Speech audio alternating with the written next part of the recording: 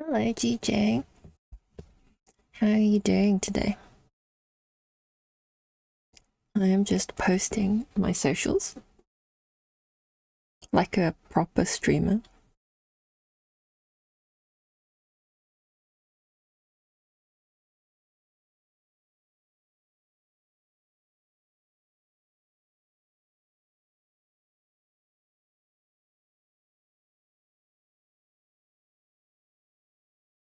I just managed to accidentally join a voice channel. I'm technically proficient.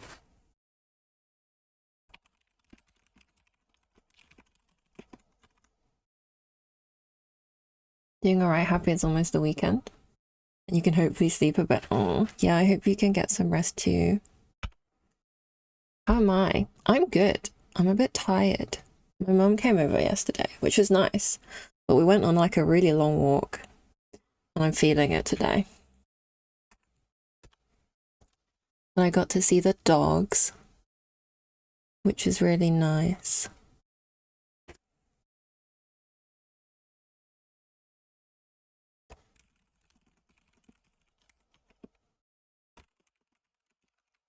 Yeah, walks are nice. It was a really nice and sunny day as well. But it was really windy, which is, I feel like, the classic in Britain. It's never just nice weather. It's always like it's sunny, but something else.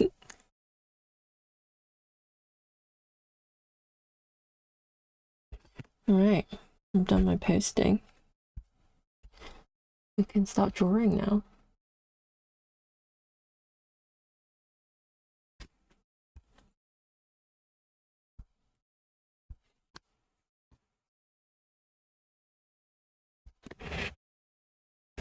I don't want to start with this. I'm not sure. I think I'll start by separating my layers out. Because I've got some layers here that I definitely don't need anymore.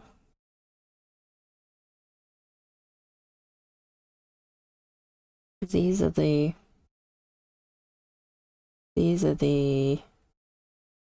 rejected colors.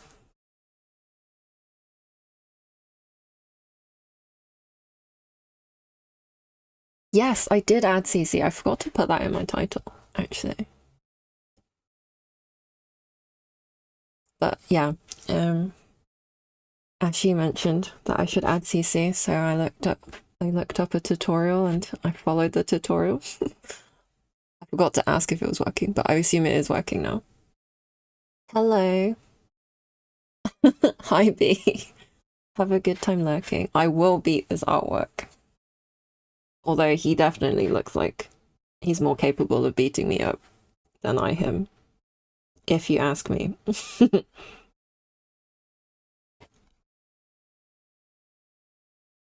I group these. That I did not want that in the group. There we go.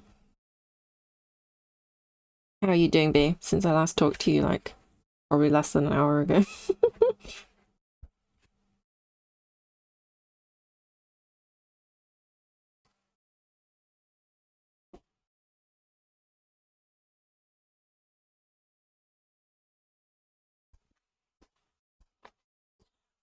The temperature in this room is, like, not ideal.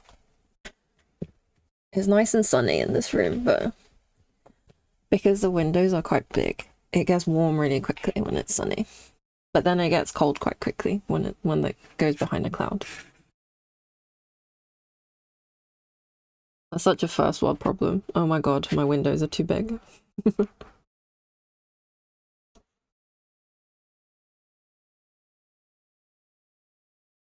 Let's start with the skin. I feel like that's probably the best thing to do.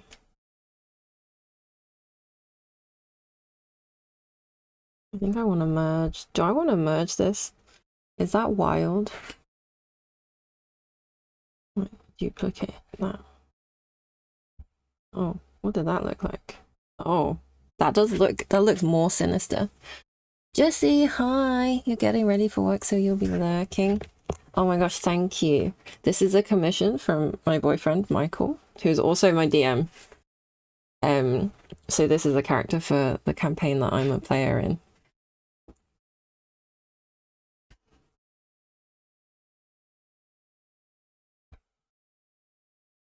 It's raining here, so you get a bit of like UK weather feel. Yeah, whenever it rains, you can be like, my British brethren are suffering right now. Let's clip this. Invisible that. All right.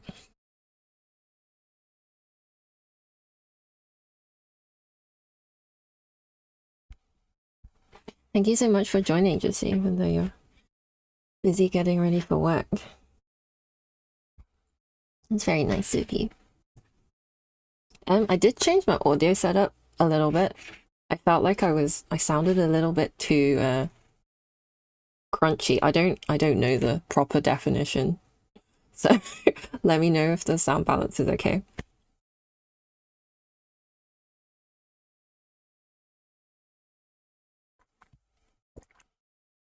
Oh, there was quite a bit of wind from the south, and now you have sand on the streets.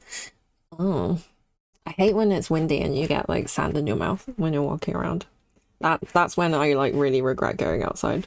That happened a little bit yesterday to me. I just want to see nature. I don't want to partake in nature.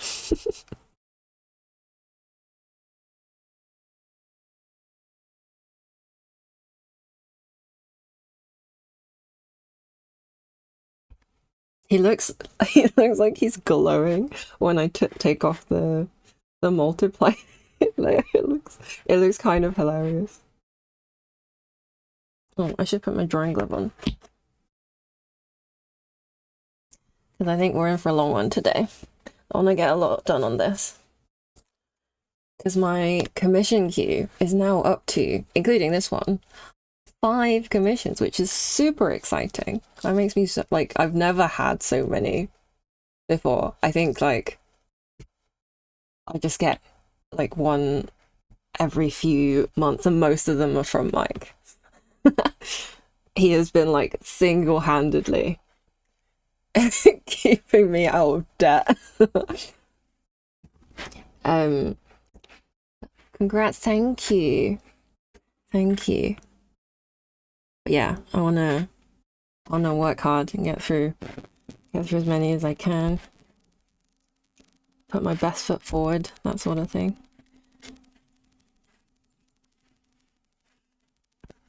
Oh, I need to turn off the light layer as well. Light layer. Here it is. But yeah, that also means I need to either suck it up and like tank sketching on stream, which I haven't really done yet because I feel a little apprehensive about that. I feel like it's a lot easier to autopilot and sort of work on something you've already like started setting out, you know. So which is why I've been doing my sketching off stream, so then I can just kind of autopilot the rest of the process. Because, you know, sketches can look absolutely wild. And that's sort of when you want to have freedom to experiment and actually, you know, go wild. Because anything you draw badly, you can see at that stage. And then hopefully, like, nip that in the bud for the rest of the picture.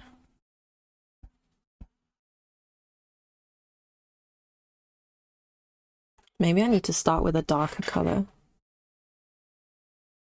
and sort of get it like...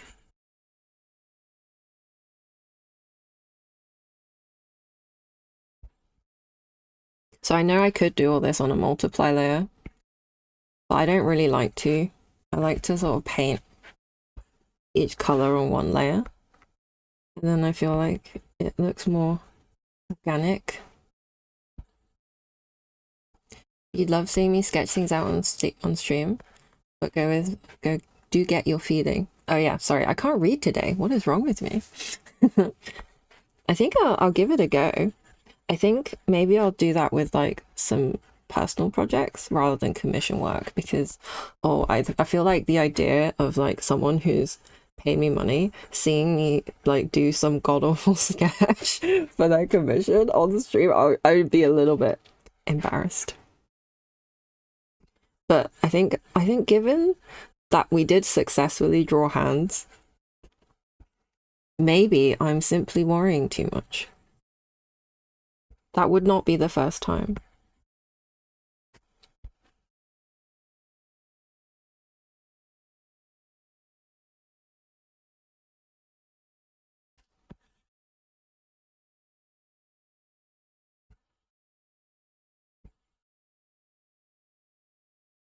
Sound is nice. You're listening through your headphones and I was coming through clear. Sometimes when my voice gets quiet, then the music is a little bit louder than you, but it doesn't happen a lot. Oh, okay. Yeah, let me know if the music is too loud. Or maybe I'll just like make sure to try and keep talking at a reasonable level.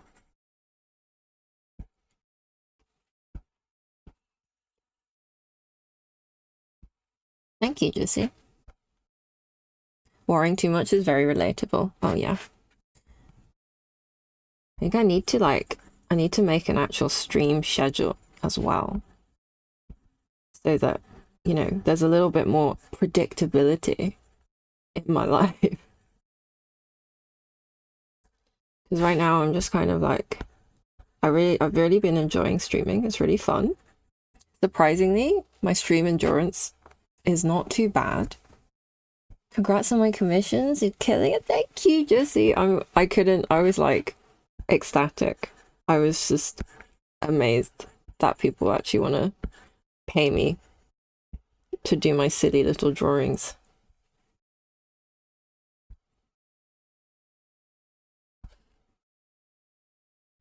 But yeah, I was telling my mom yesterday that I started streaming, and she was like, I can tell you're really excited about this. You definitely didn't sound like this about your office jobs. And I was like, oh, you bet.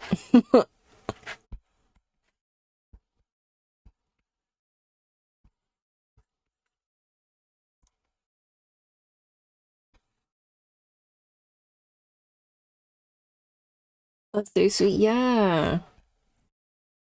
My mom has been a cool mom recently. She made me this like I don't know how familiar with like Chinese cuisine you guys all are, but there's a sort of like breakfast food or snack food. In Chinese it's called heizemahu, which basically means it's like black sesame porridge. Um and it's literally just like black sesame seeds ground up with like maybe walnuts, um maybe some sweetener. The stuff you get in the shops has sweetener. It comes in like these big sachets, kind of like instant oats. And you just mix it with hot water or like cold water or milk. And it makes like a nice nutritious breakfast or snack. Chinese people kind of love it because it's supposed to be really good for your hair. Obviously, the Chinese population is quite homogenous in terms of race. Like most of us have black hair, but yeah, and she handmade some and bought me like these like 3 huge Ziploc bags of it, and it's all stacked up in my fridge right now. So yeah, I'll be the Chinese version of Rapunzel soon. Watch this space.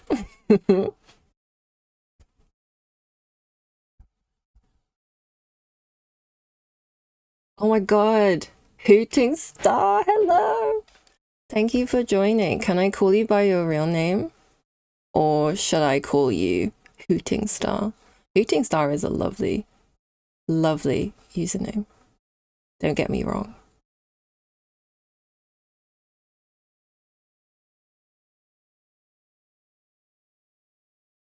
Oh, you followed me yesterday. And can I say that on stream? What the fuck? Is that how you pronounce his username? Thank you so much for the follows. I can call you Amy. Yeah, I knew it was you, but I wasn't sure if you were happy with me calling you Amy. On in public, in a public online space. So I wanted to double check. Thank you so much. I'm so happy you're here. Oh my gosh. And you came in on a banger song as well. This is one of the soundtrack songs for Dan Da Dan, if anyone's seen that anime.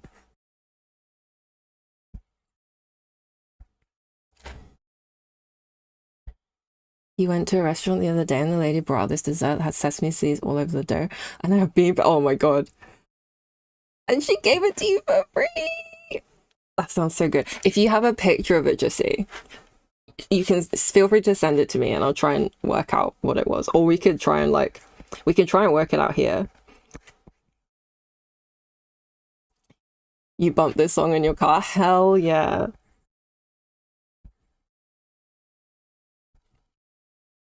Amy, how are you today? How are you and Annie? Are you guys working from home? Taking it chill?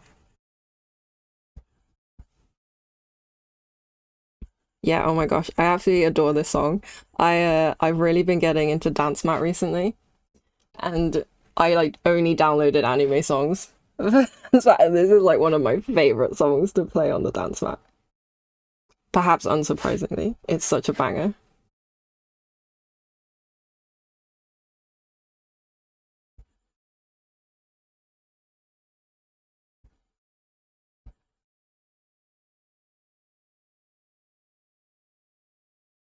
Yeah, I kind of love how so many like Asian desserts. I won't say Asian actually. I think I pretty much only mean Chinese and Japanese because those are the ones I actually know.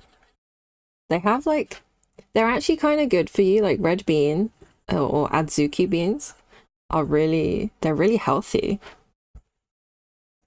I think in Japan I mostly only see the red ones, but in China the green ones are really popular. And they're really good.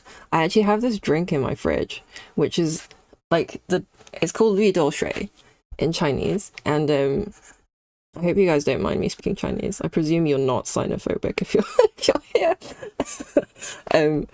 But like it literally translates to green bean water, and that sounds so unappetizing in English, but it has a completely different connotation in Chinese because we love green bean. Green bean means like green adzuki beans or mung beans, I think they're called. Working from home, loving life, hell yeah. Yeah, Mike loves working from home as well. I work from home all the time because I don't have a real job. You're so happy to see me stream. I'm so happy to see you here. Okay, I kind of love this song as well. I mean, this is my playlist, so perhaps unsurprisingly, I picked songs I liked. I hope work is chill for you today. Thank you so much for coming to hang out.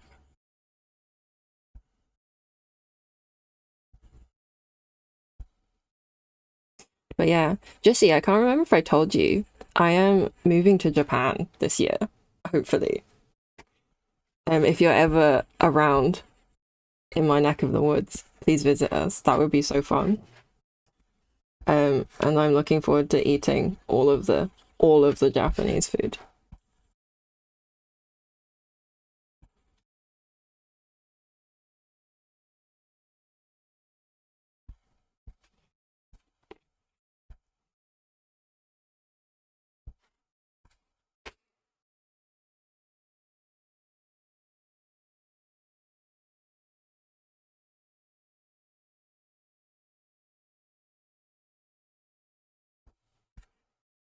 I feel like I should. Yeah, I will invisible that because I can't really see what's going on behind him. Amy, you'll find this so funny. Mike keeps asking me to draw buff men and women, like buffer and buffer characters for our D&D campaign. Ever since he started going to the gym, you know, it's getting out of hand. There's muscles everywhere.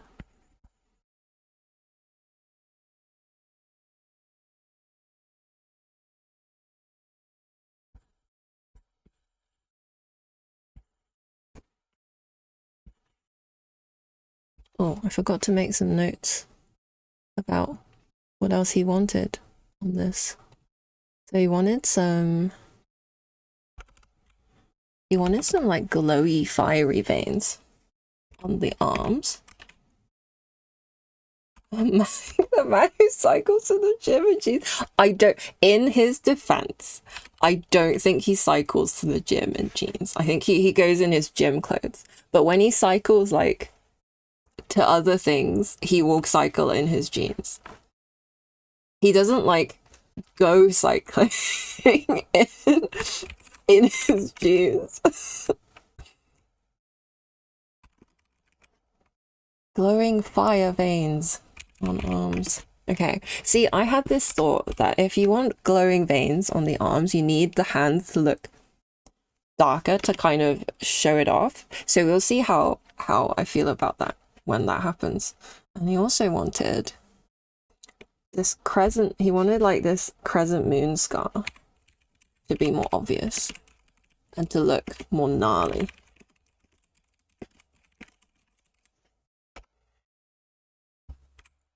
Oh, and I also wanted to make the crescent on the glasses more obvious. I really need to get into Notion or something, because right now I just have like 5 bajillion Windows Notepad files open with like random stuff in every single one.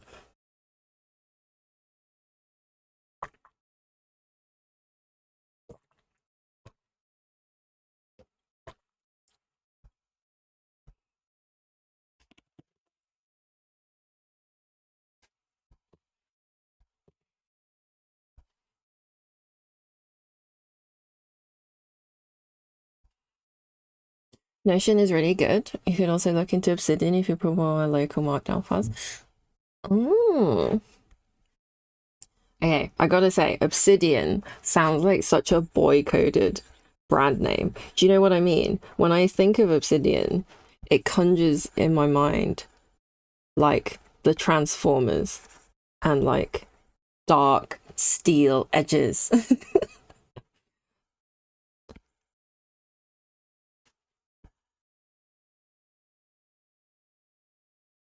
They're both things you keep telling yourself one day you'll use them and still have random files around.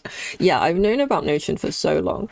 Like, I see all the content creators that I follow making Notion videos about how they use it, and I just go, oh wow, that's so nice. And then I don't use it.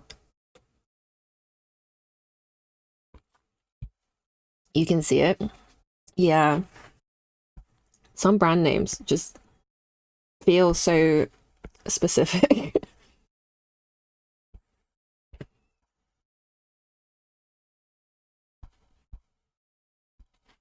Okay. I do feel like the lighting looks wrong for being so white, because that would be like gold. Let's see what this looks like.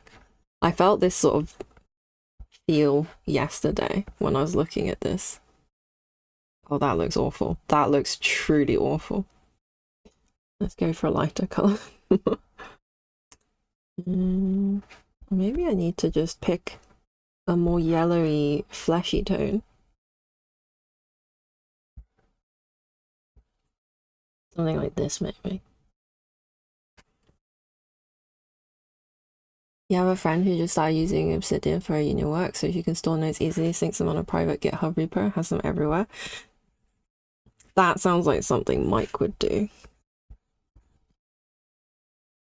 Like, don't get me wrong, I have half a computer science degree, but that sounds like way too much effort for me to set up.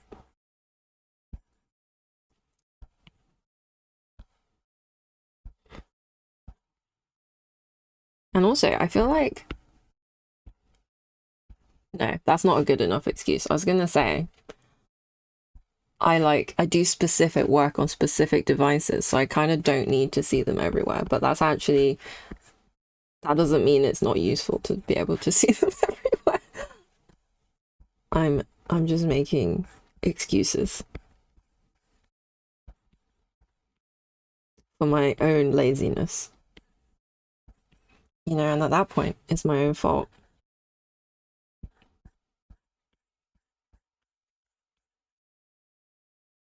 I don't think they would actually be lighting there. Maybe there would be. If there's like fire around him, he's gonna have glowing nips. That's definitely what Mike wants in a drawing.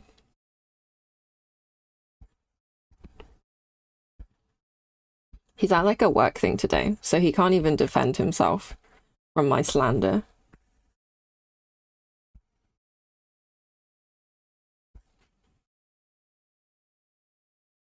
Oh, cheeky bit of Posty. I do enjoy, I really like Post Malone's older stuff, but like his newer albums, I was just not slandering the client without them knowing. Oh god, I'm that kind of artist. Okay, I think this gold sort of lighting is looking way better. Way better. Don't worry, GJ, it'll be your turn soon. I'm kidding. I would not dare. I reserve the right to slander Mike, as he is my boyfriend.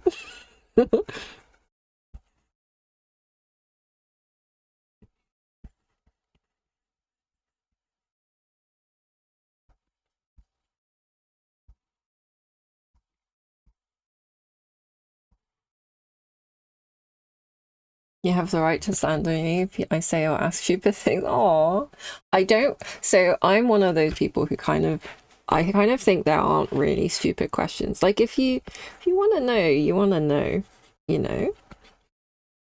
Like I think it's better to ask than to worry about asking a stupid question, and people should. I think that it's more productive and healthy if you sort of accept that people might ask things that you think are obvious, but they might not think it's obvious. So yeah, I don't really believe in stupid questions.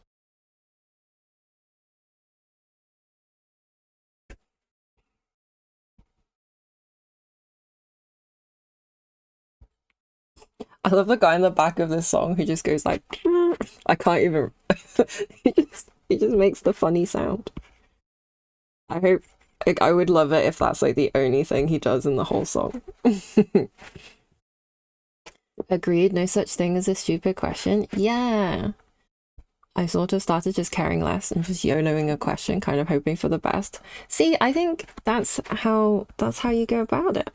Because if you don't ask, you don't know. Oh my gosh, Amy, check this out. I have a chatbot. Emma helped me fix the timer. Emma is one of my friends who is like a streaming senpai. Because I'd set the timer to basically never pop. But now it actually goes off occasionally, which is what I wanted. See, I'm a pro streamer girl now. But yeah, I used to work in a cybersecurity company, which is, as you might imagine, fairly male dominated, but also quite like full of highly technical people with a lot of qualifications. So it was very easy, particularly for new starters, to feel scared of asking questions because they so didn't want to appear incompetent amongst their coworkers. And like I've worked in places where, you know, you ask something because you don't know and you get treated like a dumbass, and it's like, but I'm literally an intern. Can you just explain what I'm supposed to be doing, please? So yeah, through all of those experiences, I am a strong advocate for there are no stupid questions. Please ask away. I'd rather someone asked, like even if it was the most strange question ever. I'd rather they ask than just like never know the answer to something that they were confused about. Yeah, I don't know why some people expect everyone to know everything already. Yes. And you know how people will say like, "Oh my God, can't you Google it?" Google is so useless now. Like, I don't mean to be a hater, okay?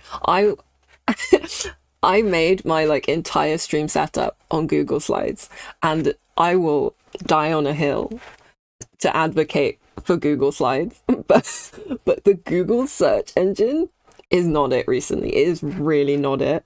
Like, why do I have to scroll extra to get past the hallucinatory message from the chatbot? Like, come on, you know? And then even if you scroll there, you just get like AI generated websites giving you who knows how accurate information about whatever it was you wanted to look. So I've ended up resorting to like Reddit threads where someone else has had the exact same question.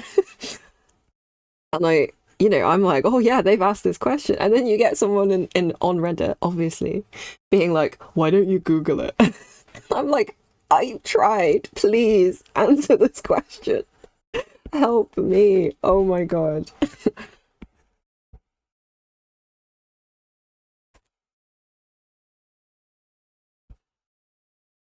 I think my theory, my like armchair internet information theory is that we're gonna reach like a critical mass of AI generated content that like the tech companies are actually eventually gonna start filtering it out.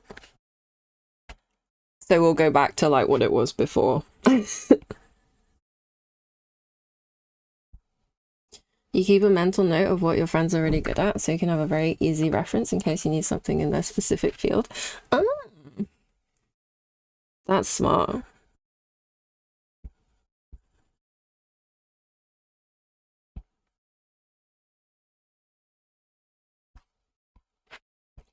But yeah, I guess I did used to work in cybersecurity. I did a little pen testing as well. So if you ever, guess if you ever want to use that knowledge, I'm not sure how quickly it would go out of date. I left the field like a couple of years ago now. Remember to drink.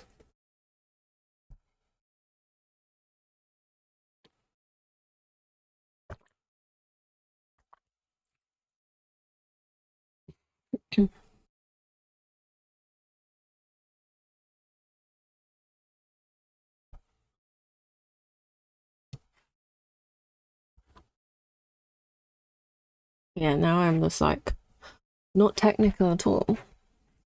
Although I do have to work with a lot of tech, I guess, to do digital art, and now with streaming. I will say, like, computer literacy and confidence was super helpful for setting stream stuff up because I'm like, oh, if I don't know how to do it, I know how to figure it out, or I can have a good stab at it. Don't know when pen testing knowledge might come in useful. You never know.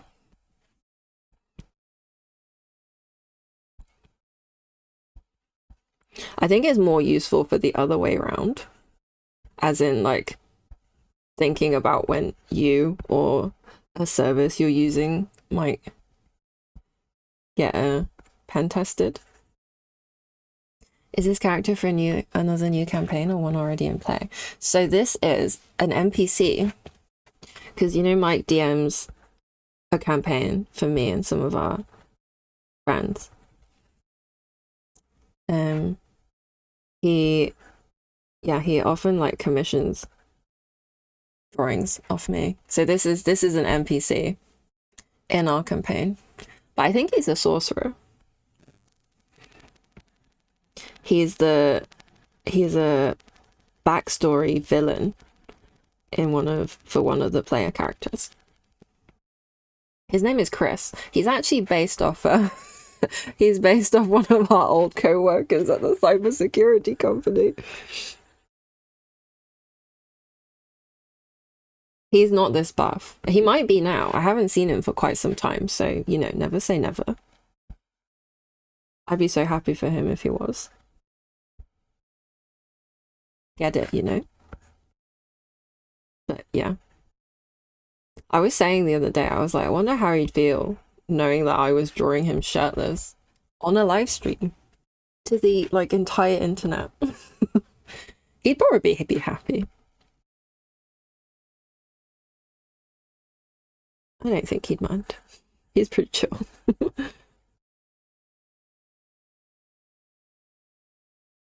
That's so sick, thanks. I guess Mike would probably say thanks. I'm saying thanks too.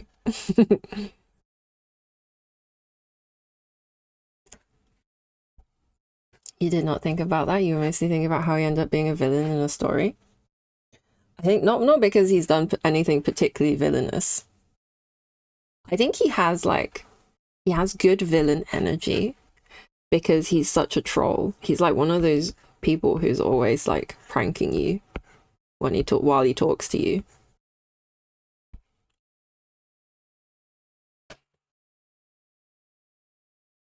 So in that sense, he's well suited to being a villain.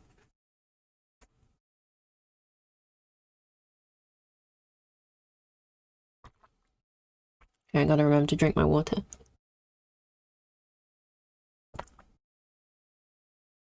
I feel like I get to a sort of crunchy point on my voice within the first hour of streaming, and then the hydration catches up with me and it sort of settles out. We'll see if that's true this time.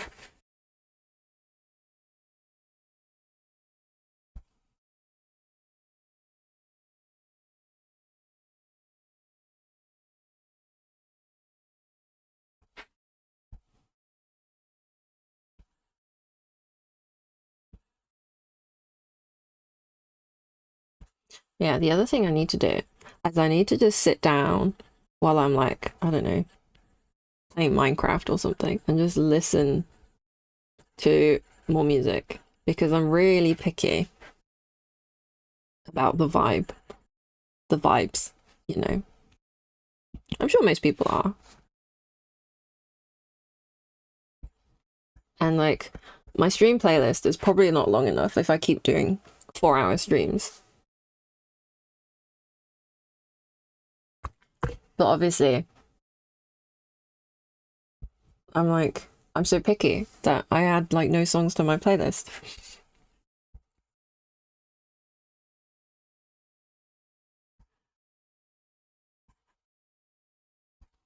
I don't want you guys to get bored of all the same songs coming on all the time. I don't want me to get bored either. That's probably the bigger motivator. I love you guys, but if the vibes are being harshed, then I'm not gonna be able to draw. I'm sorry. It's a condition.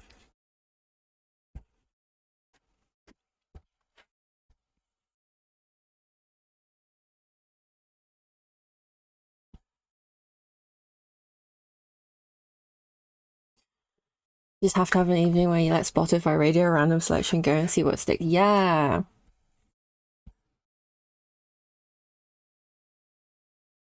See, I was trying to do that last night. I was like, oh my gosh, I can put music on while I'm going to sleep.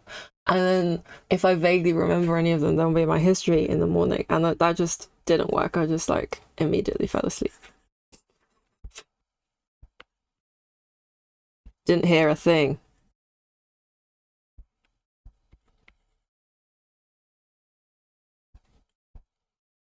Okay, I'm a fan of this glow. Oh my gosh. Hello. Sadira Dashmi Mirai. I hope I said your name properly. Thank you so much for following.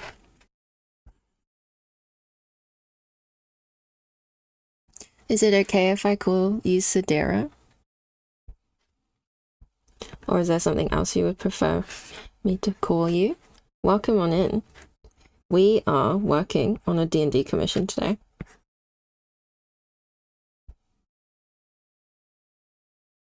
Good morning. Hello. You follow me on Blue Sky? You love my art? Oh, thank you so much. That makes me so happy. Are you an artist too? What sort of art do you do?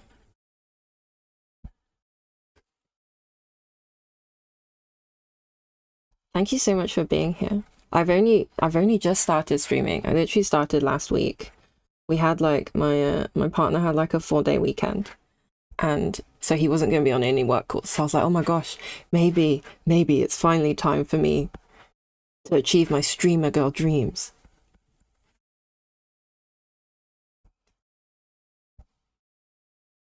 You're not, and your children are. You love to fill your timelines with beauty. Welcome to streaming. Thank you so much. Welcome on in. I'm so happy you're here. You mentioned your children are into art. If there's anything you want to ask me, feel free. I'm not shy about answering questions. If it is within my ability, of course. If I don't know, I will just straight up tell you. Streamer girl dreams are lovely. Let's make it come true. Yeah. Yeah, I used to be very like, oh, I just have to lock myself in my room and draw, and that's how I'll get good. But I have a lot of yapping energy. I am a bit of a rambler, and my poor boyfriend was being subject to me like just wandering over to his desk because he works from home, like in the middle of the afternoon, and sort of rambling to him about some 2-hour long video essay that I I was watching, and he's a software developer, so he really doesn't have the time for stuff like that. And I'm like, but this is so important. And yeah, I've had a few people say like, maybe you should take up streaming because you love to talk. So yeah, here I am. I've actually been really enjoying it. Streaming is really fun. Turns out I do like to talk.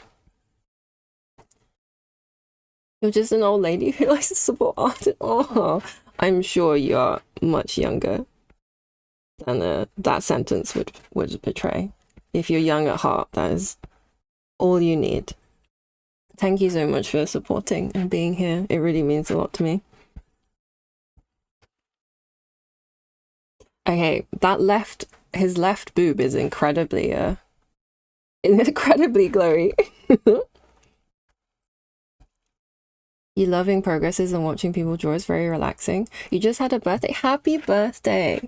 You're mid-50s. That is young. You still have so much life ahead. You know, I think it's so easy for women in particular to be like, oh my gosh, we're 30, we're expiring. Like my mom used to use this phrase about when she was in China. Like the people would say you're like expired goods. Like, oh my gosh, that is not okay. You love getting older. Your birthday is your favorite holiday, as it should be. As it should be. Birthdays, I love birthdays. They are the best. Expired goods, that's yeah. Let's not talk about 90s China. That's just not yeah. Let's not do that on the internet. If you didn't know, I am British Chinese. I'm ethnically entirely Chinese, but I moved to Britain when I was 6 years old, so I've basically lived most of my life here. So I say I'm British Chinese.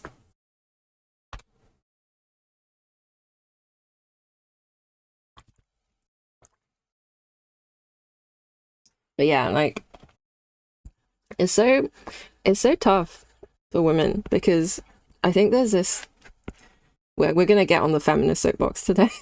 There's this idea that you have to be young and beautiful forever or whatever, and like yeah, I'm sure people look great when they're 20 something, but that doesn't mean they don't look great if they're 30 something or 40 something or 50 something or 60.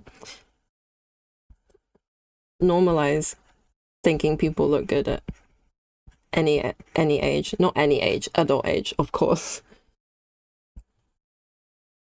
But yeah, grown-up women are still beautiful. That is my stance.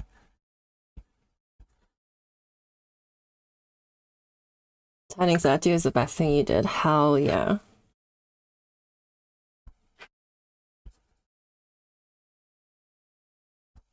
I would say same, but I had like a hell of a like third life crisis. I don't think I can say quarter life crisis, although I would love to live until 120.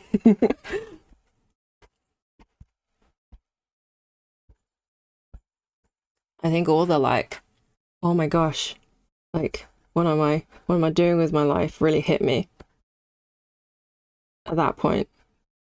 But now I feel like now I'm over it. It kind of does feel like a good extension of the 20s, you know? Except during my 20s, I was just insane. I was like an insane person.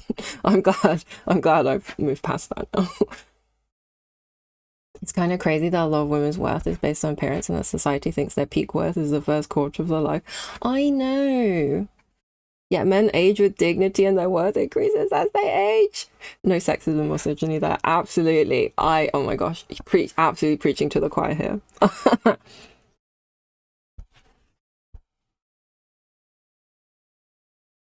All right, I think he's looking suitably shadowy. I think I'll probably go back in later with like a darker multiply layer. I'm gonna do some. He looks a little bit like he's made of clay right now. So I'm gonna give him some more fleshiness.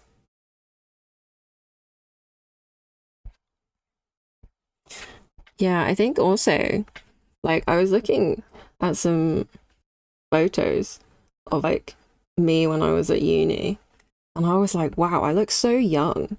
And I live in like a university town, so I see students sort of hanging around a lot. And I feel like they look older now. I think when I was in my early 20s, late teens, I feel like we dressed a lot younger than people do now. And that kind of freaked me out a little bit. I was like, you guys don't need to look like you're ready to, you know, sit in a professional office at a moment's notice. You don't have to have perfect makeup to go to lectures. Heck, I used to just roll out of bed and throw like leggings and a hoodie on over my pajama shirt and just go to lectures. I was like, hey, at least I'm turning up, you know?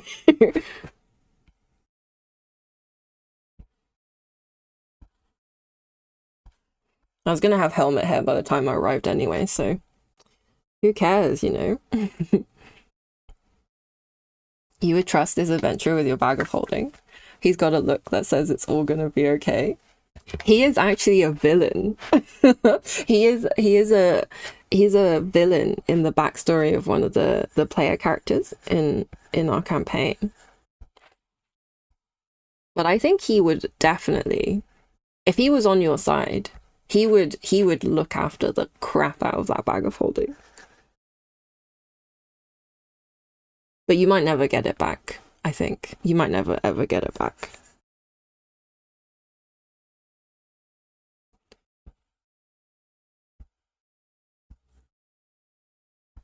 Most of your D&D characters are evil aligned, so it makes sense. Oh my gosh, I love that.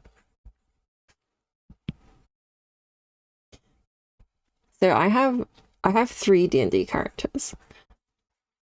One is good chaotic, one is neutral chaotic, and the other one I feel like is also good chaotic. So I think the commonality there is being chaotic. I can't not make a chaotic character. That redness looks a little odd. I don't think we need all of that. I don't think his palms would look that red.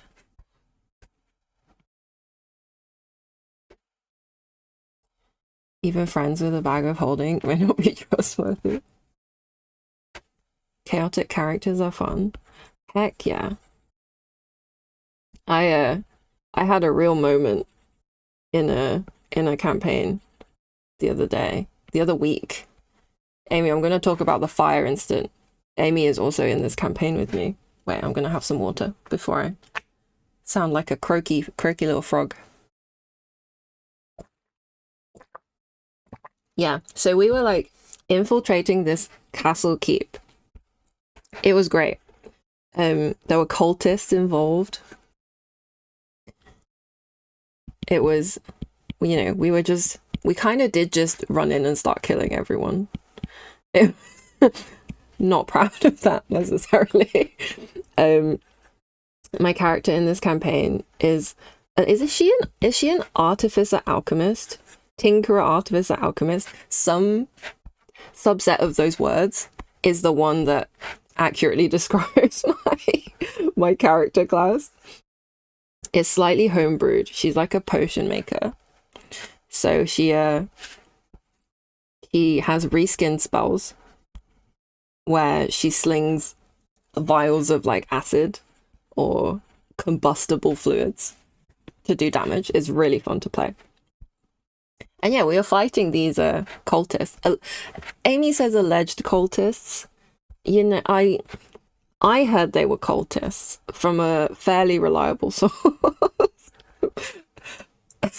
And I set this place on fire. I set this room on fire, right? And then people were like, Mary, there were like important documents in there, and you just set them on fire. Like, we might have been able to figure out what was going on. And I was like, oh, but we can just keep one of the cultists alive and interrogate him. I'm sure it'll be fine.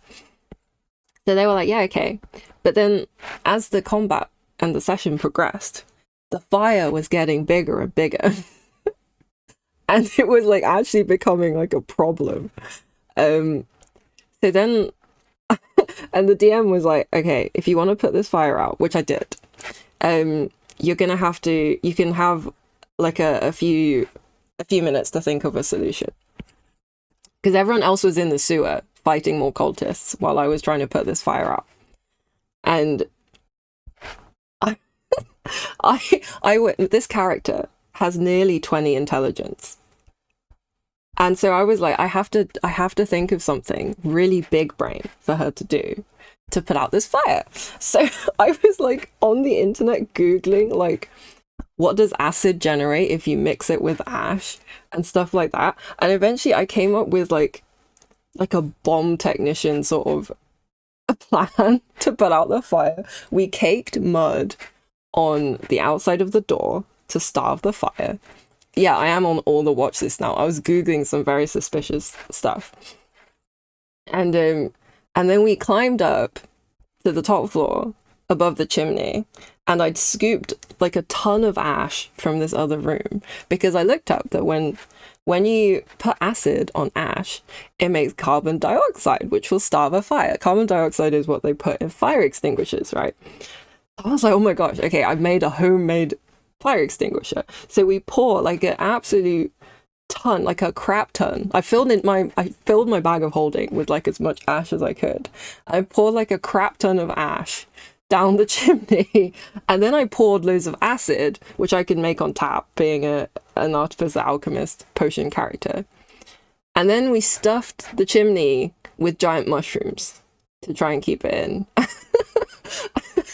And it did put out the fire. It actually put out the fire. I was so happy. That was like possibly one of my most triumphant triumphant D&D moments of all time. DM was very impressed. Was he? That I live to impress the DM. Okay, I'm going to catch up with the messages now. In our family campaign, which we've been playing for 12 years, you have a cleric who's neutral good. Our friends campaign, I'm a neutral evil sorceress. She's fun. Those characters both sound fun. I've never played a cleric, but I'm a bit of like a I have a bit of a caretaker personality, I think. Whenever I see someone in like danger, I'm always wanting to help. So even though she's a potion crafter, she can also craft healing potions. She's not just a spec for damage. Not a single wrinkle in her brain.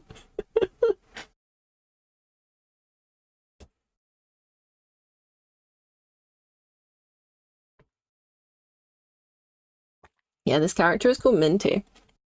I have art of her actually. I can show it. You have to excuse my extremely messy Procreate file. Where has she gone? I think she was around like years ago. Oh, here she is. This is Minty. So this is the potion crafter character. Which is extremely fun to play. And then this is my other character. She's a goat girl. This is the goat girl bard character.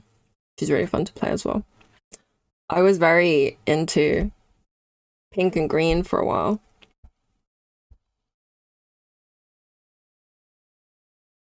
But yeah, excuse my extremely messy Procreate library. Absolutely embarrassing myself here.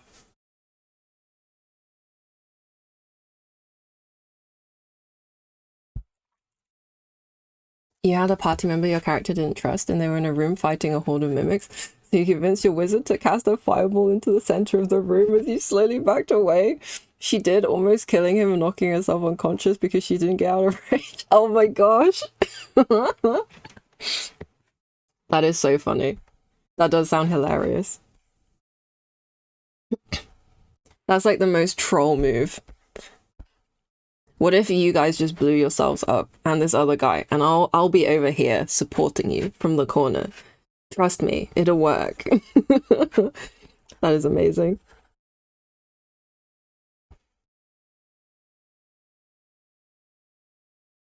What if you just cast Fireball right now?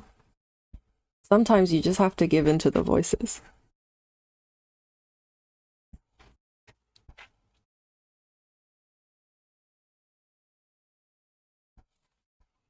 I'll just be over here minding my own business.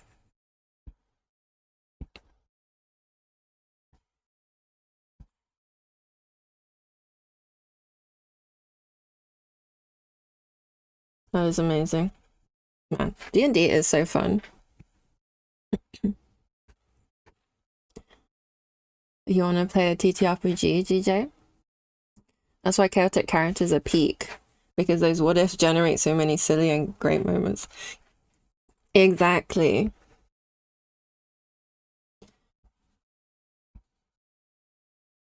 I have this other character who I played for a one shot. She's a barbarian, and she's called Barbella because she literally fights with barbells. They're reskin maces, but I thought it would be flavorful for them to be barbells. And I gave her prestidigitation because I'm like, she's a gym girly.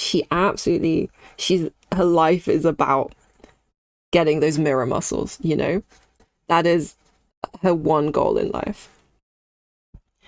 So obviously, prestidigitation, I was like, she could chalk her hands, she can, de-sweat her gym towel and make it like lovely and fresh just with a snap of her fingers. Of course she would want that as a cantrip, you know. And hilariously, there was a moment where because my character is so huge and buff, she had to like squeeze through a really small corridor in a crack of rock. And I used prestidigitation to like apply coconut oil to her entire body so that she just slipped right on through. And yeah, the DM was very impressed with that. Like I said, I live to impress my DM. Your sorcerer's best moment so far is convincing a hydra to bite off one of its heads so you could trade it to a dragon for a scale.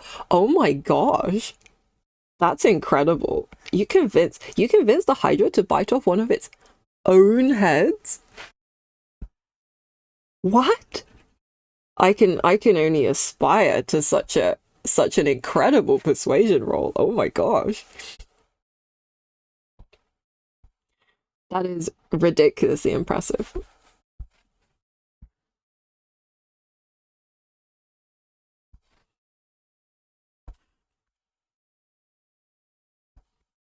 Yeah, barbells. I was so happy. Wait, I feel like I should find and show this character as well. She is one of my proudest. Oh, here she is. I didn't have time to finish drawing her, so she is sadly just a sketch. But yeah, my character like story for her is that, or her thing is that she claims she has a sister called Dumbbella, but no one knows if it's true.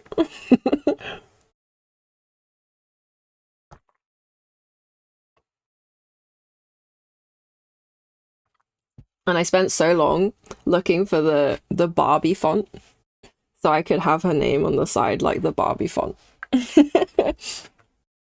Thank you, thank you. You had to roll the nat 20. It's the only way you can win. Oh, I love when that happens, when you know there's just like such a long shot to actually be able to do what you want, and then you roll the 20 and it just feels like the stars are aligning, right?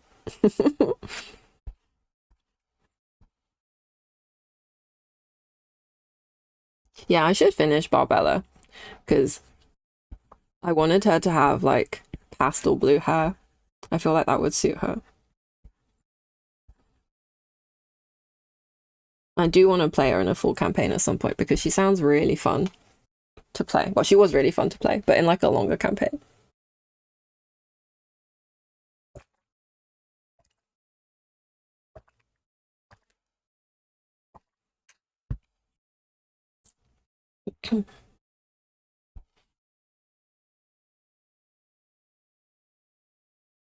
I think he looks a little orange right now, but then he is stood in front of a volcano. You've got a meeting? Boo.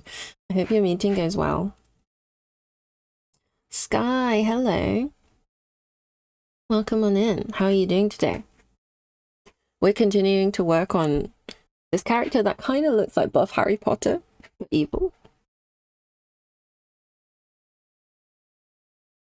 He's got a bit more of a glow around his abs now. That's all the progress I can claim for today, I think. We've just been yapping about D&D and relating our spectacular funny moments.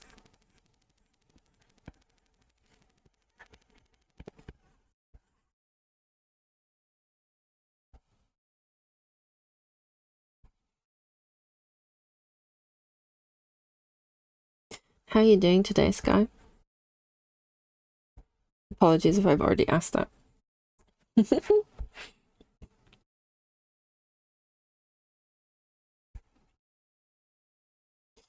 Alright, that torso, he does look he's looking like he hit the tanning salon, you know?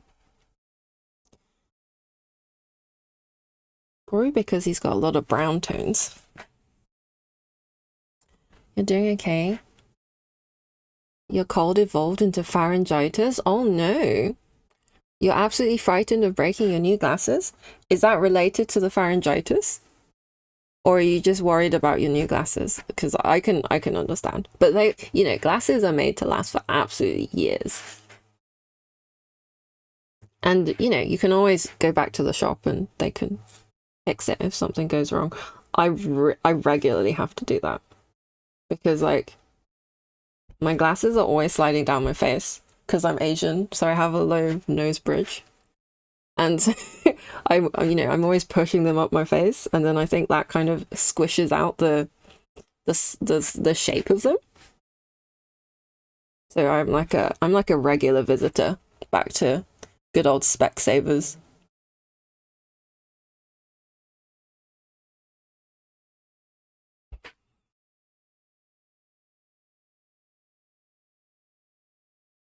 They're glasses without a frame. You've never broken your glasses before? Wow, I think you have a good track record then, Sky.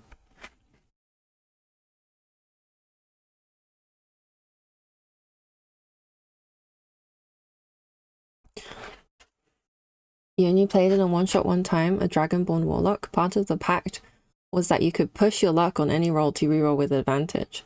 But every time you did, you had to roll on another table for the chance of something bad happening. That sounds hilarious. The more you did in a day, the more likely something very bad happened. At one point, you were bartering the shopkeeper to lower the price of a potion, pushed your luck, and accidentally blew up half the place because a demon got summoned. Oh my god, that is absolutely classic. That is.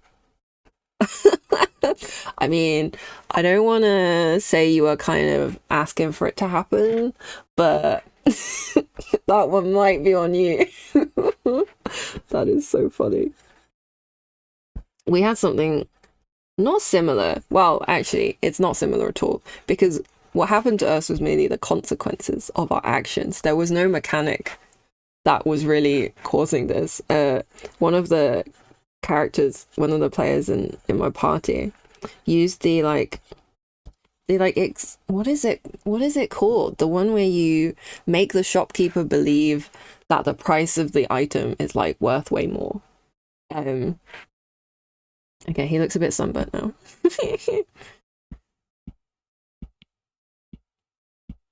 Okay, maybe I just need a cooler color. Maybe that's what I need. But yeah, so she like distort price, is that the one? Yeah, so she distorted the price of this thing we were selling, and she rolled really well, and it was like tens, if not hundreds of times with like that more than what it was actually worth. And we sold it at like the first shop that we got to. And then the shopkeeper realized that we'd scammed her.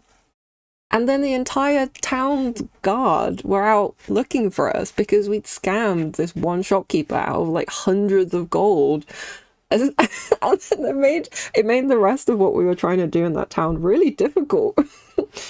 But yeah, I was like, oh, we had something similar happen, but it really wasn't similar. It was just we scammed someone and we met the consequences of our actions. We only have ourselves to blame, really, for that one.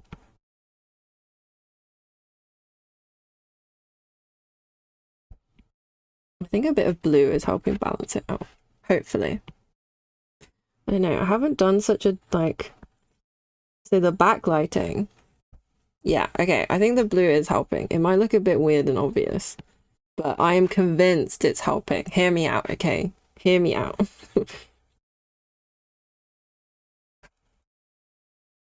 Okay, maybe it's too blue. I think I need to be more specific with where I'm placing it rather than just slathering blue paint all over his naked torso. You're not really reckless at all, IRL, but you love playing games or characters that allow you to say, you know what, screw it and hope for the best. Yes, exactly. That is the fun of playing a game like this. Okay, I think it needs to be multiply. Oh yeah, okay, that does look better. That looks better. Your friend describes your characters as lawful stupid. That's so fair. Have any of you seen the D&D movie? It's got to be one of like the funnest movies I've ever seen. It made me laugh so much. The paladin character is like, I think he would probably be described as lawful stupid. And he was so funny. So funny. You have not, GJ? Oh, it's hilarious. I really enjoyed it. Sidera, you really enjoyed it too? Yeah, it was so good, right? I was so happy that they'd made such like a high budget, silly D&D film. And so much of it like felt exactly like what would happen when you were playing D&D. Like you see the characters like roll the nat 1 like live on screen. It's amazing. The dragon alone will give you life. Oh my god, yes. I think we went to see it in the cinema and people were absolutely howling. It was so good. You had a paladin just like that, but a bit dumber? Hell yeah. Solace the Sage. You picked the Sage subclass, so he's very into mineralogy, and outside of that, he had like 9 intelligence. Fair.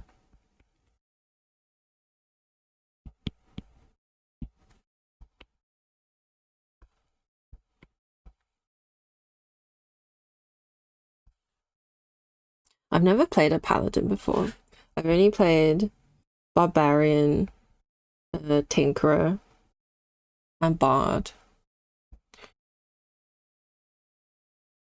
My bard is quite high level now, so it feels really exciting to get to do all the things. My tinkerer is sadly, I think, only level 5 right now. But I'm looking forward to like doing more stuff with her.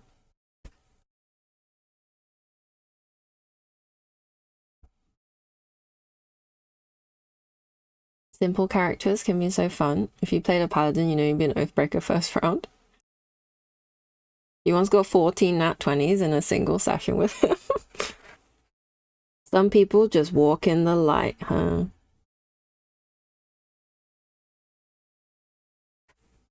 One shot a boss in one turn and bypassed every single challenge in the dungeon. Golly. I think like so we play on, is it Foundry, the online platform for D&D? We play online, and there's like stat trackers for dice rolls, and there's even like a sort of combo thing that pops up. Foundry is one, yeah, I think it's that because that's the one that sounds like a word I know. Roll20, oh no, that also sounds familiar. I think it is Foundry though. But yeah, they have like stat trackers, and we always end up looking at it every few sessions.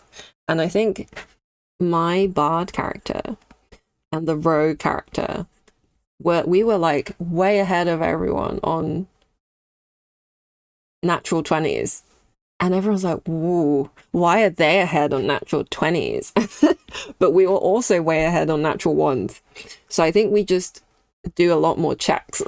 We just try a lot more things and succeed and fail at a lot more things. But then I guess that's stats for you. But you know what they say, you miss every shot you don't take, right? So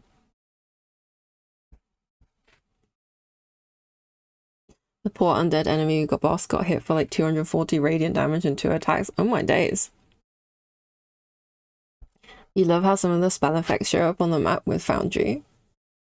Tossing a lightning bolt in the area lights up with lightning. Love that. Yes, it looks so cool. It makes it feel so like video gamey. I love it.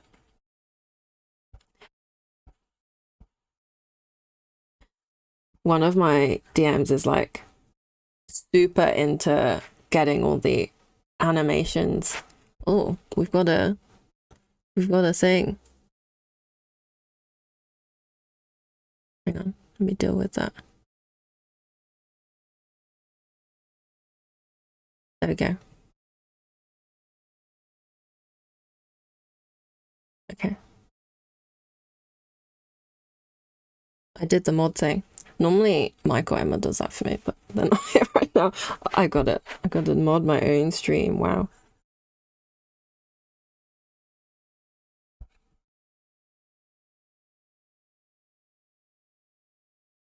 Your husband is your DM and he 3D prints maps and characters and bosses. It's pretty. Oh, that is so lovely.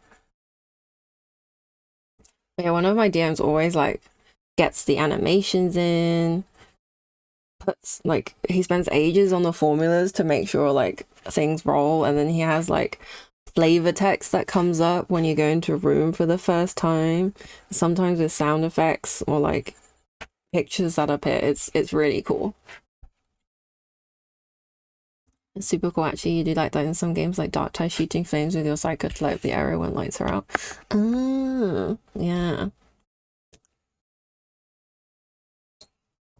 I do find like one of the things I find so funny about playing on Foundry is that the lighting, the vision lighting and vision for each character is done automatically.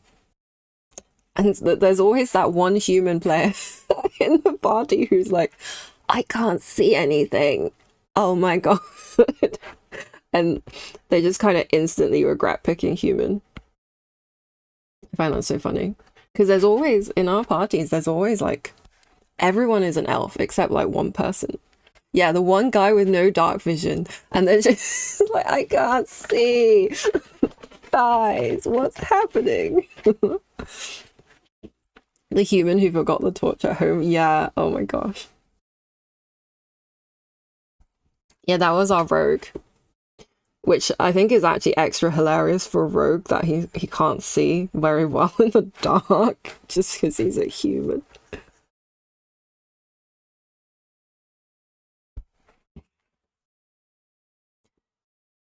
There's always that one character. I wonder if B can hear me, because B is also in my campaign. She plays this, like, adorable fairy. Like a tiny fairy. You made him buy a ring of dark vision, because you got sick of Edge bolting him every time. That is so funny. 200 gold to buy a ring with light? D&D economy, sometimes, confuses the heck out of me.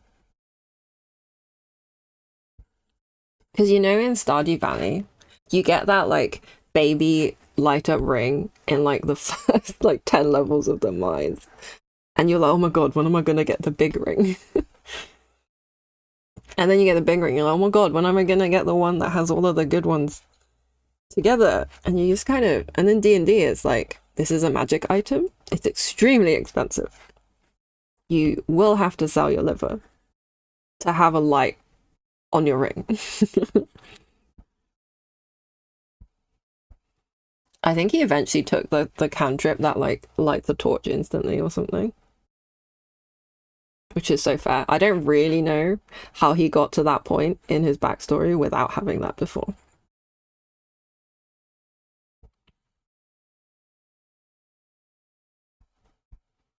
Okay, I think this blue is doing a lot of work for me.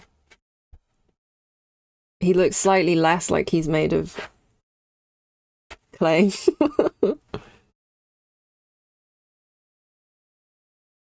You can scam the shopkeeper and get attacked by the city guard. Yeah. We then just had to be in disguise for like the whole of the rest of the time we were in that city.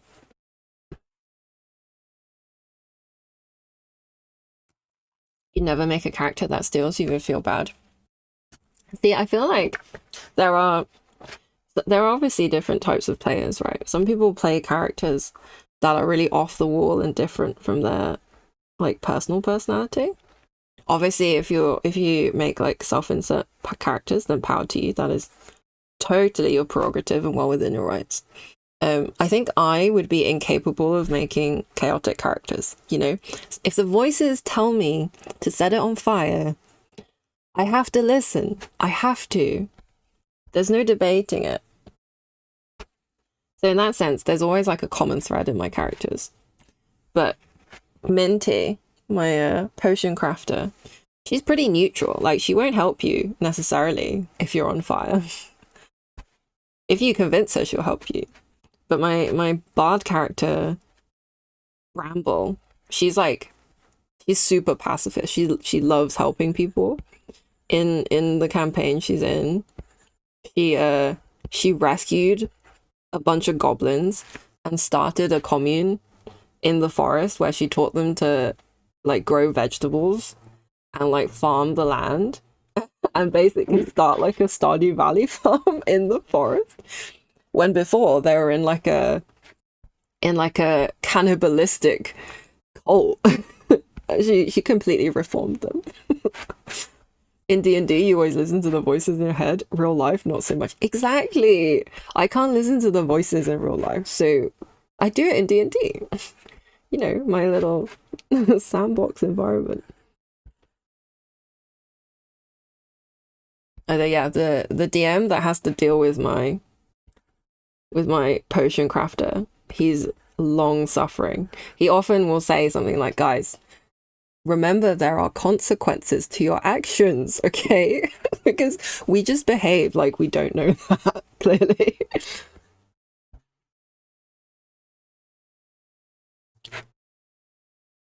You're too lawful good to play something evil aligned. Yeah, I think if it jars with your with your fun. If it like will make you have less fun, then obviously there's no point playing a character so far removed from your morals. But yeah, I have fun being like a sort of neutral player when I play my potion crafter. And I get my like good vibe, calmer feelings when I play my goat character.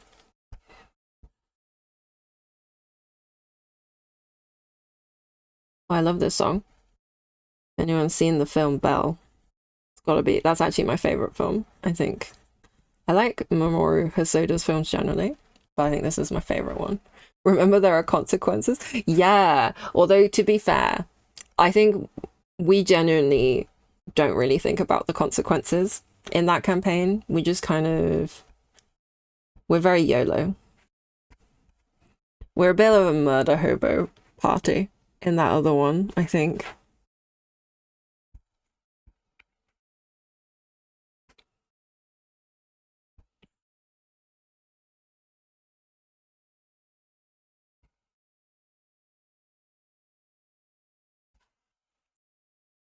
All right, I am just about out of water, so I might go refill my water and go to the bathroom.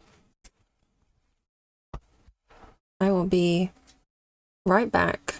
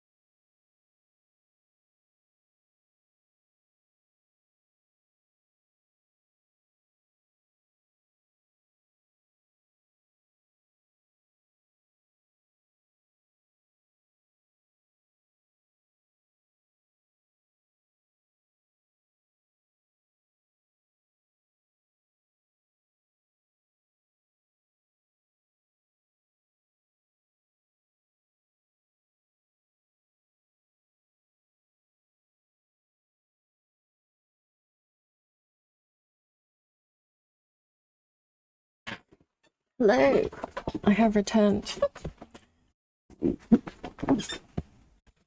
Stretches and hydration, exactly. Welcome back, thank you.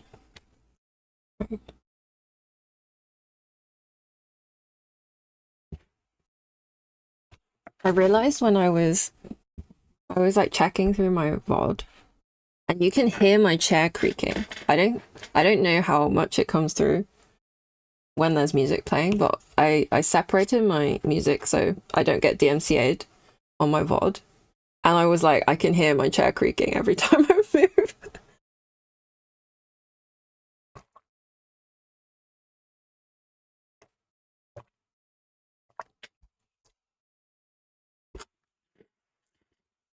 You can hear it a bit, but it's really not annoying at all. Okay, that's great. I do need to, I feel like it actually annoys me. So I think I want to try and like oil it or something. Oil Mary, your mom's going crazy. Your mom's going crazy? Are you okay?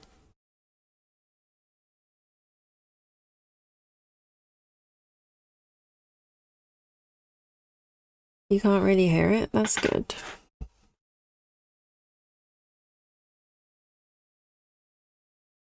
You're fine, it's just funny. Okay, funny crazy rather than like, oh lord, crazy.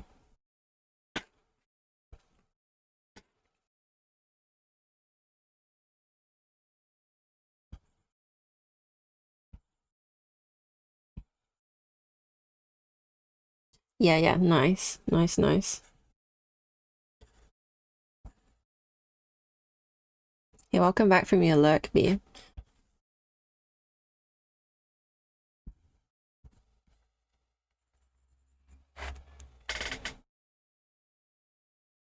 Oh, that emote is adorable.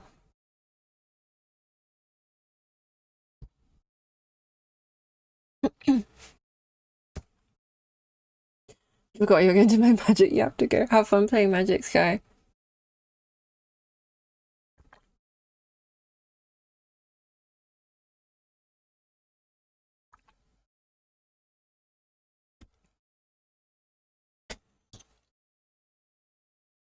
And their emotes are so cute. Oh, they are.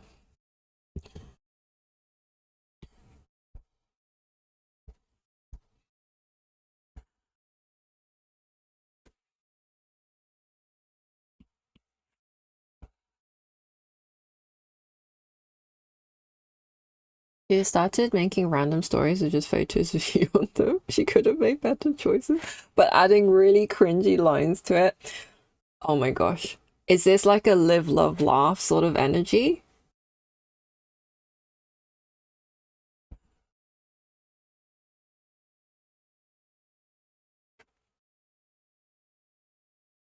And she just made a post.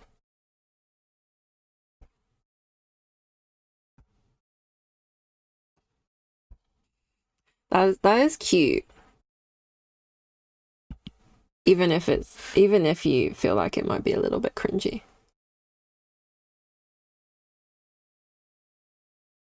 Oh.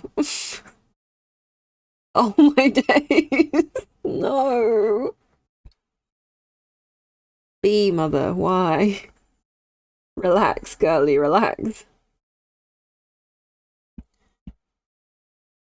When you try and you just don't get it right. It is giving that energy. Because like if you replace that with like a country's flag and then like oh my god, no. No, no, no, no, no, no. I'm so sorry, babe. It is funny, but it is also crazy. Your descriptors were right on the money.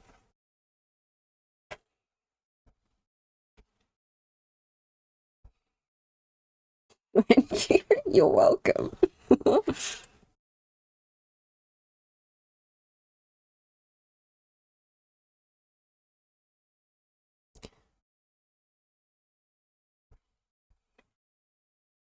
It's so funny, but so crazy. Yeah, it is a bit, isn't it? I'm glad you're taking it in good humor.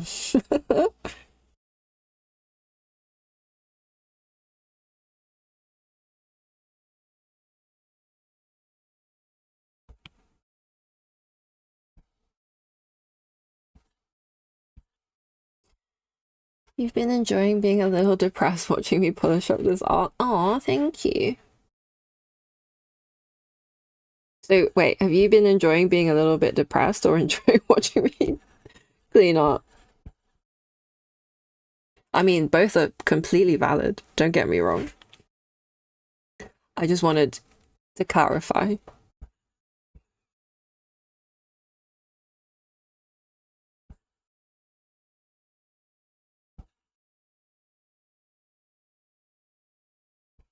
Bed has been comfy, so maybe both. I'm glad your bed has been comfy. Take it easy. You've gotten up and cleaned everything. Very nice.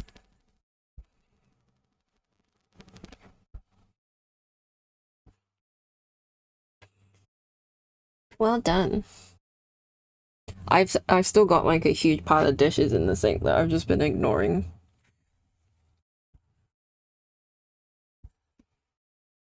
I cleaned like a little bit yesterday before my mum came over.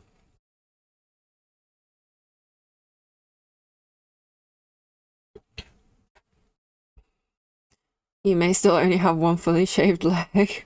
That's okay. That's better than, I guess, no shaved legs, right? I don't know. I haven't shaved my legs for way too long. It's so much effort. I was actually saying to B earlier, it's so hard to shave your legs if you wear glasses and you're in the shower. Like you can't see. I can't see what's going on down there. It's so far away. You haven't shaved your legs since before the pandemic. That is so valid. That is, you are so real for that, Sadira. I'm saying to B, I was like, I feel like the annual summer holiday where like you may inevitably go to a beach. That's like when I shave my legs.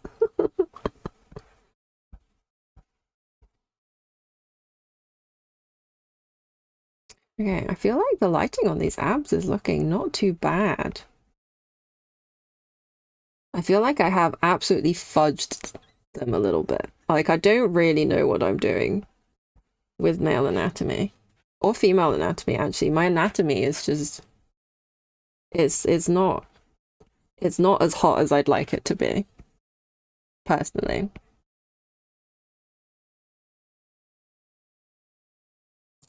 It's so much effort, but stubbly legs make you feel icky. That is fair.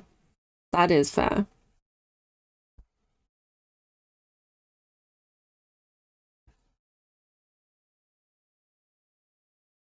It looks good. Teal Root is pleased.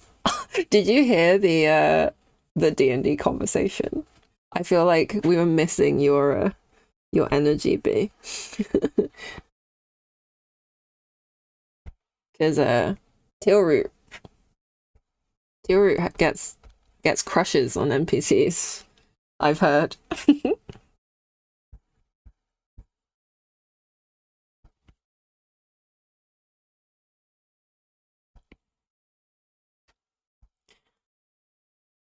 You'll have to add anatomy studies to the stack. Yeah, I was doing figure studies pretty regularly for a while, and then like I sort of fell off that wagon. But I think when I was doing after I'd done a bunch of those, it really did feel like my sort of general placement of body parts was way better. You may have missed it. That is so valid. That is okay. We're basically describing like hilarious moments that our D&D characters caused or took part in. And I was like, where's B? You'll have something to say here.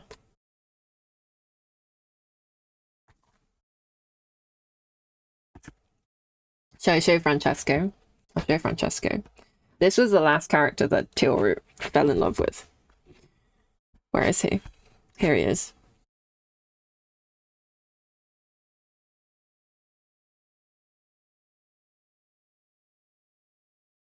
This character is pretty fun to draw. You gutted a guy like a fish on the altar? Oh. I was... to be fair, Teal has two modes. She has love mode and psycho mode. There's no in between.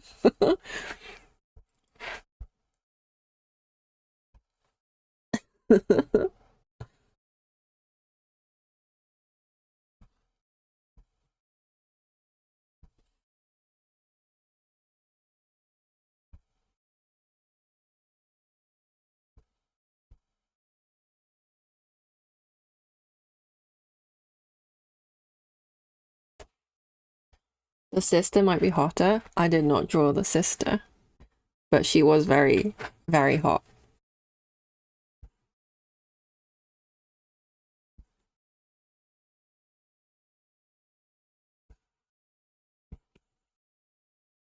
That looks weird. You know what? I'm going to leave his face. His face looks a bit odd at the moment. Although I will actually do his lips. He looks weirdly lipless right now. You take it back, he's what I did. I appreciate that. It was a very nice picture. But no, that wasn't one of mine.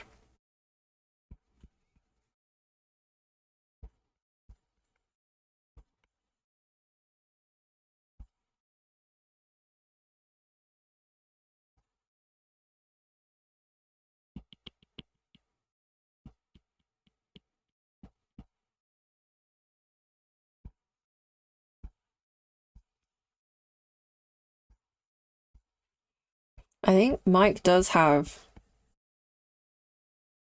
He wants me to draw someone else's sister. Wait, I'll show you. Where has he gone? This guy. He's called Katal. So this was I think the first time I drew a topless guy. And it was really tough. I had to pretty heavily reference this. I think it turned out okay. I could probably draw this better now, because this was a while ago. But yeah, Mike wants me to draw this character's sister, who, as you can imagine, is of a similar build. I'm pretty excited for that.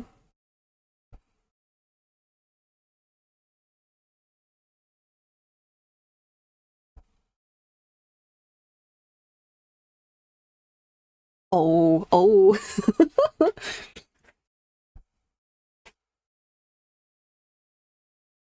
What's wrong with his hair and face, B? Dare I ask?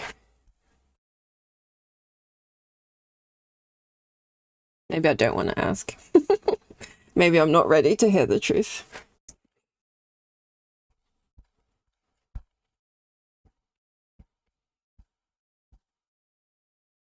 Is you saying it's hot? Okay, that's totally okay. I love when you say that. It actually makes me so happy. You know, one of my sort of like art goals is to make characters with just an excessive amount of sexual appeal. That's kind of like just, you know, what's wrong with them is that he's hot. Yay.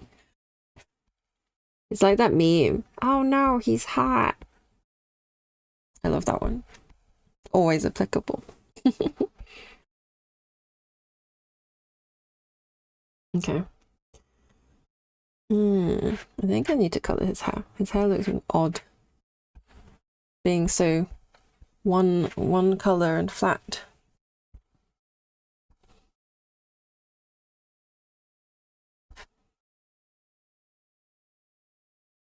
But yeah, I think that character, the sister, is gonna be muscly, strong, hot woman. I'm pretty excited for that.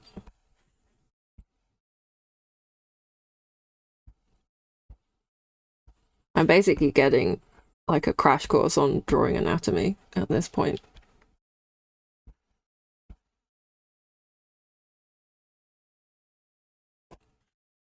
Because Mike just keeps asking for muscly characters. That orc character as well. We had such a funny moment. I think you weren't here for this time in the campaign, B, but I'm sure you would have done something similar. So, oh, you're going. Anyway, I'll finish my story. One of the other characters was like, oh my god, he's so hot, he's so muscly. And then she pushed my character like onto him, like she shoved me like right at him. And Okay, my bard goat character, she has like 8 strength. She is feeble. She can't open a pickle jar to save her life. And so obviously she bounced right off him. And we were on a docks at the time. And then I think I critically failed my like dex save. And then I fell into the ocean. And the worst part was this guy didn't even notice. He just acted like nothing had happened. And I was just like, blah, blah, blah, blah, blah, like in the pier, in the water next to the pier. Oh, man.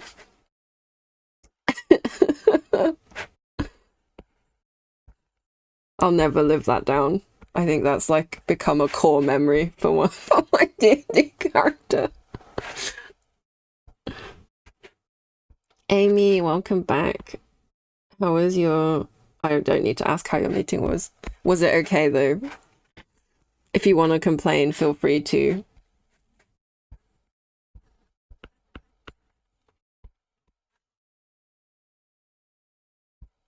That looks weird.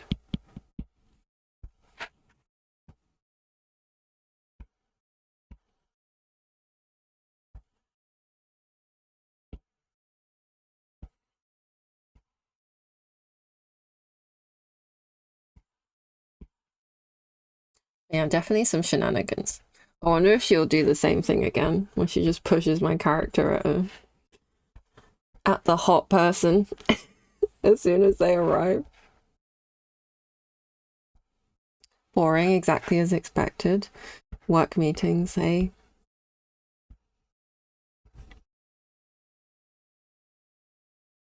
Have you played any other system other than D&D? I have never. I think I've heard there was talk of doing 10 Candles. Is that what it's called?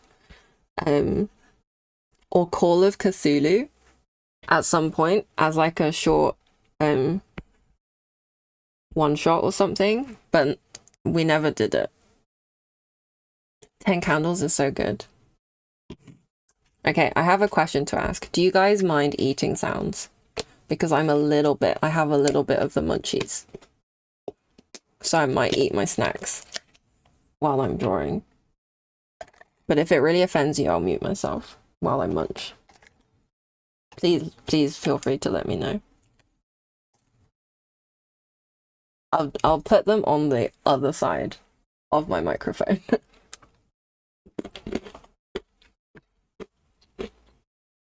I hope you can't hear my chewing. I think we'll probably be able to hear the chewing on the pod, but that is a price I'm willing to pay. My mom went on holiday to Hawaii, and she brought me back these honey roasted macadamias, and they are so good. They are so good.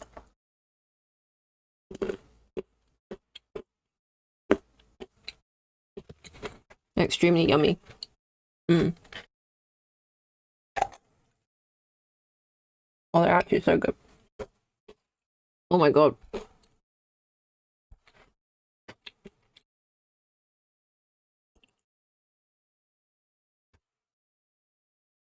I was not great about food today.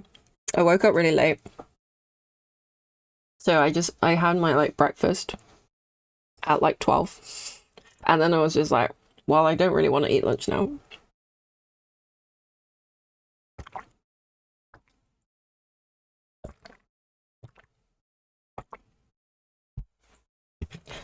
So now, of course, it's 4 p.m. and I'm starving. It's okay. I'll have a big dinner.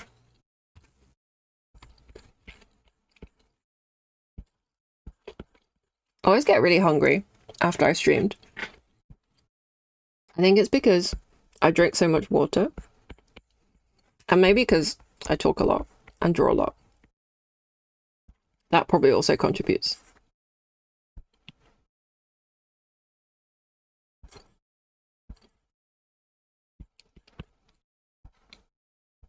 Anyone else got any snacks they're enjoying at the moment? I'm actually usually not a snacker. I generally try to be good. and not ruin my meals, because I really like eating like a big solid meal, and snacking I find like does slightly detract from my enjoyment of the meal.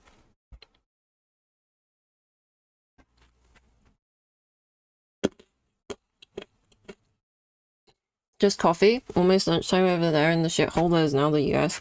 My commiserations. I'm so sorry. It stresses me out what you guys are going through over there.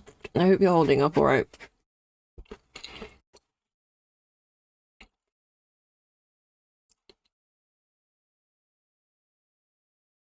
You're sadly very limited in your snack options. Candied ginger is your go-to. Ooh, I have had candied ginger before. That is very yummy. It's awful, you fight and you stand strong. Yes, that is the best way to do it.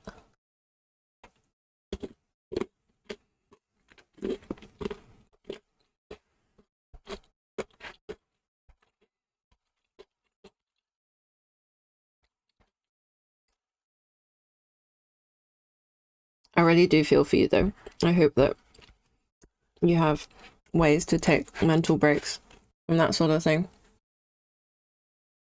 Because it's just overwhelmingly negative, right? Snacks sound good until you go to eat them. Just no appetite right now. Oh. I hope that gets better. You did demolish some Doritos earlier today. Hell yeah. How is that going? Would you rather I didn't talk about it? Like, how are you feeling and stuff? You don't have to talk about it.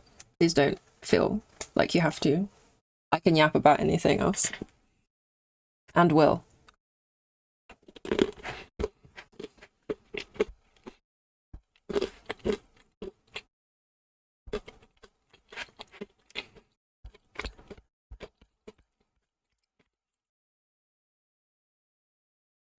I must ask though, what flavor Doritos were they?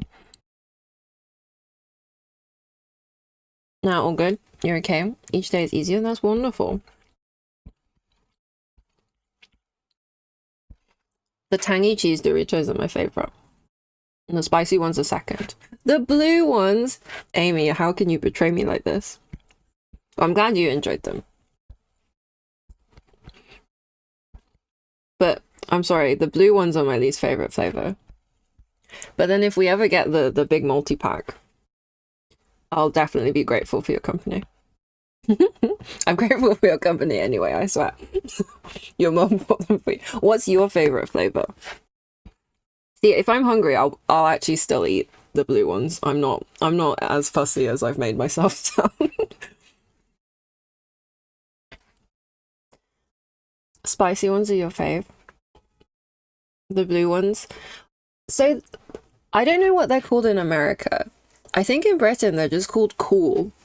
Cool flavor. The red one's your favorite. The red ones are popular, aren't they? Yeah, I'm a sucker for tangy cheese. An absolute sucker for it.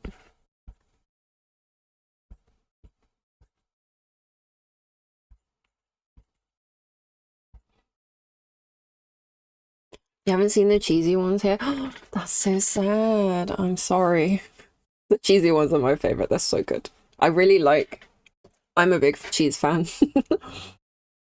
You lurk for a bit while you make dinner? Have fun making dinner. What are you making? I'm nosy about food, I'm sorry.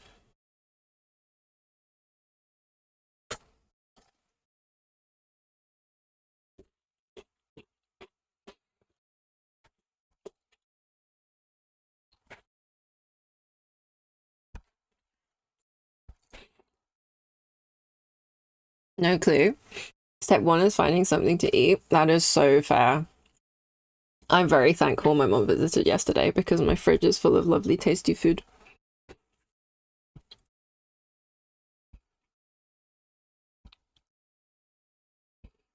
She also made me like a ton of dumplings, like steamed dumplings, and they're in my freezer, waiting for me to eat them. Mike also spoiled me before he left. He made this huge thing of butter chicken. because he's on like a work thing for a couple of days. He's going back later today. But yeah, he made all this buttered chicken and left it for me. That's so nice, right? Maybe there'll be some when he comes back. No promises. Vibe. Yeah, I feel like it's the, you know, when you go a week and a half without going to Aldi and you look in your fridge and you're like, oh, for God's sake, what am I supposed to do with this?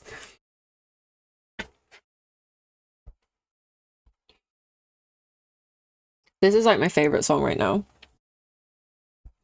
It's from the anime Orb, on the movements of the earth. It's actually a really good, it's a really interesting anime. It's about like persecution of scientists in the 16th century, I think, by religion, while the scientists are trying to figure out an accurate model of the solar system and where the earth is in that. It's super interesting, although it is a little bit gritty. There's like a few sort of gory scenes, so you know, if you don't like that, please watch out for that.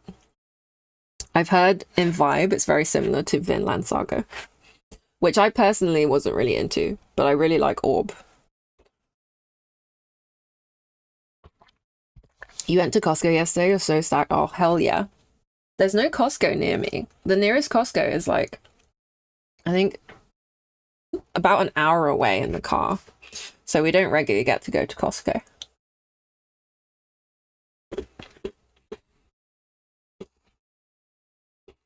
I'm still watching Apothecary Diaries. I love Apothecary Diaries. It's so good.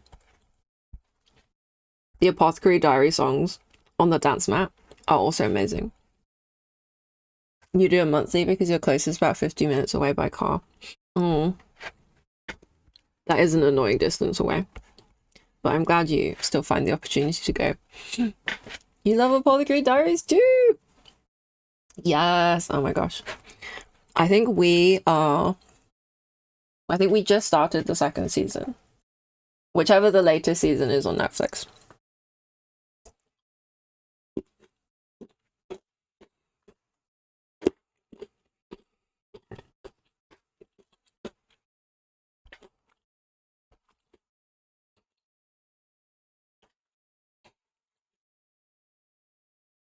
I think what I really love about, well, one of the things I really love, I love many things about Apothecary Diaries. But I think one of the things is the fact that it's actually so accurate to harem dramas, like Chinese harem dramas that are set in the palace, about like the drama between all the concubines. Like the amount of what I feel like are references to that genre that they've managed to fit into the anime is so fun. It's so fun to watch. Because like, obviously I'm Chinese. I've watched my fair share of of Chinese harem dramas. And like seeing the references is so funny.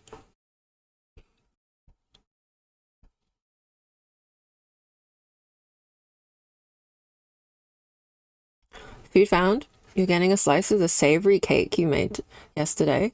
Sausage and potatoes? What? I need to hear more about this, GJ. That sounds amazing. That's like a breakfast savory cake. Oh my gosh.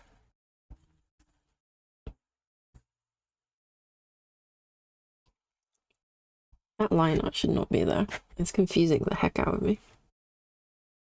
That sounds so yummy. It does sound so yummy, doesn't it? Oh my gosh.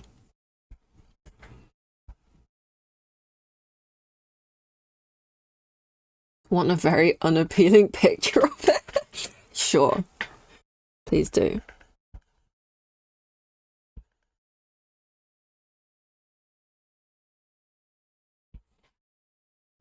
You're gonna ask about this stuff next time you see me? You're saying you enjoyed it being more Chinese and you love my insight. Hell yeah. Please feel free to ask me about that. Oh no, I'm just erasing like the entire moon there. Yeah, I think it's really fun that they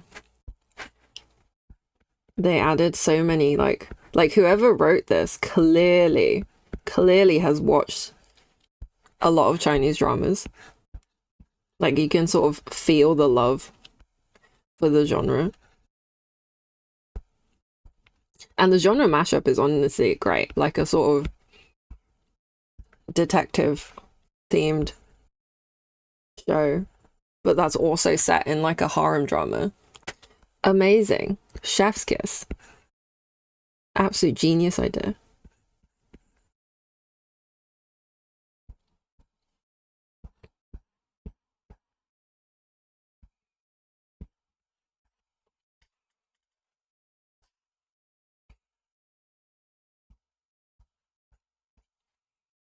I love that they just call her by her Chinese name as well. So like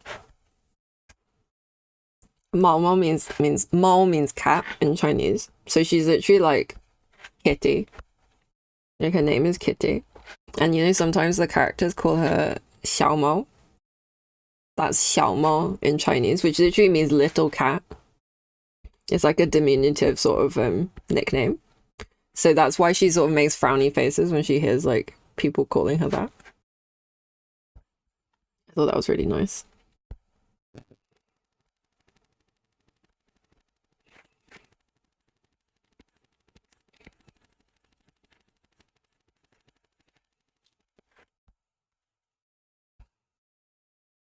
Oh my gosh, and a Chainsaw Man song.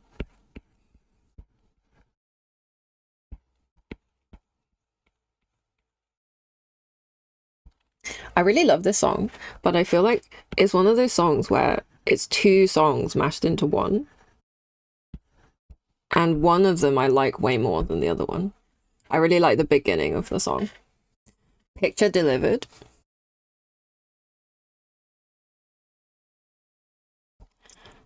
That looks pretty good. I mean, I think if you dressed it up with like herbs or whatever, that would look like a very presentable picture. I think it looks really good. Should I show this on stream? Would you like me to show it? Can I add an image source on the fly?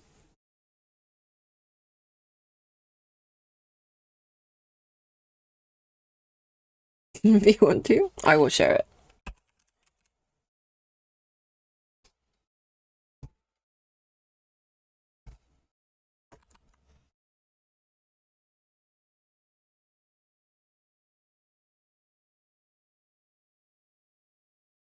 All right.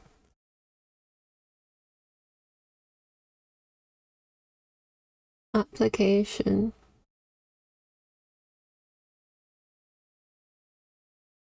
Window capture.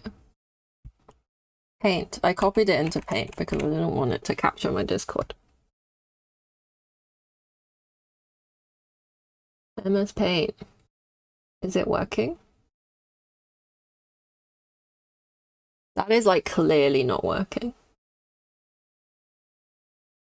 That is clearly not working. Okay, I'm sorry. My technical abilities are not able to show this on stream. No, that's not good. Remove paint. Okay, let's try something else. I kind of want to do this now. Image. What's it? Sausage cake.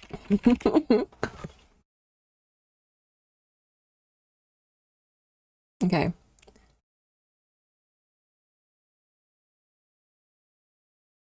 Save image.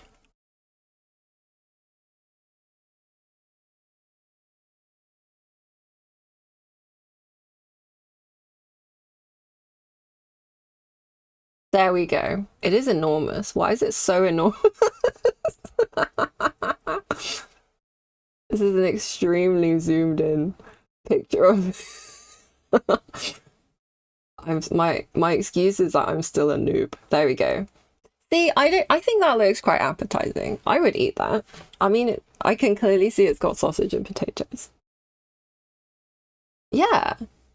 You know, I might have it with some baked beans. That would be really good. If you actually tried it, it would look decent. But when you cook for yourself, you just want to taste the result. Yeah. Yeah, that's totally acceptable. Okay. Um, we'll get rid of sausage cake for now. Okay.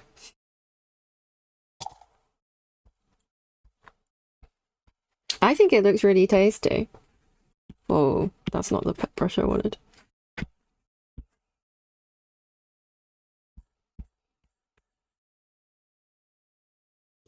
I feel like we never, like, every stream, this exact Pussycat Dolls song has come up.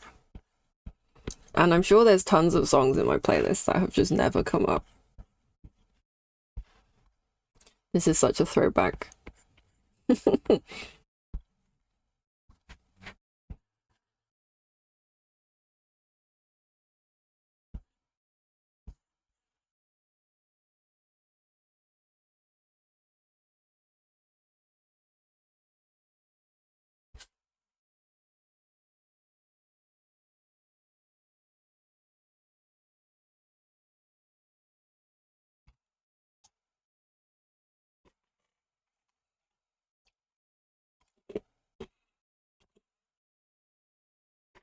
I think that sausage cake looks like a very tasty dinner.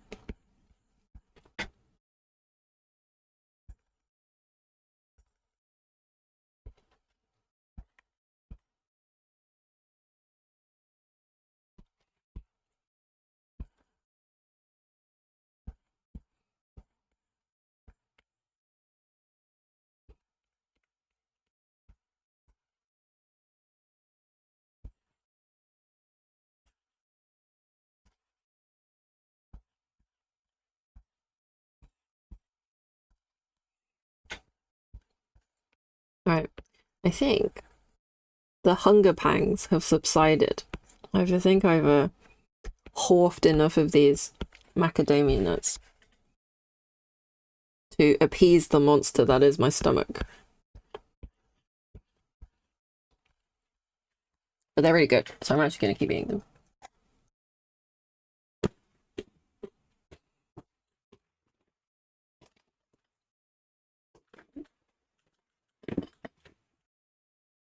Makes for a few very easy meals.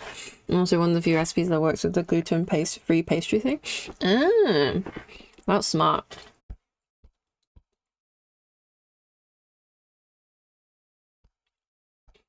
I love when you have like a good, reliable, tasty meal, just like ready to go in the fridge or something. It's a very comforting feeling. I'm not really, so I can cook, but I much prefer eating. So, and I'm often just like a little bit lazy with cooking.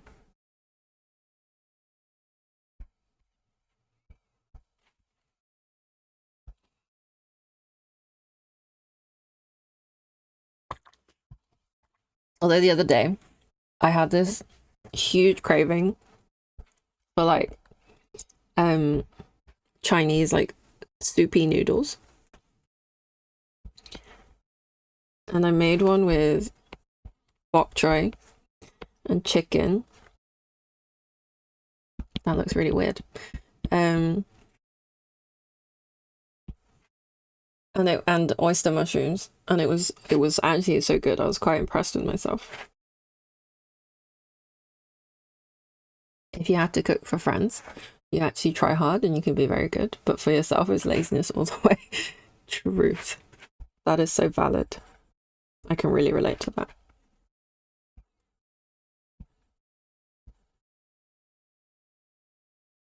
Okay, his hip is looking a little bit excessive.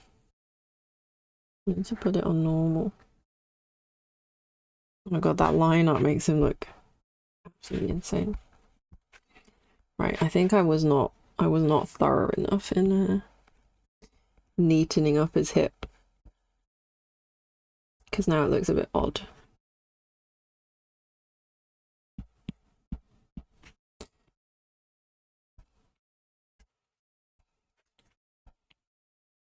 What's your signature dish to cook for your friends, GJ? I think ours is I say ours. Mike cooks butter chicken for our friends sometimes if we have people over, and I I will help by like chopping onions or whatever, but it's definitely his dish. Or we make like if we have a lot of people, we might make like a big pasta bake, just so that everyone can eat as much as they want. But I feel like pasta bake recipes can often just they're sometimes just really underproportioned, and I don't know why. Because last time we followed this recipe and we made like 8 people's worth of pasta for 4 people, and we ate it all. We ate it all. Like there were 4 people total. Yours is probably spicy pork ramen or lasagna. Oh my gosh, those sound amazing.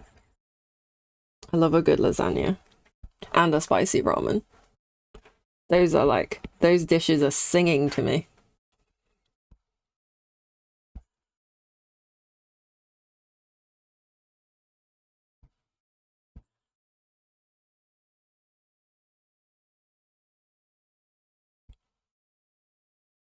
You're now really good at katsu curry, but there's only about 4 things you can reliably cook. Ali's the cook. 4 things is plenty. Especially if you are like me and you're okay with eating the same thing like regularly. Ali's the cook. Yeah, Ali is a great cook. Tough question from various pastas: spaghetti with anchovies and toasted breadcrumbs, or with tomato and mackerel, or grilled chicken or lasagna. Depends what's available and your mood. Yeah, those sound complicated. I can make egg fried rice and some various noodle dishes. Egg fried rice is always a hit, and it's really easy.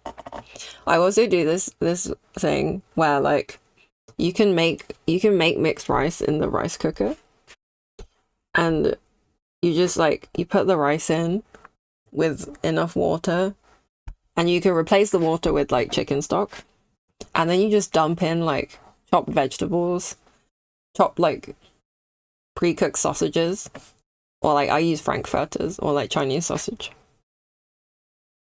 and then you just like add some soy sauce, whatever other seasonings you like, and then just like plug it in and go. It's so good. I kind of wish I'd known about that as a student, because that would have probably helped with life. You have a few meals you can make, and the rest is up to the husband. That's so fair. I feel like there's always a cook in a 2-person relationship. Mike is definitely more of the cook than me, and I'm happy to relinquish that.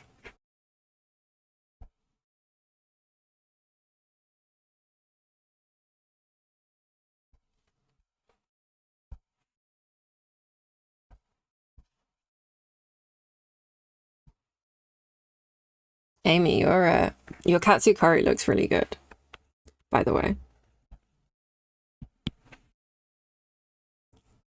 It looks very impressive. I often make like, no, I say often, I haven't actually made curry for ages, but I'll often make the like curry portion with just like vegetables, and then I kind of just get too lazy to make any exciting protein to go with it.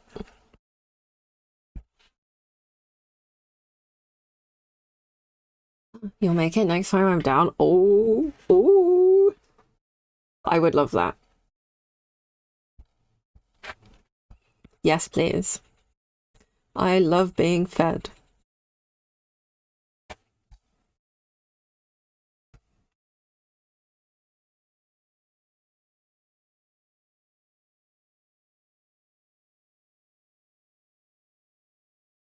I'm gonna keep munching on my macadamias. I'm too far in now. Dinner is well and truly ruined. Well, it's probably not. I'll probably still be really hungry later.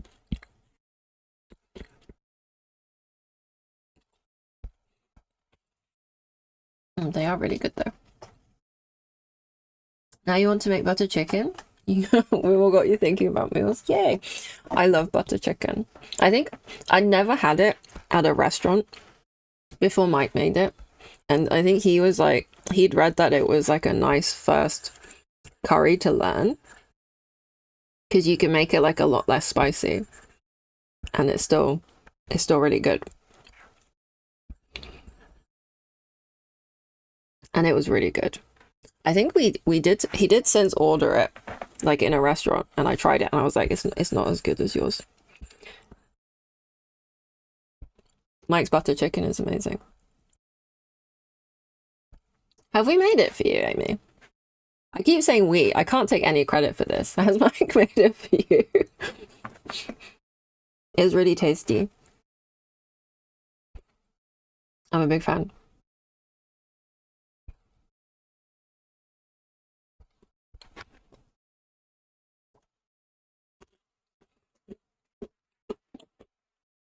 Not yet. We must rectify that.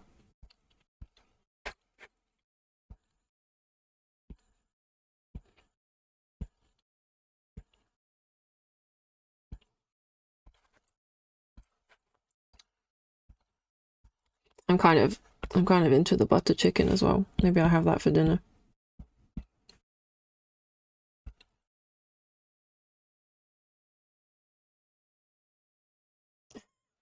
God, see, Mike does hate me. He hasn't made it for me. That's definitely the reason, not the dishes. We've not even met up yet, B. Visit us. You can make some real good homemade pizza too. Oh my gosh. That's a skill. That's a real skill. A talent. I feel like you can't go wrong with a good homemade pizza.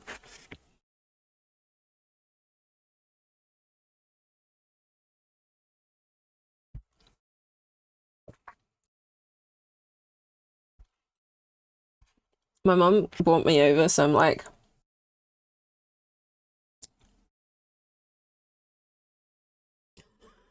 but you got auto modded. I'm gonna assume you mean it not literally.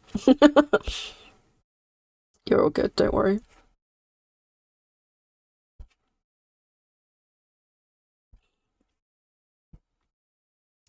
You could never be a pain. Yeah, auto mod. You got auto modded. I don't think I've ever seen that pop yet. You were the first. What if you meant it literally? Sorry, girl. You're gonna have to calm it down over there, okay?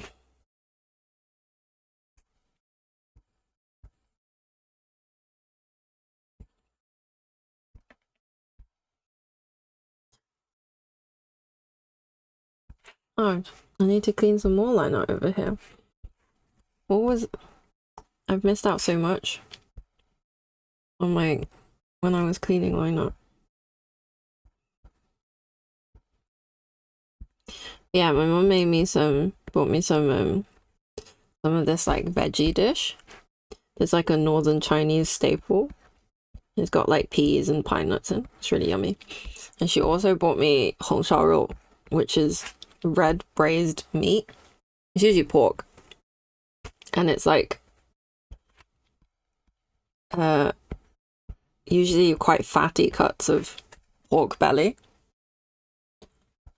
in like a sort of sweet, salty soy glaze sauce. It's so good. It's so good. Although I guess if you're not into eating fatty cuts of meat, then it's somewhat less enjoyable. But having been raised on Chinese food, I absolutely adore fatty meat.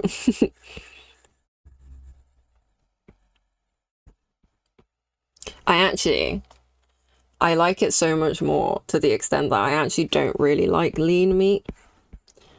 So like when Mike and I have like pork chops, we'll do like a trade where I'll like, because he's okay with it.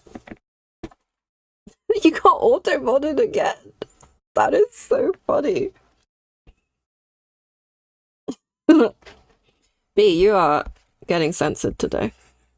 They're trying to bring you down. But yeah, we'll like trade. You know the puck of the meat on like on a pork loin steak. which is like surrounded by like that sort of border at the top. Yeah, I'll swap the pucks for Mike's borders. Because I mean, he is more than me anyway. And I only like that bit. So I would have a bad time eating the other bit. So yeah, we trade.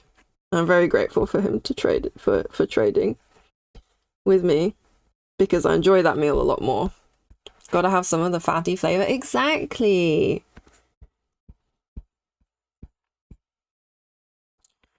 Exactly. That's what I'm saying. Oh my gosh, was that 2 Tate McRae songs in a row? We got Tate McRae bingo today.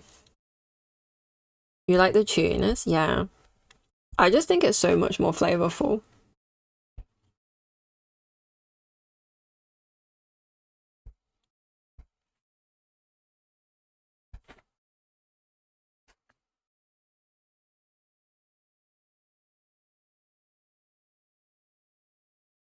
Oh, I know why it looks funny.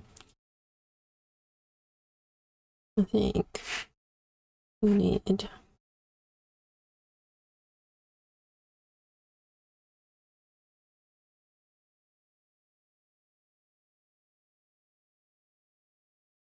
It's a little bit better, I think. But do you like Tate McRae? I feel like you'd be maybe a Tate McRae enjoyer.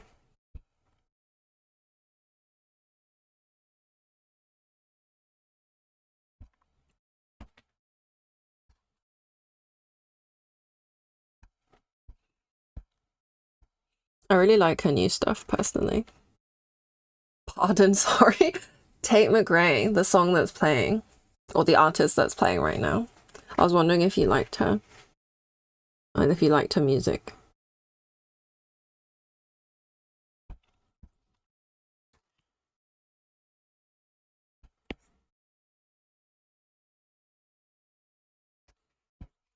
She is like the nasty pop girl princess of the age right now.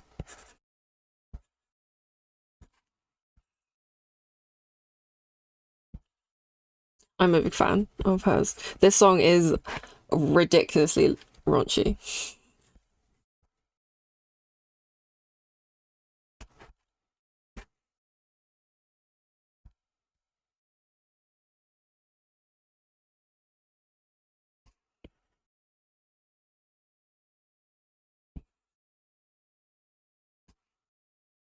You've gone back into your yearly Florence the Machine's phase. Benson Boone and Charlie XCX. I am a Charlie XCX fan. I don't think I really listened to anything by Benson Boone. I'm sorry. Is this like a Bruno Mars moment where I just like don't know who he is?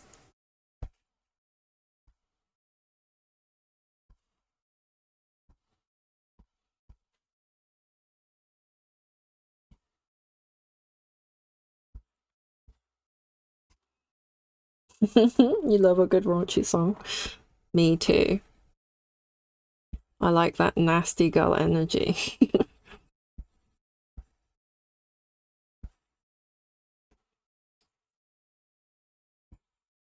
You remember that? Oh, I'll never live it down.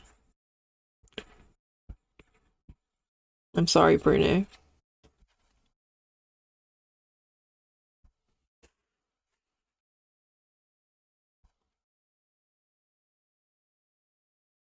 You weren't.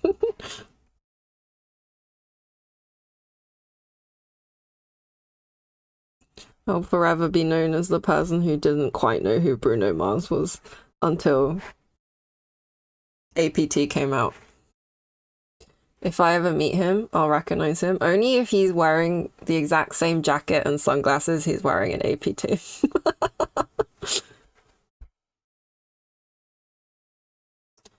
That's how I'll recognize him. That's the only look of his that I know. If he's not dressed the exact same way, I will have no idea who he is.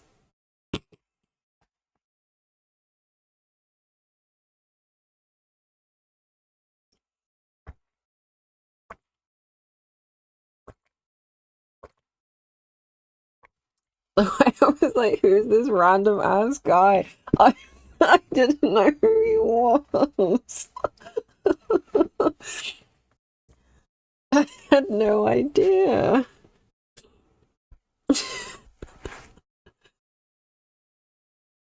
He's in the song video and start playing Donkey or Loop. Really? That's funny.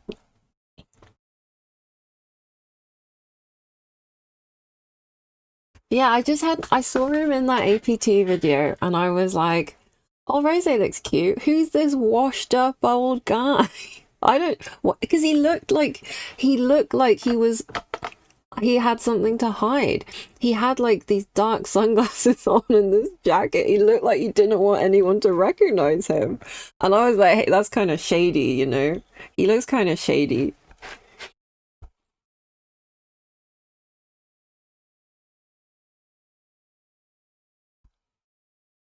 I was definitely a little bit too judgmental. I'm sorry, Bruno. You've never seen the video, you need to check it now. Yeah, you should. Emma sent me this absolutely hilarious parody of that song where like all the lyrics are replaced with meows. And it was very funny. It was somewhat cursed, but it was very funny.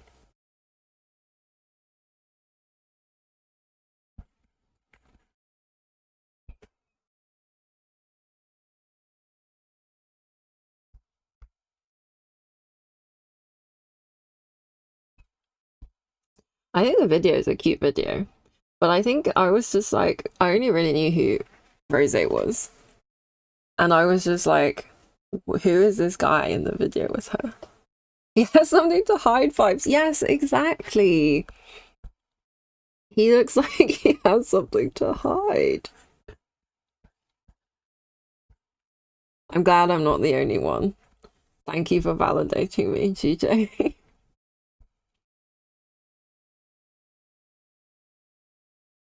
Oh, I gotta say, this song is another song that I found through the dance emotes mod in Lethal Company. I was like, wait, this is kind of a banger.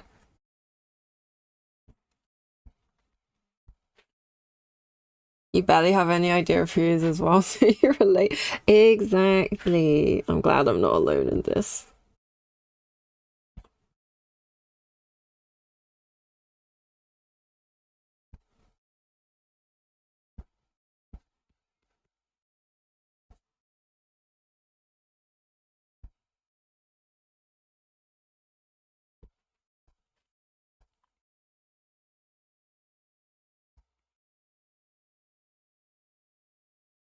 You guys got really into Lethal Company. So a couple of my friends were really into Lethal Company.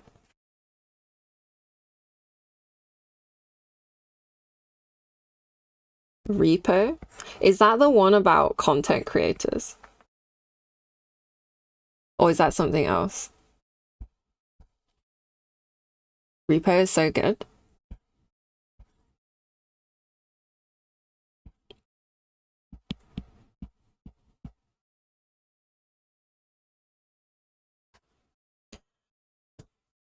Different one. There's another one.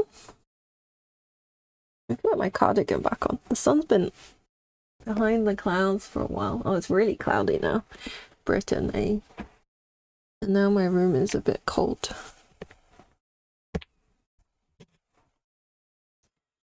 You one with tiny robots?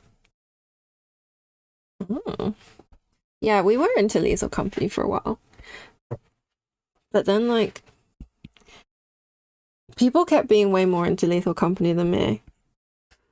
And, like, I'm not gonna lie, collecting scrap for the company is probably not my calling in life. Collecting good dance emotes, though, that might be my calling in life. Because there were some really good ones. And I'm still devastated because, like, one time the Pump Up the Jam dance emote was in the shop, but I didn't have enough money to buy it because it was like the first mission. And then I've never seen it again since. Not ever. And honestly, that just breaks my heart because that is like my favorite meme song ever. Repo is a lot more enjoyable than Lethal. Ooh. I think you can enjoy Repo with me and the others. Sometime I'm gonna try. Yeah. Am I excited for Night Rain? So I am excited because I'm excited to see other people playing Night Rain, but because it's like multiplayer, it's like PvPvE, right? I don't think I'll be getting it because I kind of prefer like single player games for that sort of for Souls games or Souls like games. 3 players is such a weird choice. Yeah, someone's always third wheeling.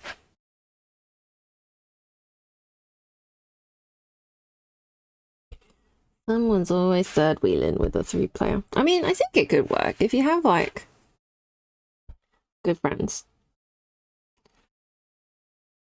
who you like enjoy playing games with. It is an odd number though, because I feel like groups of like 4 or 5 people are much more common, or like couples.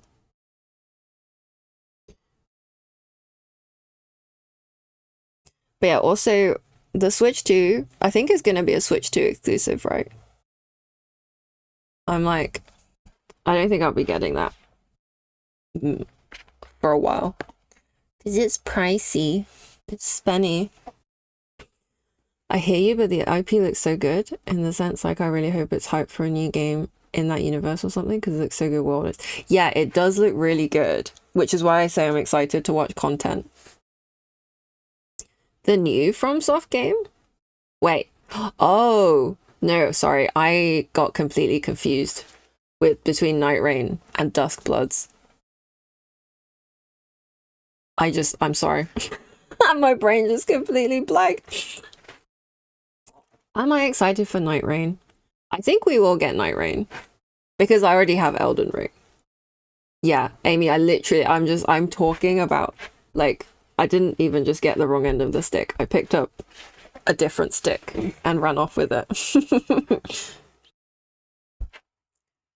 Yeah, I think we will be playing Night Rain. It depends when it comes out.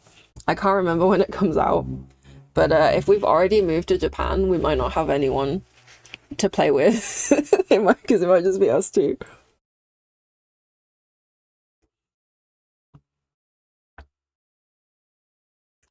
Yeah, I got completely mixed up between Night Rain and Duskbloods. I'm sorry, I'm such a fake fan.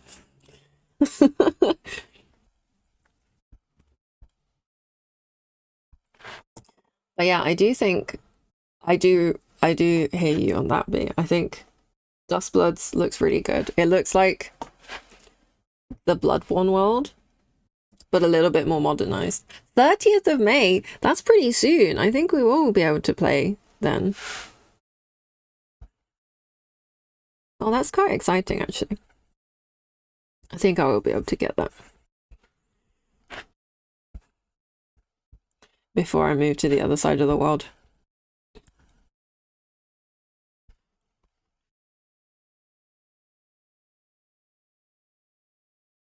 Duskbloods is still meant to be PvE. They really hope they make a new game in that world that is very FromSoft. See, if it has like a single player campaign sort of mode, like if you could play it single player, where you don't have to play PvE or PvP, moving to the other side of the world sounds kind of like a dream. Aw, I can understand. But yeah, my boyfriend and I, we're moving to Japan later this year. Hopefully. We have a visa for like 1 year, but we might stay longer if we like it. But we just kind of want to see what it is, what it's like. Yeah, it is really exciting. I'm also taking a Japanese exam, the N5 Japanese proficiency exam in the summer, and I'm kind of nervous about that because I don't know. I mean, it would be good to have more Japanese proficiency before I go. But also exams terrify the bejesus out of me. You'll smash it. Thank you, Amy. I need to do more studying for that. I've just been like so focused on doing streaming the past like week and a half. I've completely like just been not studying. Oh, thank you guys. That's so nice of you to say. I hope I'll do good. But I guess Either way, even if I do badly, I'll have studied enough that it will improve my Chinese. My Chinese, my Japanese. Oh my God. I totally didn't just say that. I sounded like a racist. I'm so sorry. It's okay because I'm Chinese. Oh no. Not my English. No, my English is a lost cause, I'm afraid. Oh my God, no. I can't be racist, B. I'm a minority. No, I'm so sorry. You'll do amazing and you'll come visit me and you'll take me around Japan. I will. It'll be really fun.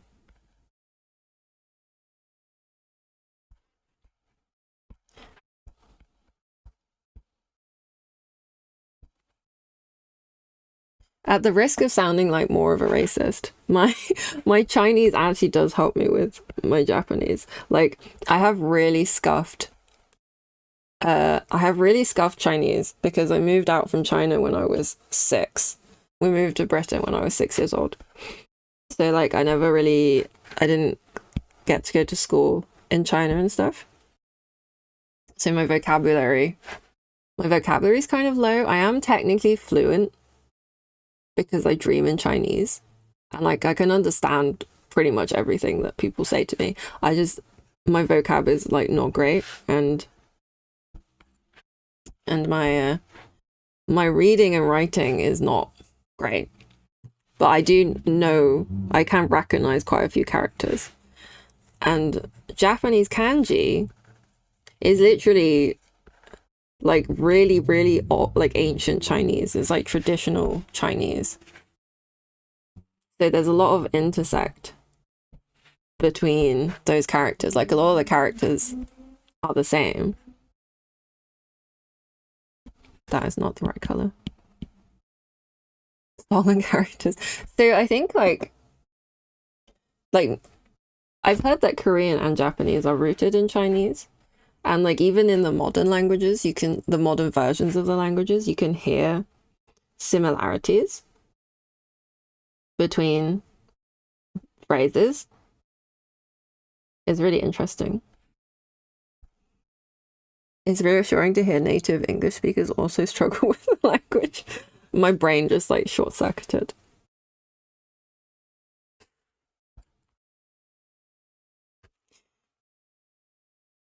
Mike also has that problem, hilariously, because he was learning Chinese.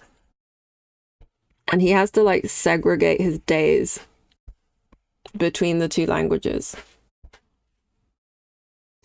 so that he doesn't get confused. Yours short circuits all the time. What are words? I know, right? Words are hard.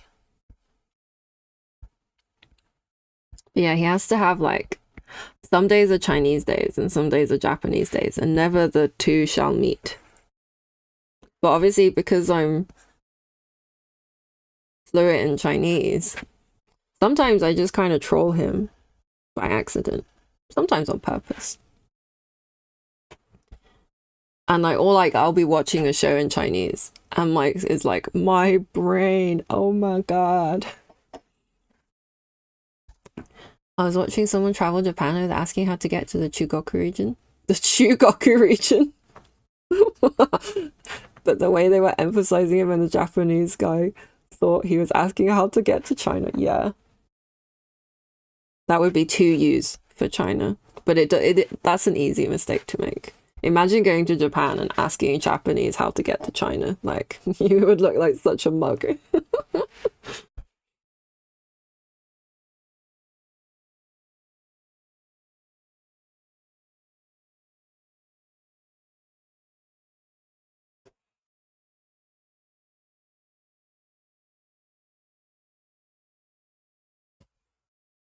I was talking to my aunt about it, and she lives in China and she only speaks Chinese. She doesn't like even really speak any English. And she was like, Mary, you'll be totally fine. You speak English and Chinese, even if you didn't speak any Japanese. Like, that's already not too bad. And she was like, I only speak Chinese and I have a great time on holiday there. So you'll be fine. In fairness, when Mike and I went to Japan, there are a lot of Chinese immigrants working in like the shops in Japan, to the extent that like I'd go into a shop and I'd get greeted in Chinese in Japan. And most hilarious was when the staff would like confidently greet me in Chinese because that's their mother tongue, and then look at Mike and get like a little bit nervous about speaking English and just like not say anything and like look at him when he walked into the shop. It's very funny. That reminds you of something super silly that happened to you in Germany. Please feel free to share. I love to hear about silly things.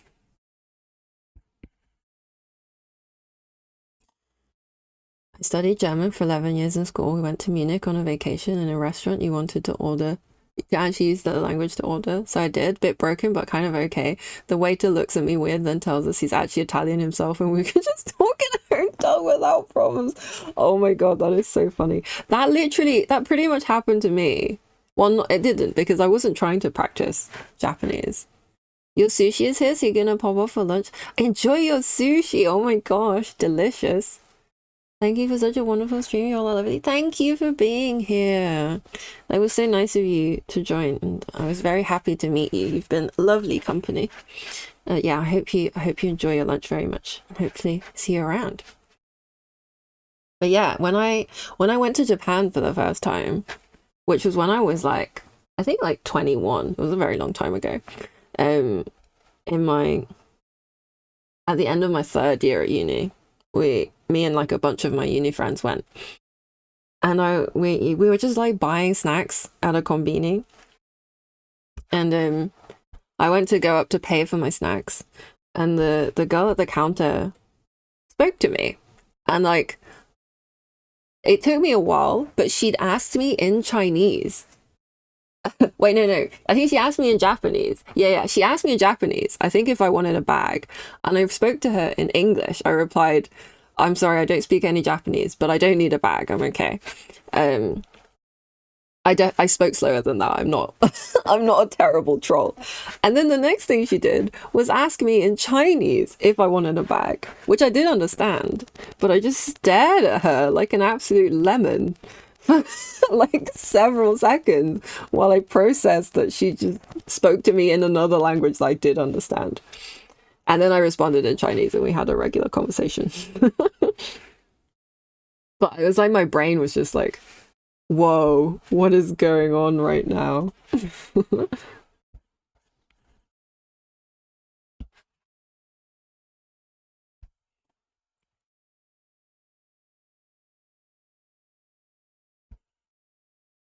Yeah, it was very amusing. And these days, there's like, I've noticed there's like even more Chinese people in Japan. Like in the restaurants we went to, we went in March of last year. The restaurants we went to, like where we were sat at the counter, I could hear the staff in the kitchen all talking to each other in Chinese.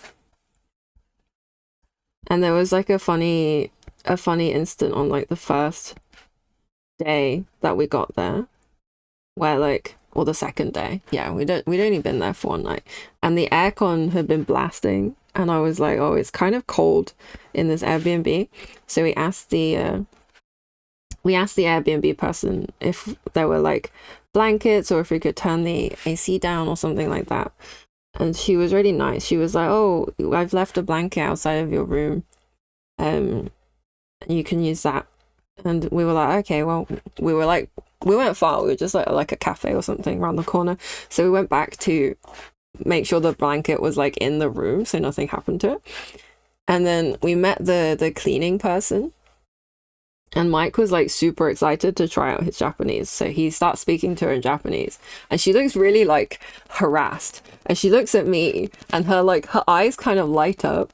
And she asks me in Chinese if I was Chinese.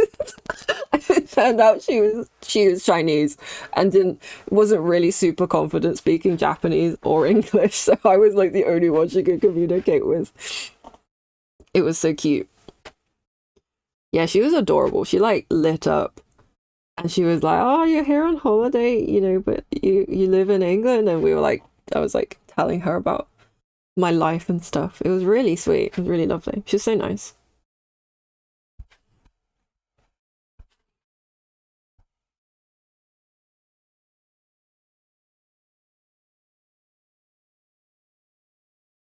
I'm gonna munch on these macadamias some more.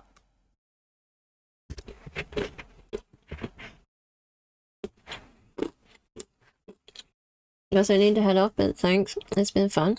Hugs for you, Amy. Thank you so much for joining. It has been fun. Excuse me, my mouth is full of snack. Have a lovely evening. I'll talk to you soon. Emma! Hello. How was your day? How are you doing? Please, I'm very pleased to see you. As always. You're always a delight.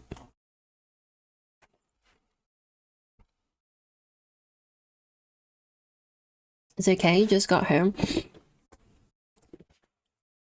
Welcome home. It's chill time, I assume.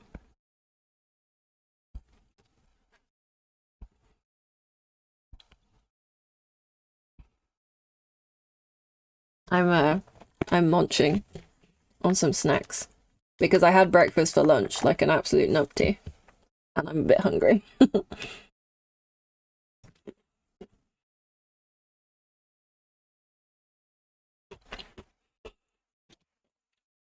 I remember my voice training got cancelled this week, so then I got excited because it meant I could tune in here earlier. Oh, Emma, thank you. That is so sweet. You are so sweet. It's so nice of you.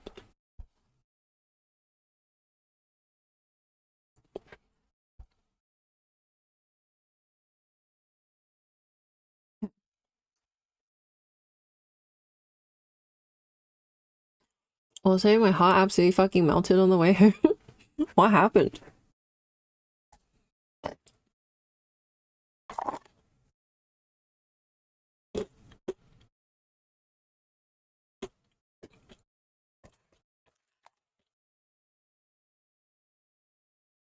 I'm just munching away. Don't mind me.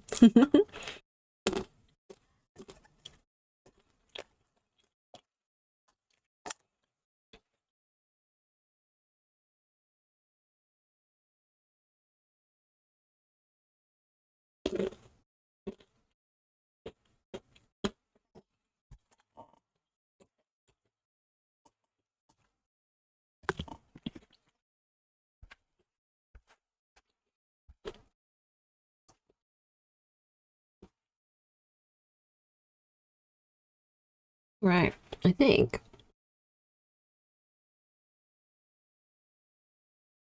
I want to do this. I want to make this robe like sheer. Right. I don't want it to be like. Trying to figure out how to make it sheer. I yielded for a car that didn't have priority, and when they merged into traffic, the girl in the passenger seat waved her hand at me to say thanks. And she just looks so gleeful and happy. Oh, that is really cute. That is so precious. I love when drivers are friendly. I feel like it's the most unexpected thing at any point of the day when a fellow road user is actually nice to you.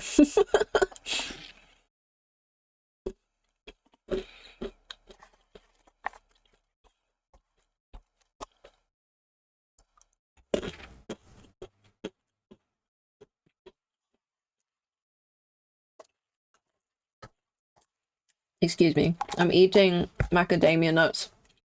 Honey roasted macadamia nuts that my mum brought me back from Hawaii. They're really good.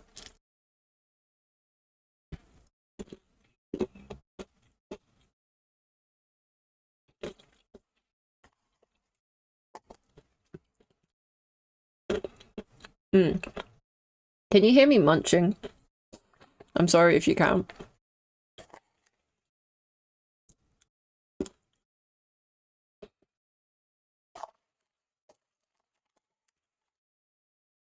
Yeah. I think I've recharged enough. I can go back to drawing. A little. I'm sorry.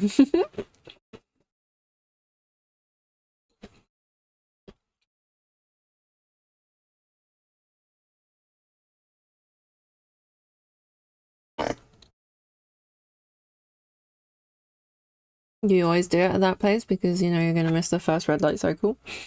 And getting the second cycle no matter what you do if you're standing still at that section of the road. You've gamed it.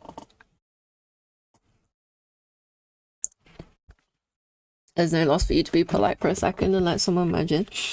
That's very kind of you.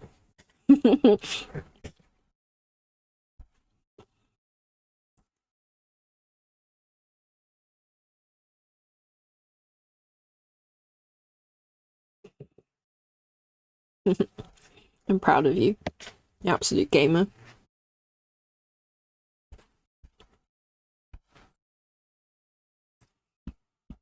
I feel like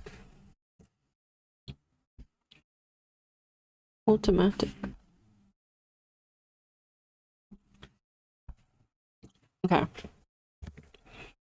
The amount of road you have scienced out to the tiniest detail is absurd. Yeah, I guess if you're doing the same commute regularly, it does make sense. You're a road regular.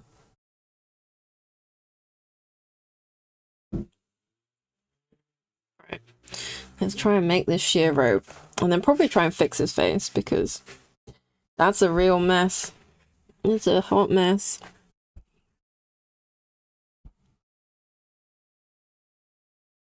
I remember when I was in high school, I used to do that as well. After 5 years, I knew the literal fastest strats for all situations. You gotta go eat dinner. Have a tasty dinner. Paninis. Yummy. That sounds really good. Oh my god. Can you guys tell I'm hungry? Yeah, I just took a bus to school. So I was newbie about that sort of thing. Man, what I would do for a panini right now. Sounds so good.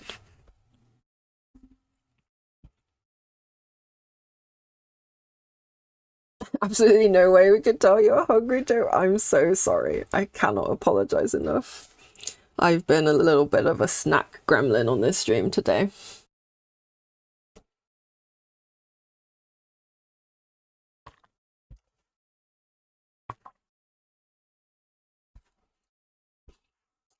The macadamias are very nice, though. In my defense, you have nothing to apologize for. Well, I'm not sure that everyone wants to hear my chewing sounds. I'm probably gonna watch the VOD later and be like, girl, girl. I know eating sounds really bothers some people. Like, it doesn't really bother me, but I can understand it bothering people.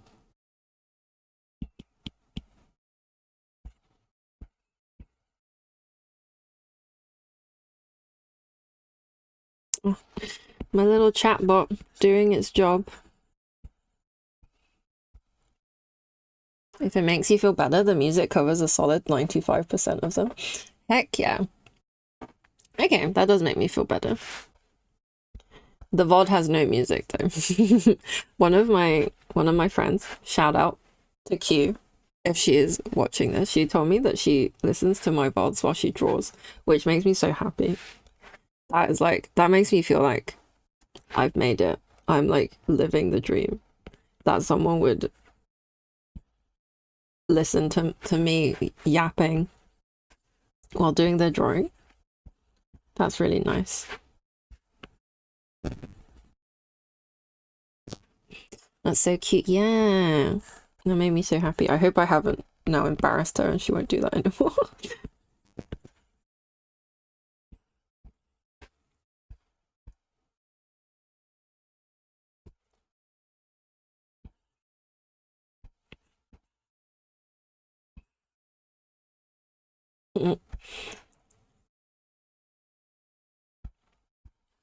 Yeah, I was like, I think I'm gonna upload some time lapses of the pieces I finish on stream to my YouTube. Because I did that with some other like sketches that I did. And I think a couple of people like enjoyed them.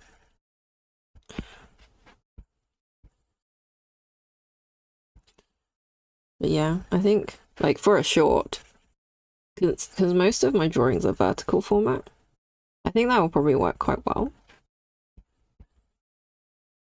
And it may be educational. I often watch like time lapses from other artists. I do feel like I pick up some interesting ideas occasionally. You would 100% watch them back, the time lapses or VODs.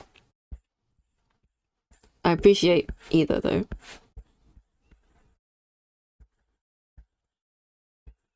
Time lapses, yeah. So Procreate has this great feature where it like records a time lapse for you, and you can just export it. I think it just records the strokes you make on the canvas. Yeah, it is really neat. If you wanted to get into digital drawing and you can afford it, or you already have access to an iPad, I do really recommend Procreate the iPad. Well, my friend was saying, shout out to Q again, she was saying that Fresco is really good. And she said that it has unlimited layers, which like absolutely blew my mind.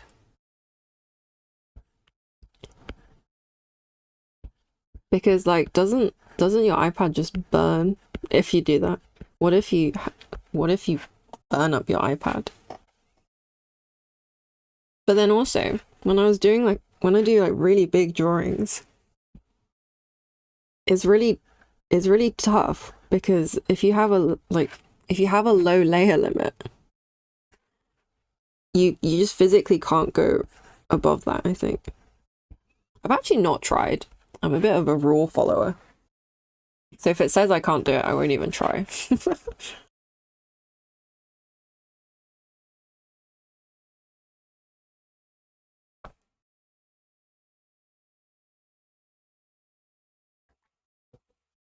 Worth a shot next time. But what if my iPad screen implodes and becomes a mini black hole on my desk? How will I finish my commissions then? Hmm?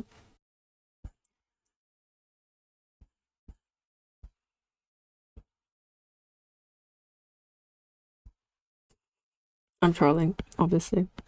Well, maybe not obviously. I don't know.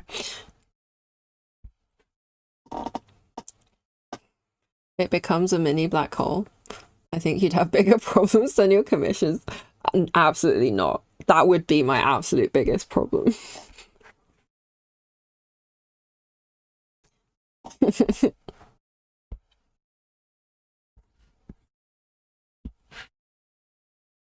Alright. I think this robe is looking sheer. Dedicated. I am dedicated. I've never had this many commissions in my queue, and I'm very excited about it, and I really want to like give everyone a great impression of me. Obviously it's a bit too late with Mike. he's used to me.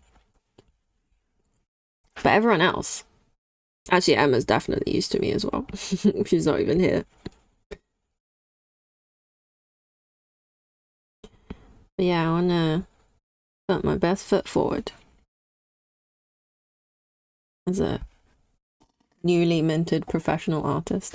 Well, I'm not that newly minted, but I feel like since I started streaming, a lot more people have been interested in my drawings, which is really nice.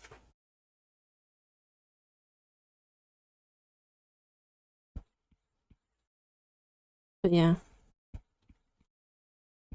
I think a part of it, and like feel free to tell me if you have any thoughts on this, GJ. I'd be interested to know. I think a part of it is that in this day and age of AI, knowing that someone that you have a connection, like a human connection with someone who's going to be drawing the art for you, maybe that has like more value today than it ever has. I don't know. Obviously, I'm very appreciative. Yeah, I think maybe I like to think that maybe hearing and seeing someone completing your piece, like in a way that you can interact with them, maybe adds to the experience. I'd hope so. I told this to another artist friend of mine while I was writing up my commission for you.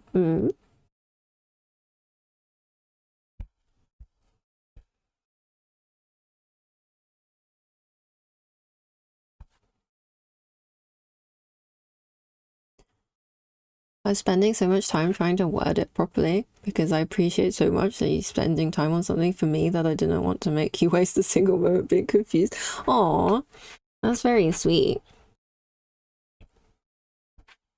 I didn't really feel like I had much confusion with the written stuff you gave me.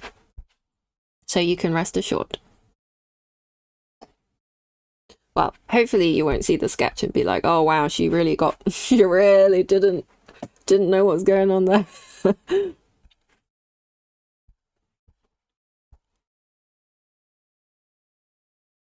At least for me, the human connection is very, very important. As I said, I enjoy the communication back and forth. Yeah, that makes a lot of sense. I think that's what I find sort of incomprehensible about AI art. Is that I'm like to me, art is an expression of someone's individuality and personality. They're like, everything that makes them them. When you see a drawing that they've made, some part of that is expressed in that drawing. Like, that's what I believe. I think it's the same for writing and like other creative media too. So the idea of like taking the human out of it appalls me. Like, it offends the core of my very being.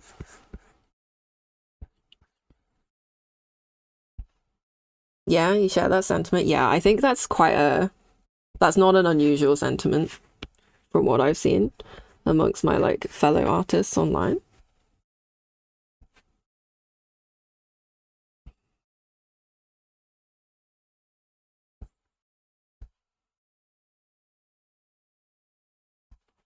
And like, yeah, I understand that technically some of this AI generated stuff looks very like nice, but I don't know. I guess it's like the equivalent of having like a ready meal that technically has everything in it and is good for you, and then, I guess like a home cooked meal by a beloved member of your family.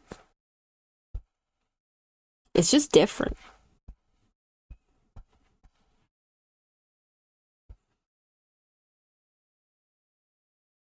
That's a great analogy. Thank you.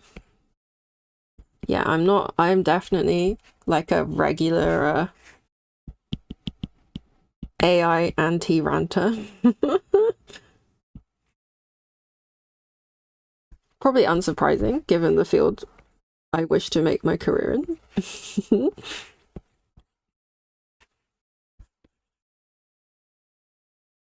I'd rather take something that maybe isn't 100% perfect but made with passion than a dry result of math. Yeah, exactly. That's what I think as well.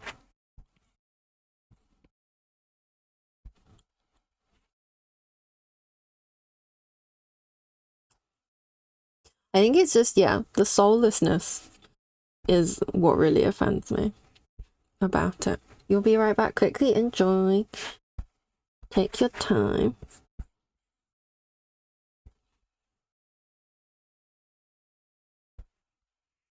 Alright, I think this robe is shaping up okay. I feel like you get an impression that he's got a saucy sheer robe on.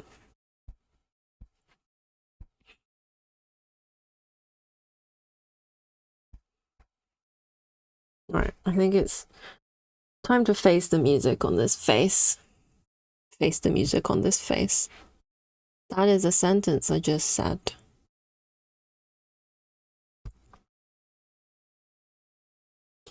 Right, what is wrong with this face?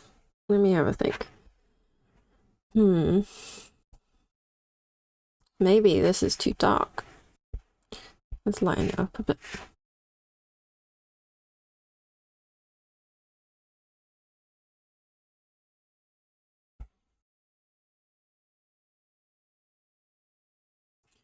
That look better? Yeah, I think so. Oh, I need to make a scar more obvious. That's the thing. On my notes file. Crescent moon scary. To look more gnarly. Wait. I definitely spelled that wrong. I meant to write scar and I wrote scary. I can speak English, guys. Alright, let's go for like a dark flashy tone. And then probably, that's a bit too, I don't know, maybe it's not too dark. Let's see.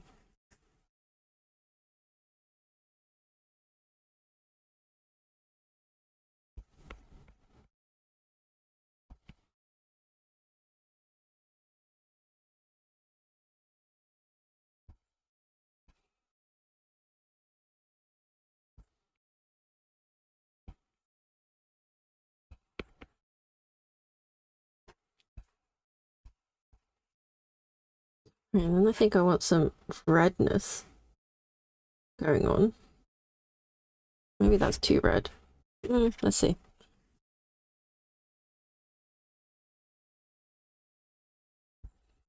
Just to make it look a bit more vicious, I guess. And then I think I want it white in the middle to indicate like the healing overness of it. Yeah, something like that.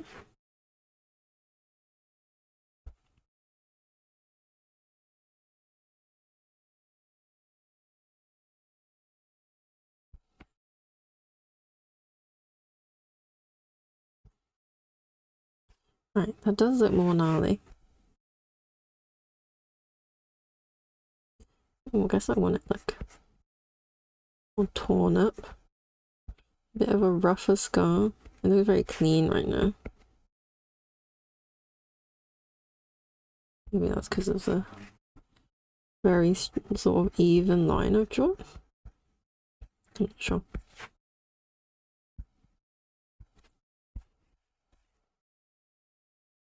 Alright, I think that looks a bit too fresh. Might even this out a bit.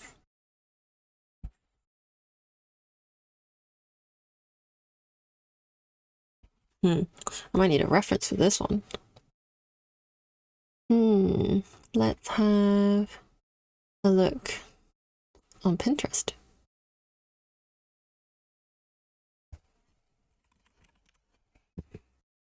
Oh, I typed scar. I've just got pictures of like the Lion King uncle. Perhaps unsurprising.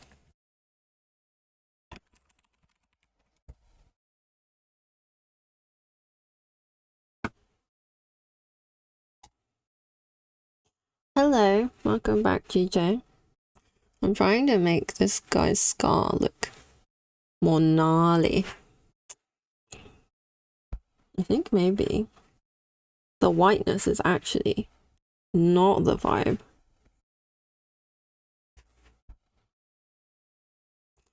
Get back for a few. Welcome back.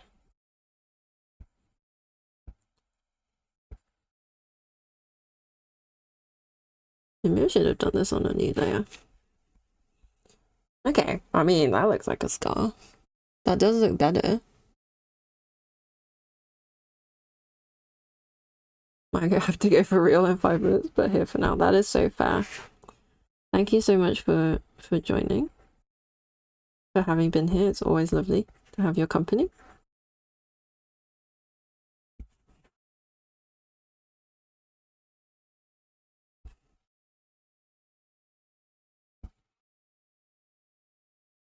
I'm excited to get onto your commission, GJ. I'm hoping to work on the sketch tomorrow. I probably won't be streaming tomorrow because I have a Japanese lesson and stuff. So I'll probably work on more stream stuff. There's a few things I want to add to stream. And the sketches for the rest of my commission queue. It's always lovely being here. I'm glad. You're excited to see it. Thank you for being excited. I hope it meets your hopes when you actually get around to seeing it.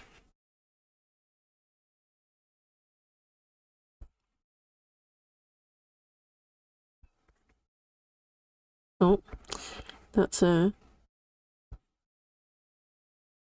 battery warning on my Apple Pencil.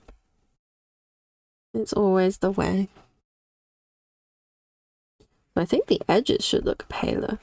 That will probably make it look more prominent. You've returned from dinner, but your PC isn't booting up? Oh no.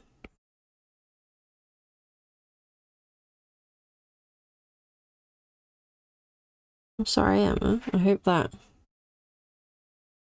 hope it's just having a blip.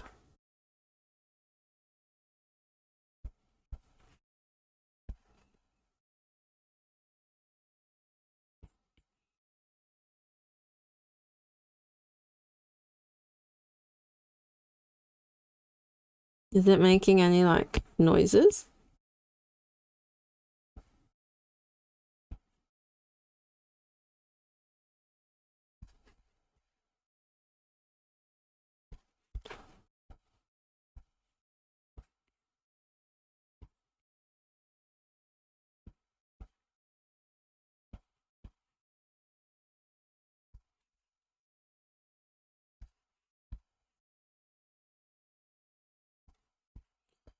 I think this needs to look pinker.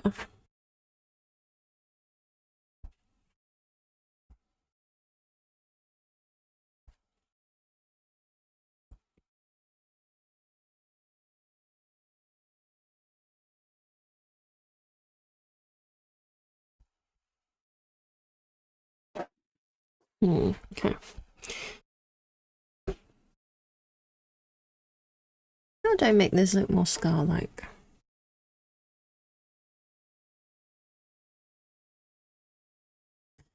Some of these reference images are making me feel a little bit queasy.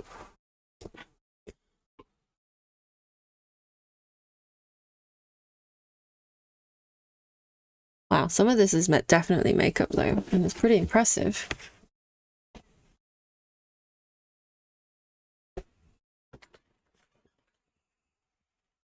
Probably a big chair squeak right there.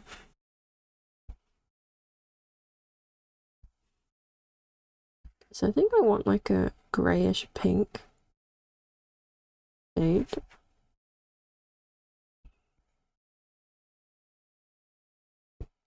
I think that's too grey. That's too desaturated. It needs to be pinker.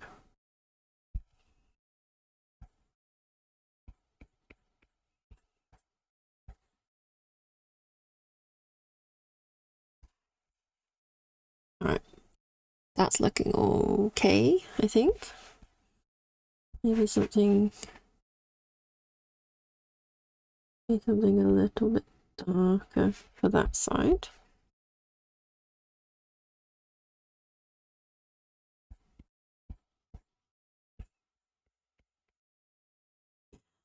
Got to go. Love you all. Thank you for the stream. He's looking great. Thank you so much. Thank you for hanging out with us. I really appreciate you being here. Have a lovely evening. And hopefully speak to you soon.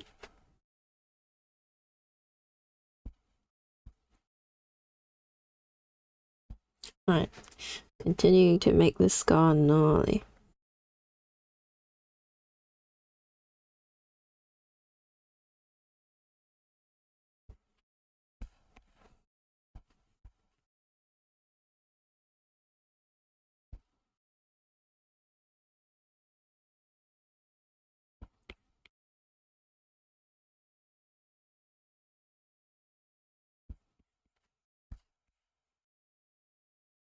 Right, I think that scar is looking pretty Like, you message someone who's better with tech than I am for help. That is so reasonable. I hope they can help.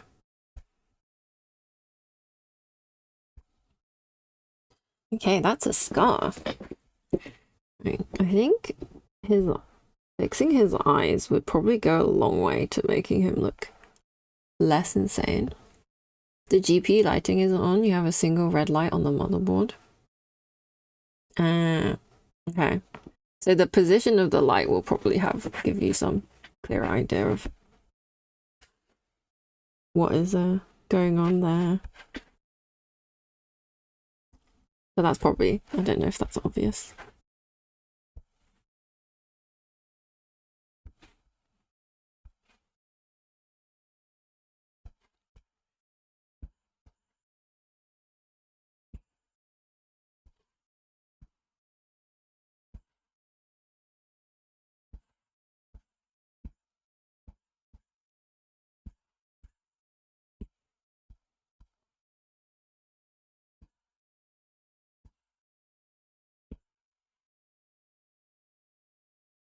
I was actually hanging out with my friend and her husband while they were building new PCs. And their motherboards didn't work out the box. They had to update the BIOS with like a USB stick to even get it to turn on. And it was showing like the most confusing error message. It was just showing that the RAM wasn't working. So obviously, because they just built this thing, it's like, oh my god, does the RAM not work? Is it something else? You know, I'm pretty lucky that when I built mine, everything just worked out the box. I was so happy. Yeah, I was quite surprised that you needed to do so much just to get it to turn on when you first build it.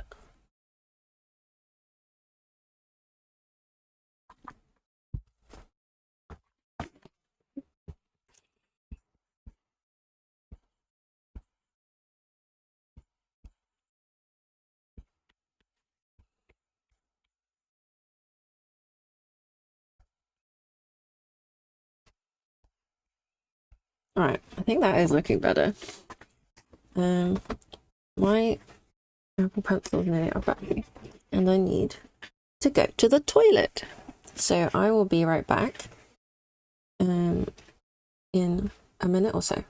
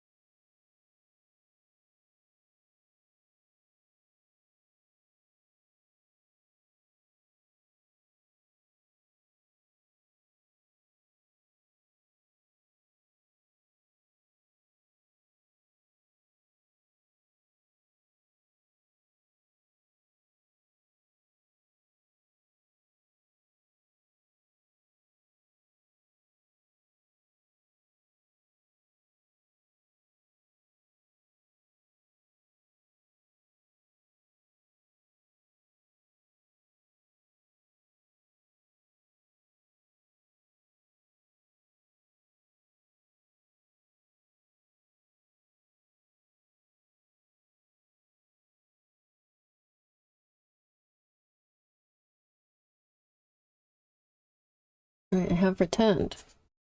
That was a pretty quick pee break, if I do say so myself. It was within one song.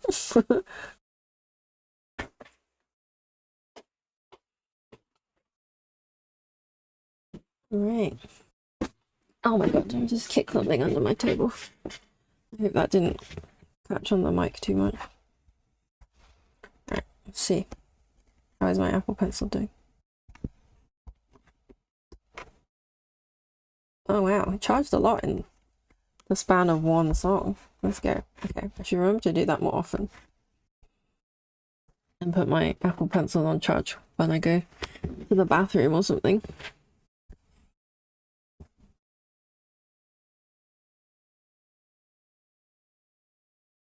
Emma, how's the PC stuff going? If I may ask. Don't feel like you have to respond if you're busy. Right, let's color in his teeth. I think I want his pearly whites to be like glowing. Well, not like glowing. I want him to have that sinister smile really pop. It's on the side and being disassembled. Conducting surgery. Fair enough. Good luck, Emma. I hope that goes okay.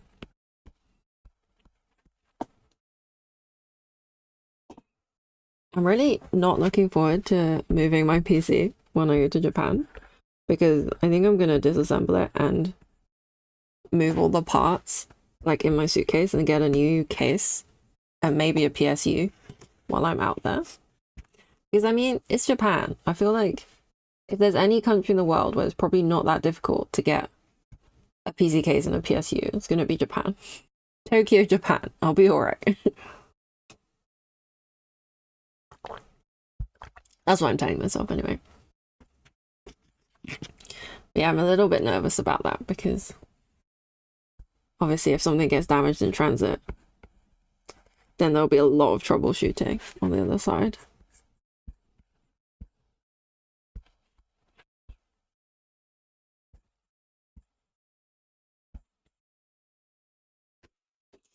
Okay, I think from the little reference, this is looking way better. I'm pretty impressed with his abs, actually. They may not be anatomically accurate, but I did try my best. I did use a lot of reference. I'm just not, I'm not an expert on the anatomy. But the more of these muscly men I draw, the more I will be, I suppose. That's the hope anyway. God forbid, like, you know, God knows I can't use myself as a reference for these pictures. I'm a little bit nowhere near this muscle. Oh, I love this song. Such a banger song. This is actually my favorite Dance Mat song. The favorite Dance Mat song. I did get a perfect on this. I was very pleased with myself.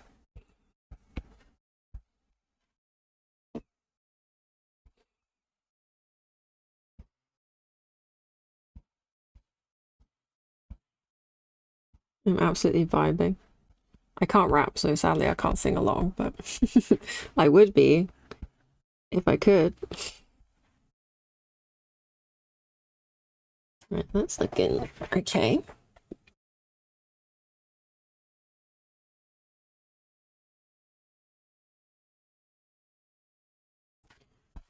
His eyes.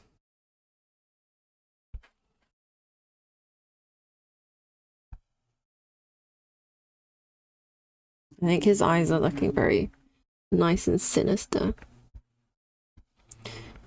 Now,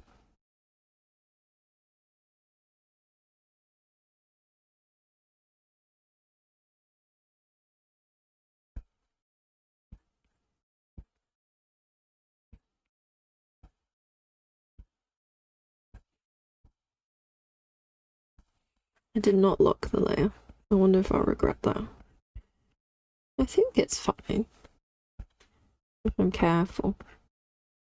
I kind of need to draw eyelashes for him as well. He's looking a little bit like his eyelids are a little bit naked looking right now.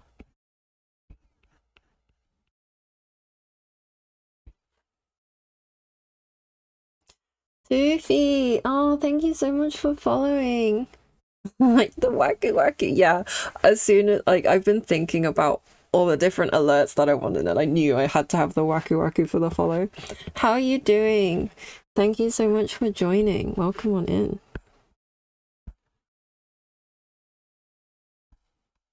Hi, Foof, you lost. What? Is this gonna be a the game reference?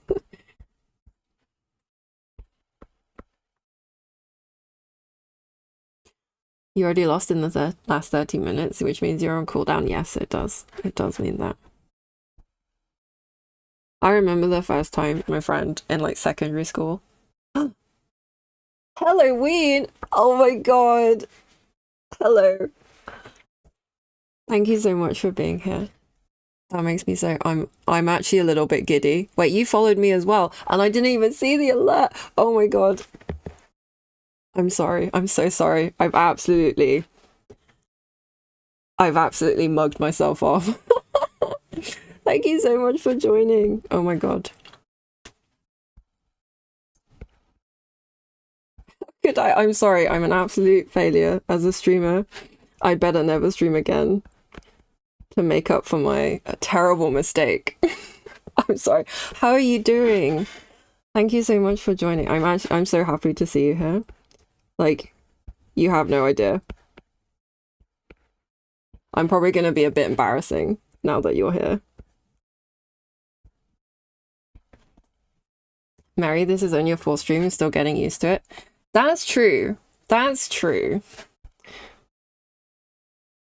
How goes the art? I think it's going well. We're drawing this evil villain character. I say we. It's just me.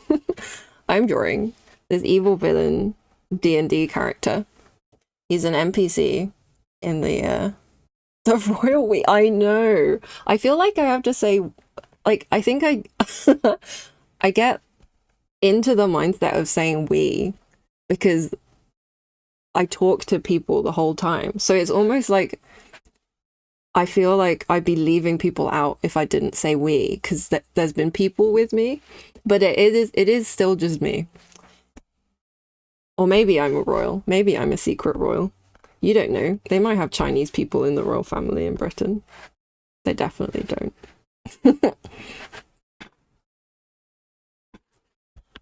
But yeah, I think the art's going pretty well.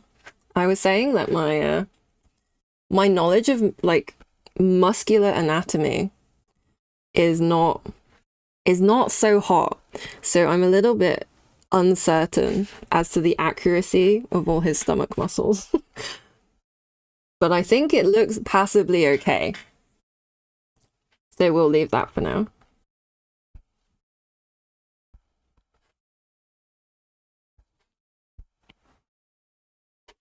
You do be a queen. Thank you, Emma. I appreciate that. That's very nice of you to say. I think the glowing, I like the glowing eyes. I think those make him look pretty evil, pretty slay. I had to look up some references for scars to color that scar earlier.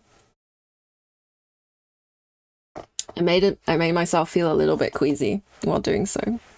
My Pinterest is not gonna know what's going on. Like, you know, it used to be all cute anime stuff and cottagecore pictures, and now it's topless hot men and scars. My Pinterest is confused. But yeah, how are you doing, Halloween? How was your day? What have you been up to? Please feel free to share or not if you don't want to. I think I need to change the lineup for this bit. Curse you, sweaty hot man. Exactly. I feel like Pinterest is onto me because recently I did a drawing where I referenced like that one picture of, is his name Hayden Christensen? Yeah, the Star Wars guy. When he's like looking really sinister with his hood up. And then for the next like week, my Pinterest was just thirst pictures of him. I was like, wow. You clearly made up your mind about me after that, didn't you? Busy with work, so many horrors, which is always very fine. Oh no. I hope work hasn't been too rough on you.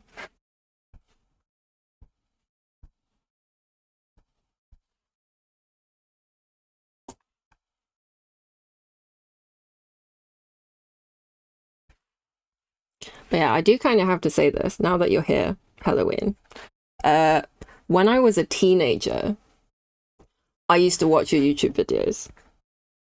Like, this is probably like 16 years ago at this point. Me and my best friend, we would watch your like Let's Play videos. Oh no, am I gonna turn to dust? Maybe, I don't know.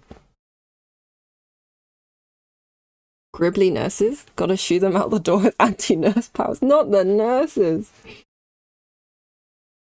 But yeah, so I'm kind of nerding out, freaking out a little bit that you're here. So I'm sorry if I'm really weird to you. I'm one of those fans.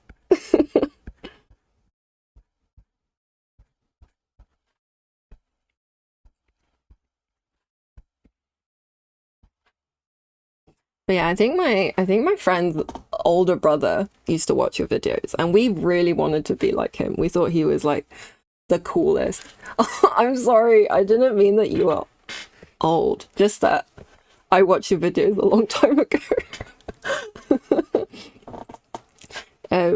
But yeah, we were like, oh, we thought her brother was cool, and we all wanted to be like her brother, her gamer brother. And he watched your videos, and we were like, we want to watch your videos too. Oh no, I'm sorry. I'm so sorry for making you feel so old. I'm sure you're not old. You're like eternally young. I don't feel like your voice has changed that much. So in that sense, you're eternal.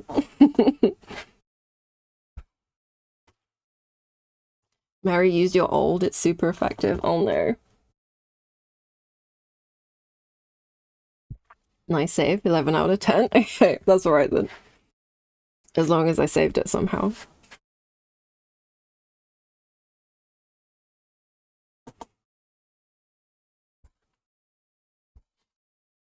Okay, I think I want to fix some of his gnarly skin.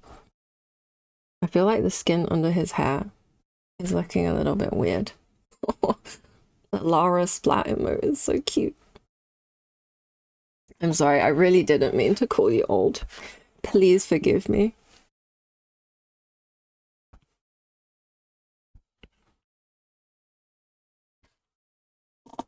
Well, to be honest though, whenever I hear your voice like on stream and stuff, it's actually so nostalgic. It's it's crazy.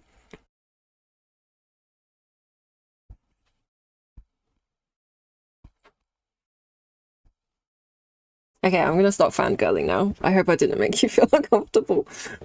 Thank you so much for turning up. I hope I haven't scared you away.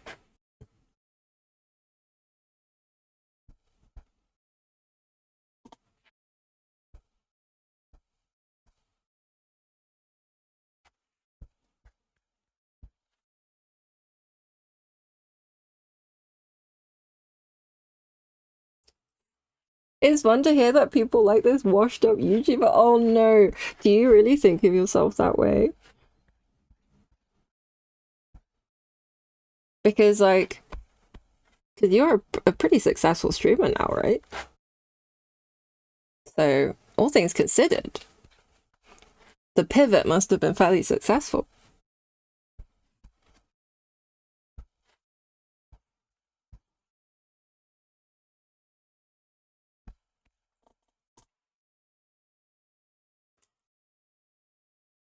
Not canon.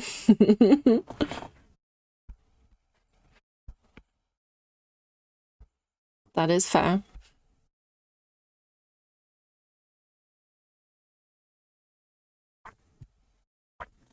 I really like miss Let's Play format on YouTube. How did I get into the art? I was a massive weeb as a teenager. Probably unsurprisingly, if you look at my art, it's probably almost definitely anime inspired. But yeah, when I was like 15 or 14 maybe, I got really into Vampire Knight. And then I got into Inuyasha. And I remember at the time, my parents had this internet package. This is gonna really date me, I think. My parents had this internet package where you could only download like a certain amount of gigs per month, right? It was back in those days, and they'd gone out to like visit their friends for a whole day, and I was like, well, what if I just watch a couple of episodes of Inuyasha? And like, I don't know how much you know about Inuyasha, but there's like hundreds of episodes probably. And I sat there for the entire day and I watched Inuyasha. And I massively overran the internet. The internet download limit. My parents were so mad at me.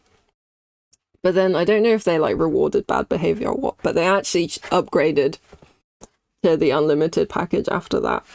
Presumably because I spent so much on the internet bill, they couldn't handle it anymore. Yeah, so I got really into anime, and I was a sucker for the ones that looked nice. And you know, I started doing what all baby weebs do.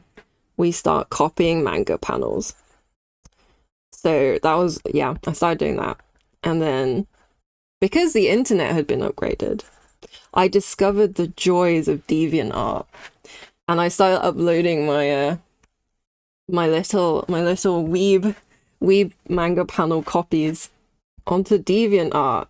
I learned what a furry was at that point as well. And yeah, and I guess the rest is history. That was when I really started getting into drawing. I saw people doing digital art and I was like, oh my god, wait, you can actually draw those with your hands?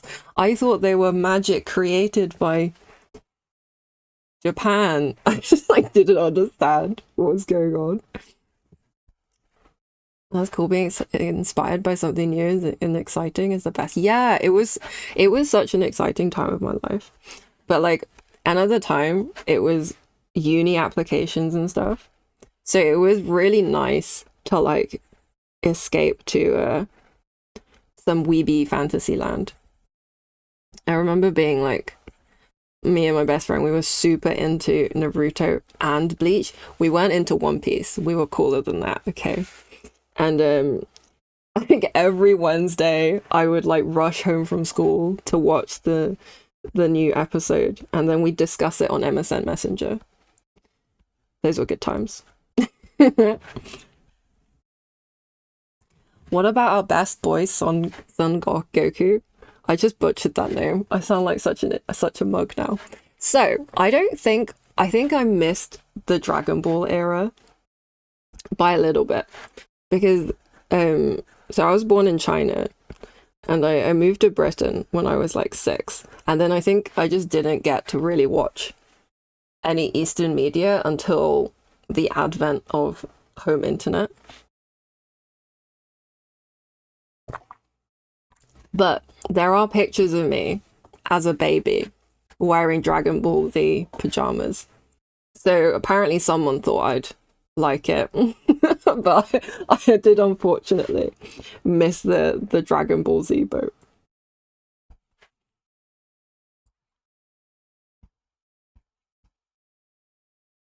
I was like mad into Card Captor Sakura though. Yeah, there's literally like, I was like a really chubby baby.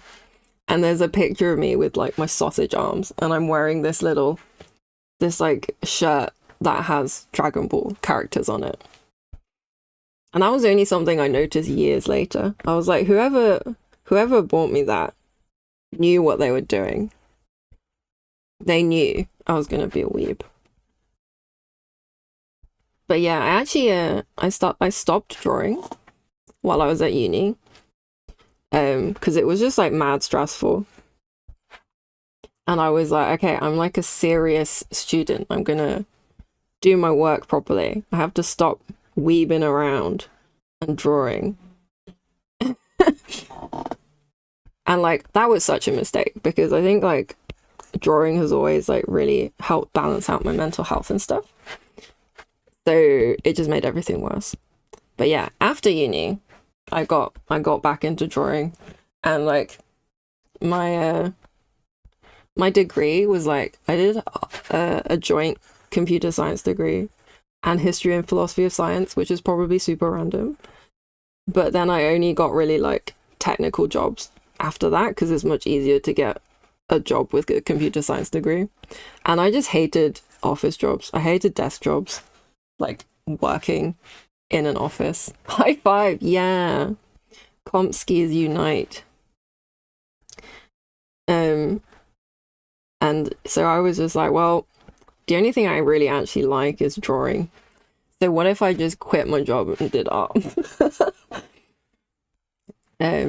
But yeah, so I've done that like a few times over my life where like I get like a technical job for like a software company and then I'm like, I hate life.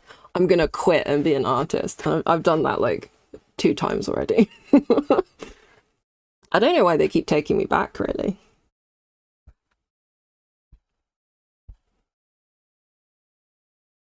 Yeah, that is my artist origin story.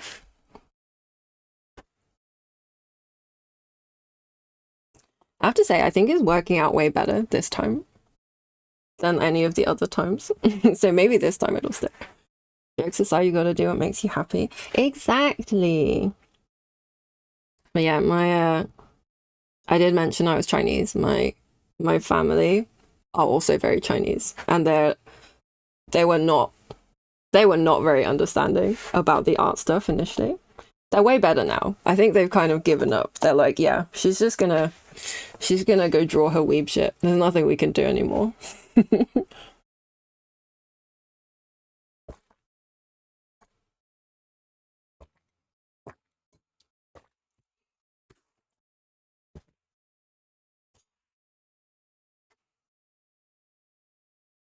Okay, I think we can merge that layer down.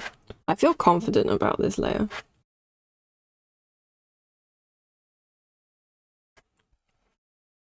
How did you get into YouTubing, Halloween, if you don't mind me asking?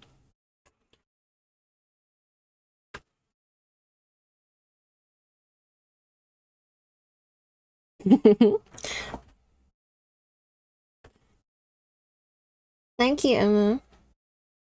I hope your PC stuff fits. Works out okay. I watched a very Scottish man ramble on about Hitman Blood Money. Oh. And thought I can rip this man off totally no problem. Wait, the Scottish part specifically or some?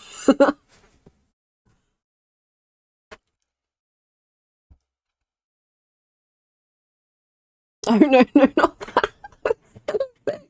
Oh my gosh. He would have shanked you. And maybe he'd have been entitled to do so.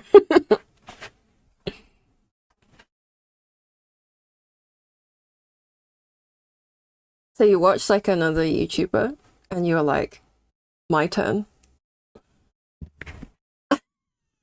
Yes, exactly. I am not gonna try and imitate a Scottish accent. I think that would go down poorly.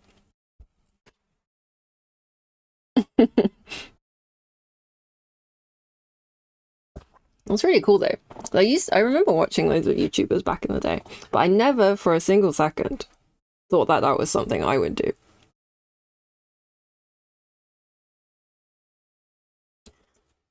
So you tried to do Alice, like the American McGee games. I think I remember watching you play those. I then played it myself and like became a gamer.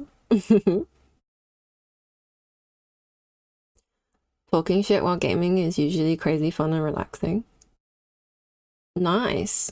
It seemed really difficult because you were playing like all these, well, what I thought were quite stressful looking horror games. And you always seem pretty relaxed, to be fair.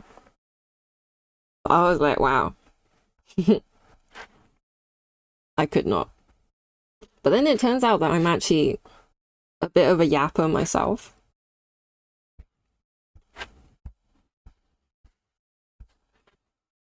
I'm definitely like an easily stressed gamer though. I would like, you get the controller clench. I don't know if you do. You might be beyond that by now. But yeah, when I would play Elden Ring, my hands would just like I would get so tense and I would just like clutch the fuck out of my controller.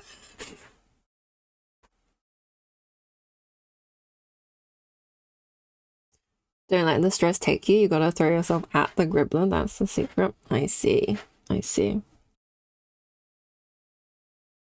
Yeah, I think for ages, being like a girl gamer really mentally affected me. So I felt like I had to be good at all the games I played because I'm female, which is kind of messed up. But I mean, I think that's kind of what growing up in the 90s does to people, I feel like.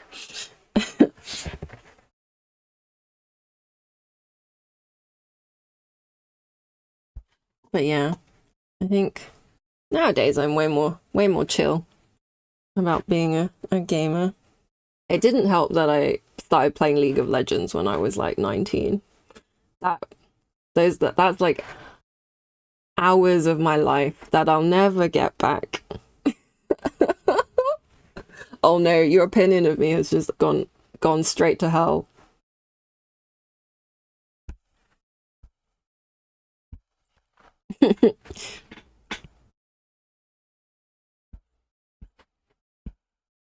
You also play ton. Oh dear.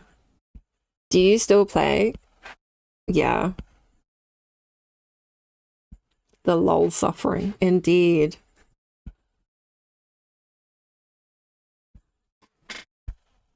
So I think I had a slightly more chill league time than most because as soon as ARAM came out, I basically just swapped to being an ARAM main. And in my opinion, that was way more chill than Rift.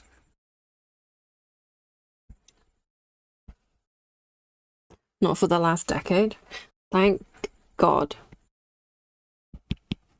for you. Yeah, when did I quit? I think I quit a couple of years ago now. I have so much more health and mental. Wait, so much more mental health and time now. My opinion is League is so fun, but only when you're in a 5 stack. If you're not 5 stacking, is miserable. Yeah, B still plays League. She's still in the cult.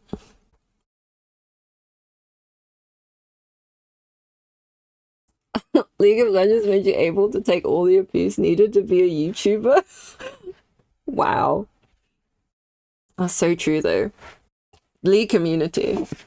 Shockingly toxic.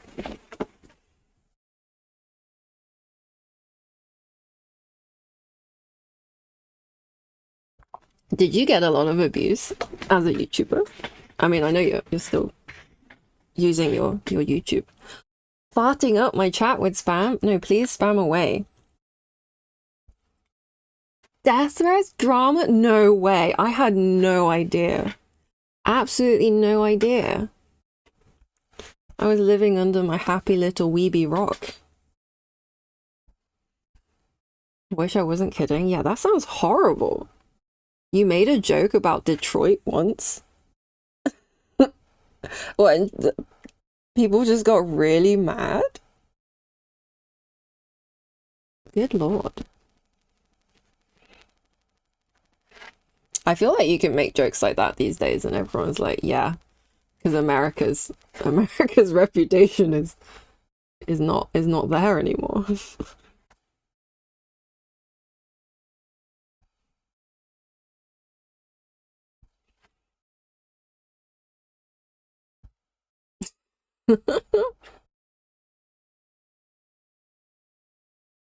And it's all right.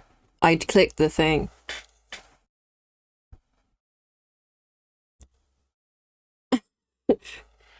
These are being added as permitted terms though, so I don't know if I'm gonna regret that. I'm still a bit of a noob. It's alright. Emma will sort me out later, probably. I'll just be in her DMs like, save me. I've got too many rude words on my permitted list.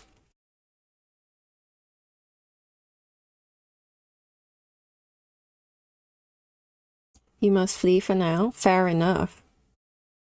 Yeah, thank you so much for following and chatting. It has been definitely one on the bucket list. Thank you so much.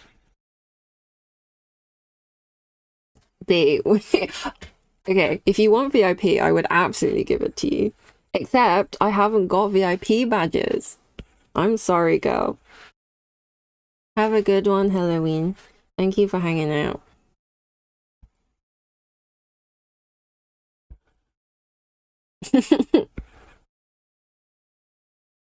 Yeah, I haven't got the numbers to unlock the VIP badges. I think I need like 50 followers.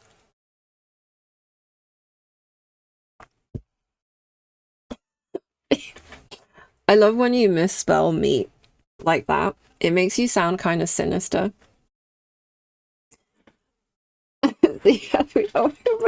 Yeah.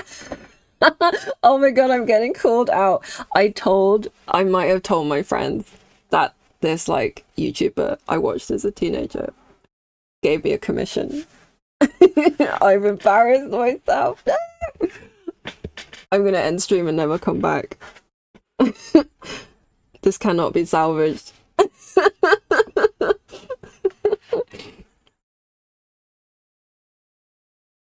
B, I love you, but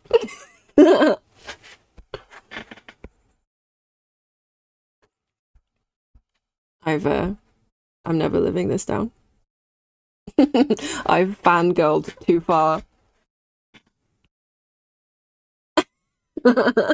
It's okay. You didn't mess up. I was gonna say at some point that I might have like messaged my friends being like, this YouTuber gave me a commission and I'm so happy. Because I am very happy. Thank you, Halloween. Please don't think I'm creepy.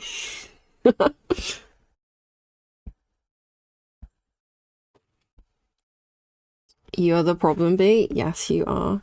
I still love you. It's okay. You're excited for it. Thank you. I'm so glad I haven't weirded you out enough yet. You flee. Okay. Bye bye bye bye. Thank you.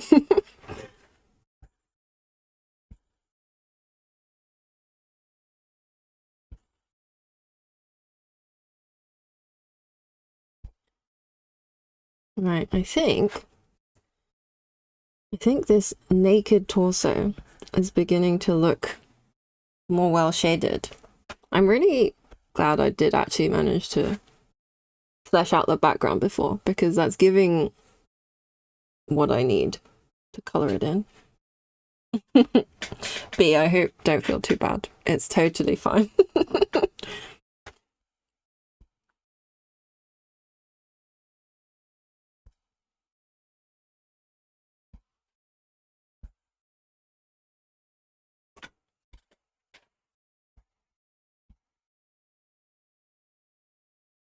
I think that arm might be too dark.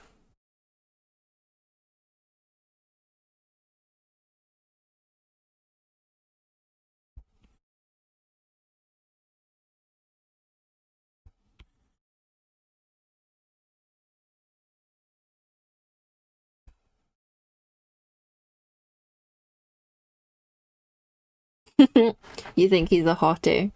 I'm glad. You would know, because you're also a hottie.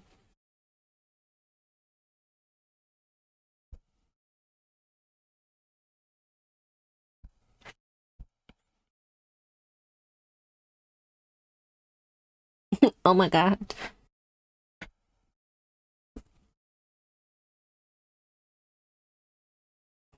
I'm such a hot cam girly. Hell yeah. Get it, B.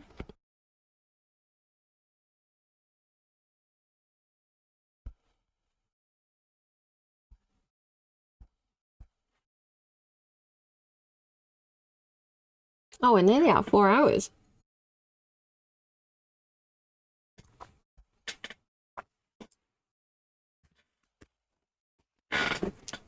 I think I will go on a little bit longer though, because your PC lives! Oh my gosh, yay! Good job, Emma. What was the problem?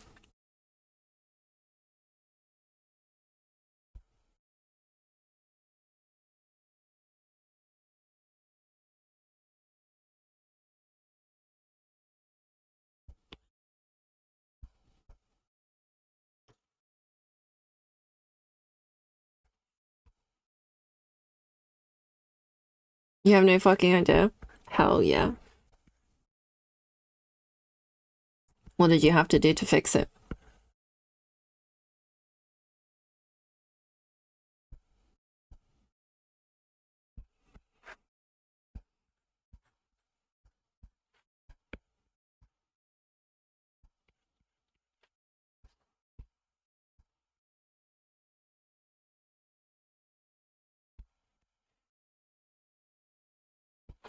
I'm glad it's fixed now though. It's always stressful when your PC is like, doesn't want to work. You unplug the GPU, took out a cable from the PSU to the motherboard, clean the GPU slot, and put the GPU back in. And that fixed it? I mean, I'd be surprised too that it would just randomly, I guess, jiggle itself.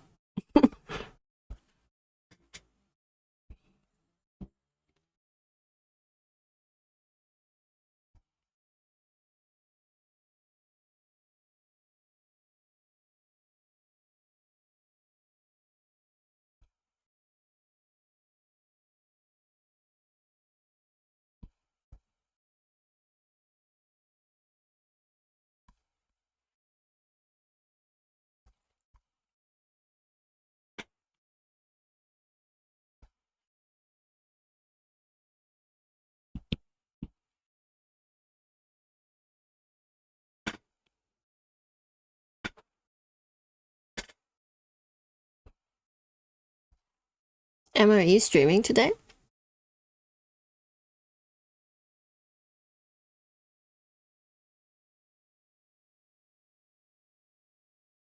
Because if you are, I'm really glad that it was fixed before your stream.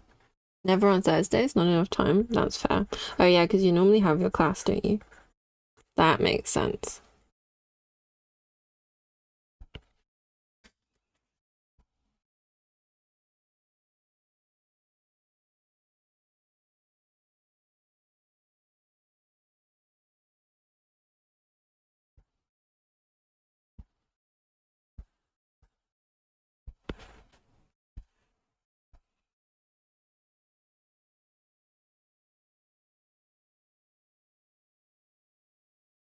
You stream the evenings before you work from home or you don't work, then you can stay up later. That's fair. I need to make a schedule for my stream actually. Because I'm like, I think some more predictability would be good. I mean, probably for growth, but definitely just for my life. That's always good.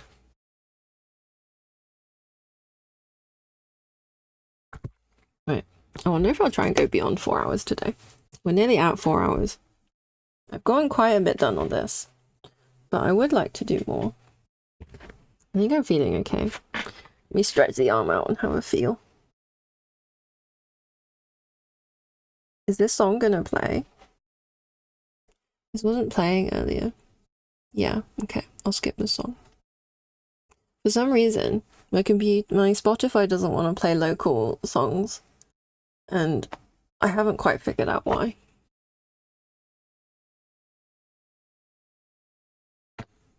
So no Mando Pop today. Sadly. Gonna lurk a bit, have fun. See you later. Enjoy your lurk.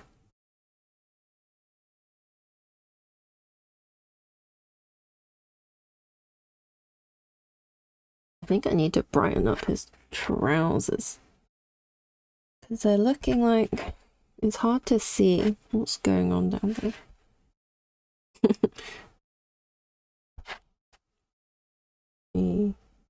The robe makes it look very dark.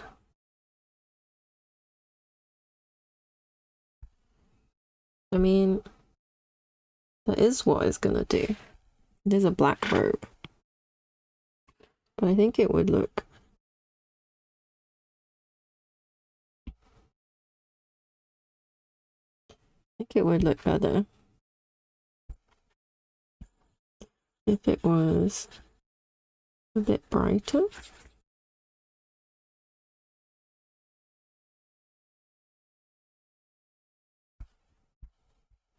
Yeah, I think I like that. I don't have to reinvent the wheel though. I can just adjust the brightness.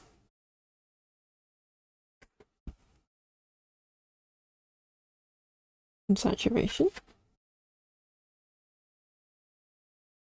Saturation probably doesn't make any difference.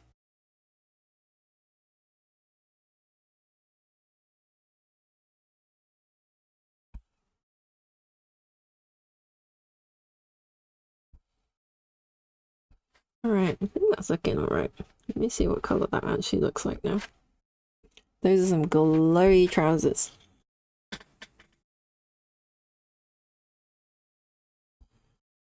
Let's make that a bit brighter. Hopefully that will show through the robe.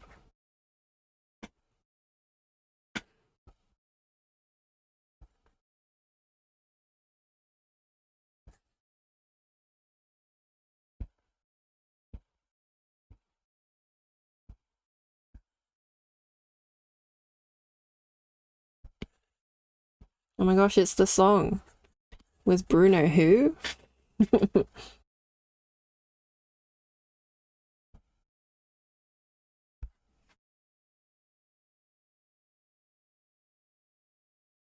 It's a really dark colour.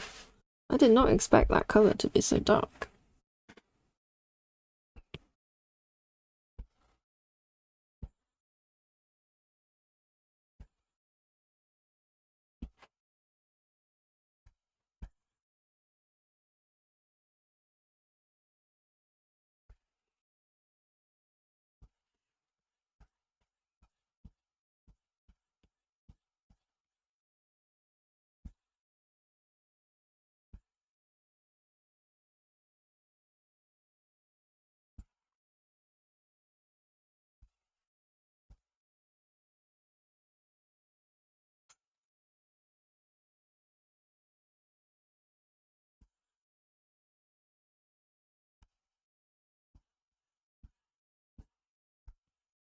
I was like so rude about Bruno Mars, but I actually really like his part in this song.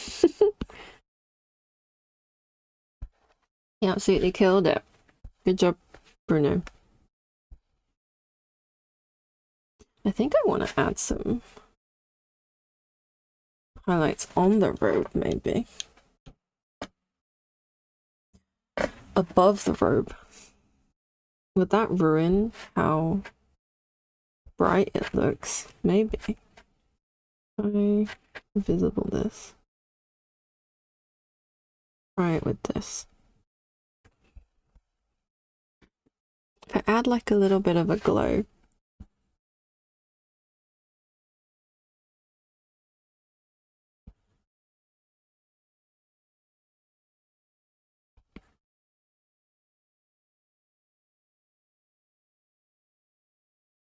Yeah, I like that. I think that makes it look a bit more poppin'.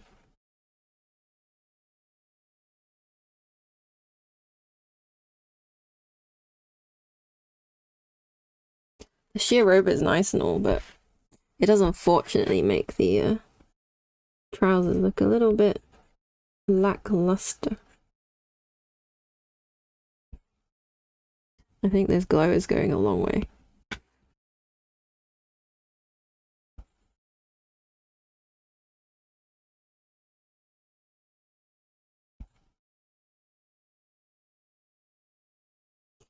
Right, we have surpassed 4 hours.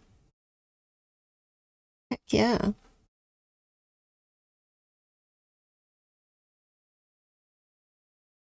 That is my second 4-hour stream, or 4-hour plus stream.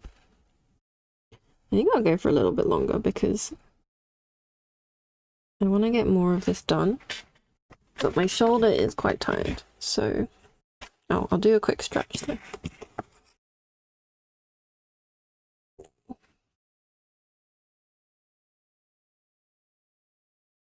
Yeah, I think this torso is looking okay.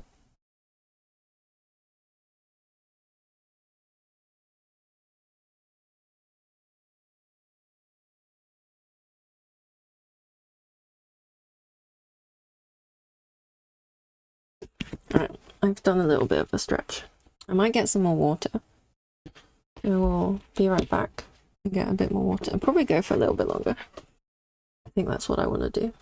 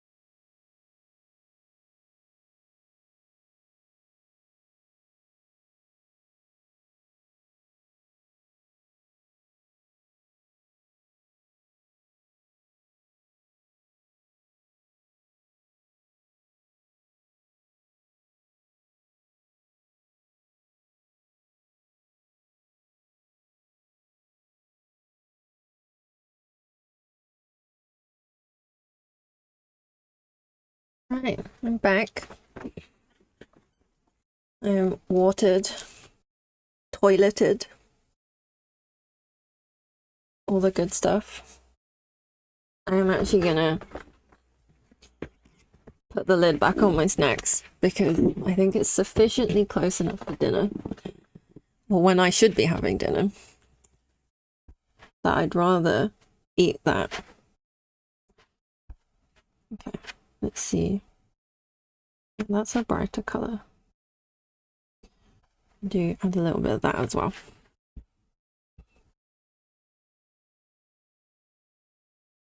I think my voice is holding up pretty well today.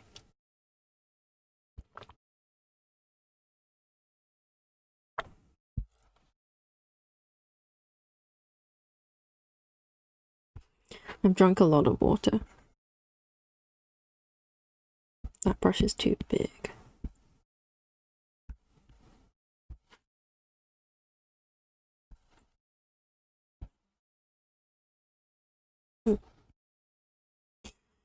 wonder if this is maybe becoming too much glow. Yeah, I think I like that. I think bringing the red out is good. Oh, my Apple Pencil's crying again. Oh, I should have remembered to put that on charge. Maybe I'll stick a thing on my desk to remind me.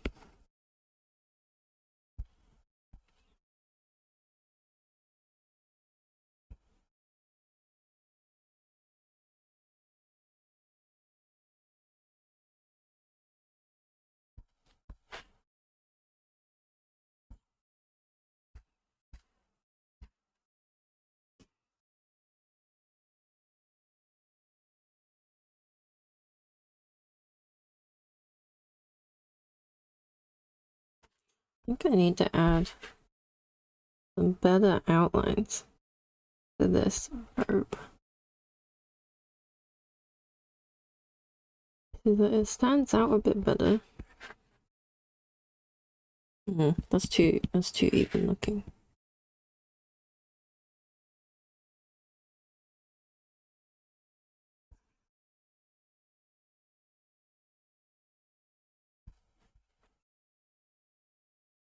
Yeah, I think that looks alright. That looks alright.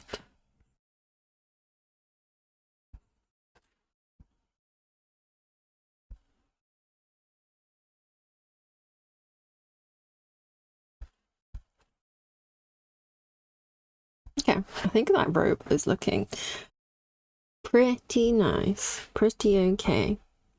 I don't mean to toot my own horn. But it's looking better than I thought it would by this point. Definitely can't complain about that one. Okay, he's got the glowy husky eyes right now. Sadira, welcome back. How was your lunch? Your sushi? Oh, I'm so envious of your sushi. I'm trying to get more of this done before I break for dinner. I am still here. Yes, we've broken the 4-hour mark. I felt like I was being fairly productive, so I wanted to do a little bit more. Your sushi was delicious. Hell yeah. I haven't had sushi in a while, actually. It's always a hit.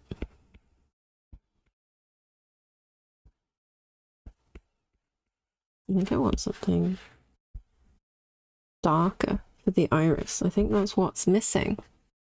Yeah, I've put the lid on my snacks. I've banned myself from the snacks because I don't want to ruin my dinner.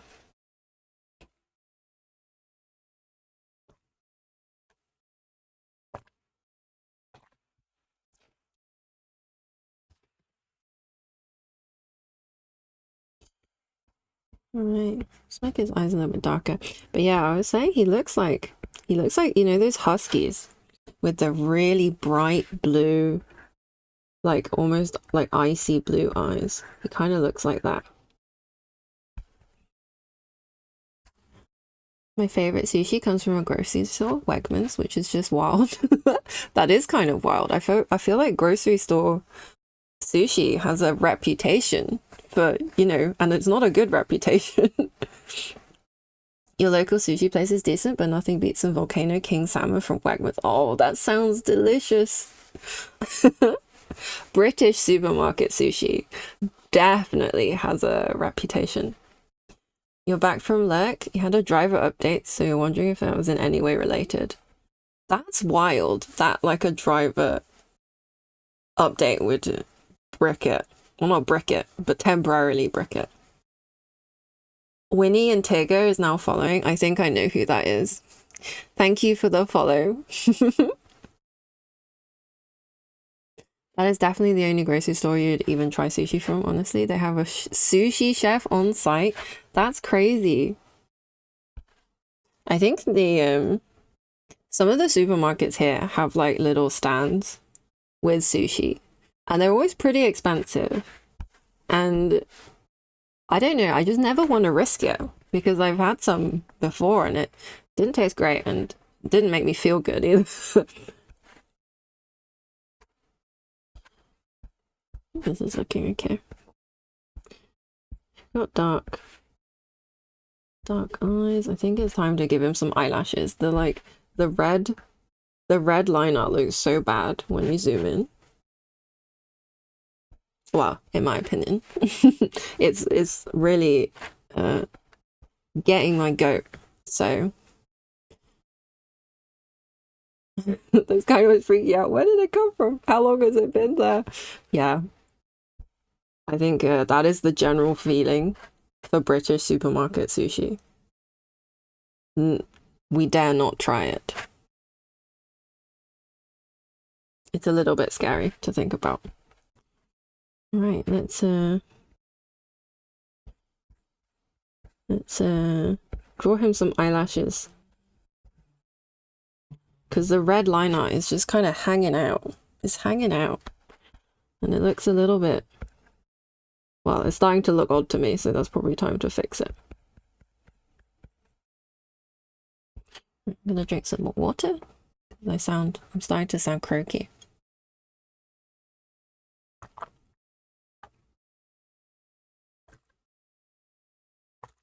What sushi places do we have here?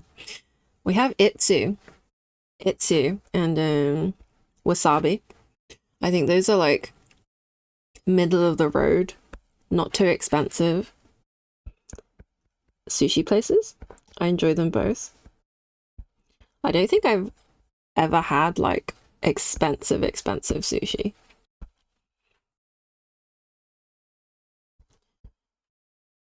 I'm sure it's lovely.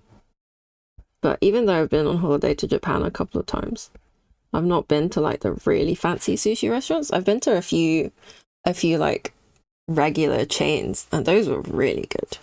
I even went to one which had like the little conveyor belt trains. They had tiny little trains that would come up to your table and serve you plates of sushi. And every table had this iPad, and you could play mini games with it between ordering. And I won this little like gold sushi keychain. I still have it. It's one of my prized possessions. I won that, God, probably like 10 years ago now. And yeah, I still have it. I'm very proud of it. Sushi can be so expensive. You've had it in New York City and it was divine, but oh yeah. Yeah, see, I feel like, you know, what I don't know can't hurt me. I know I like cheap sushi. Well, I say cheap, it's just, I guess it's mid-budget sushi. And I'm quite happy eating it. So, you know, I don't feel like I'm missing anything.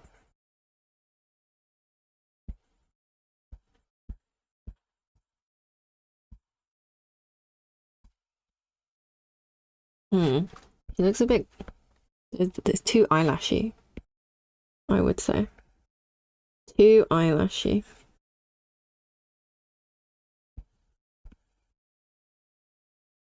It looks like I took him to the lash extension salon. That's too much. Nobody needs to be spending hundreds of dollars on one damn meal. I'll take my $11 sushi. Exactly. I feel the same.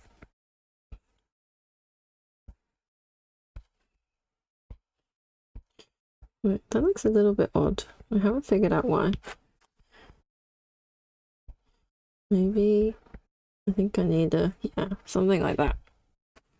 Oh, kind of overshot there.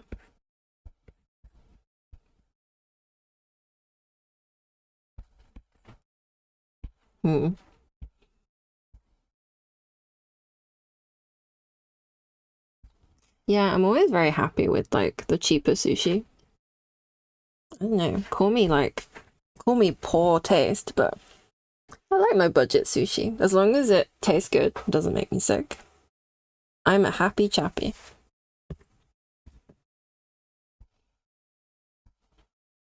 Exactly, yeah.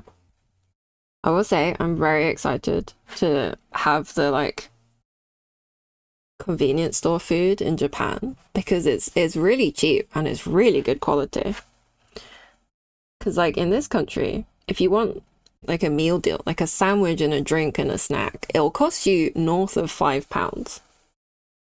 And in Japan, it's like a fraction of that price. Say £5. That's probably like low. Food are getting very expensive in this country these days.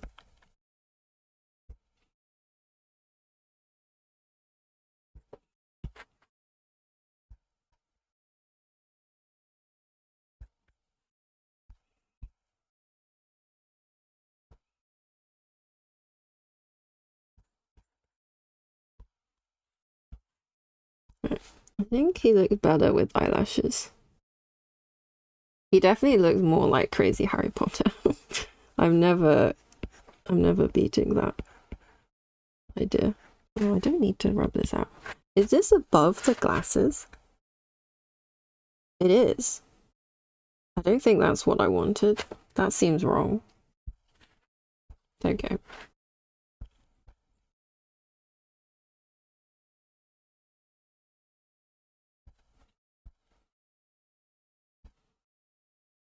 Right, let's do his eyebrows. Well, I need to do that over the liner. Let's leave that for now. Let's shade in. Let's give him some eyeshadow.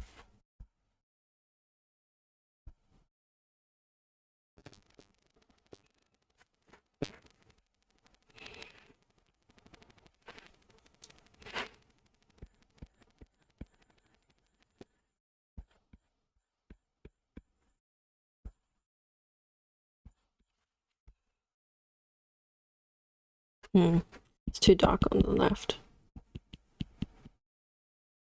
Let's go for this.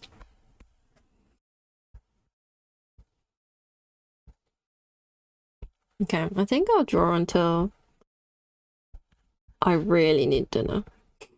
I mean, I'm kind of hungry now already. I've been hungry like all afternoon probably, but I think I'll draw until it's definitely dinner time, and then I'll call it. The macadamias wore off. They did. I also put them away. I put the lid on. I was like, no more. I gotta save myself for dinner. Even fast food is like $10 to $12 for a meal. Yeah, it's so expensive. Aw, thank you for spending time with me while I've been drawing. It's really nice to have company to yap to while I draw. I think like I'm also like shockingly more productive while I'm streaming than when I'm not. I think I get like distracted, or I get a bit like bored or lonely, and then the productivity just tanks. I got the Stream Buff DLC. I did. But yeah, I probably draw like 3 times faster on stream. Thank you for following. Yeah, I think I draw like 3 times faster on stream than I do normally.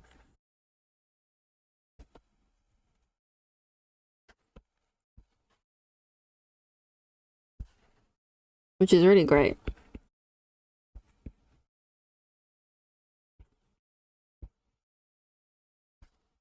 Oh, his ear looks too dark. That looks like I poured tar in his ear or something. Can't have that. I think I need to do some of that. What is it called? I forgot what it's called. When like the light shines through your skin. They're called like ocular diffusion or something. The words have completely escaped me.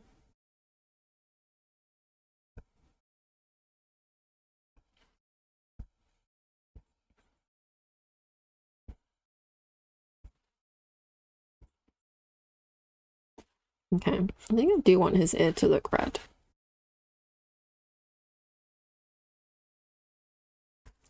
I definitely need the inside of his ear to look darker.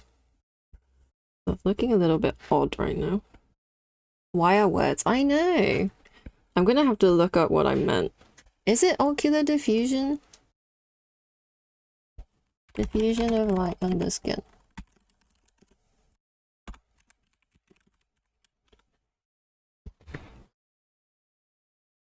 Light diffusion. What is it called when light? Subsurface scattering. That's the one I wanted.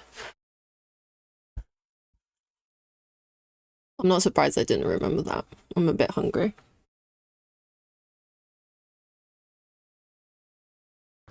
I'll try and appease my stomach with water.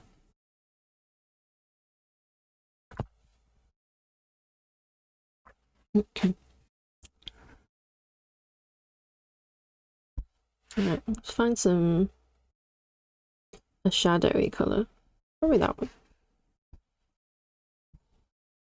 I kind of like when you've already established like the dark colors on the palette of the color that you're doing, because then you can just kind of color pick if you want to fix something.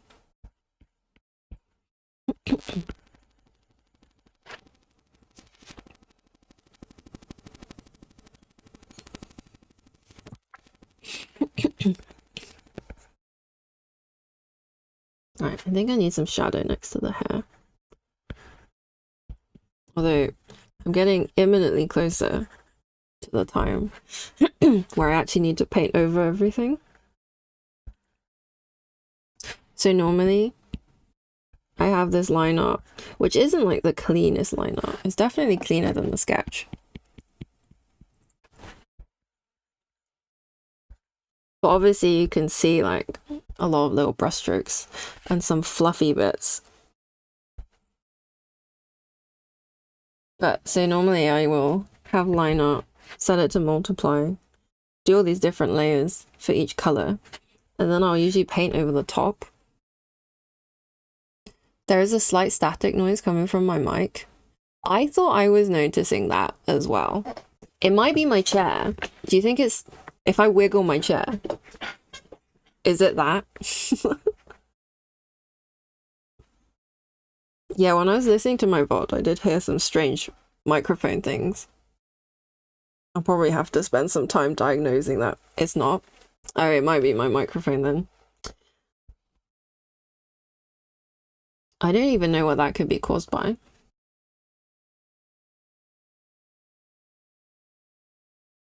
I'm sure someone on the internet will know and help accordingly. 10%. Okay. It might be time to stop if my Apple Pencil is It seems almost in sync with the music. Now that would be weird. That would be really weird. Okay, I'm gonna put my Apple Pencil on to charge. And then I will do a little stretching. I don't think I can hear it. I wonder where that's coming from. I'll check the VOD later and see if it's in the VOD. I think I didn't notice it yesterday when I was listening back to my VOD to check setup stuff.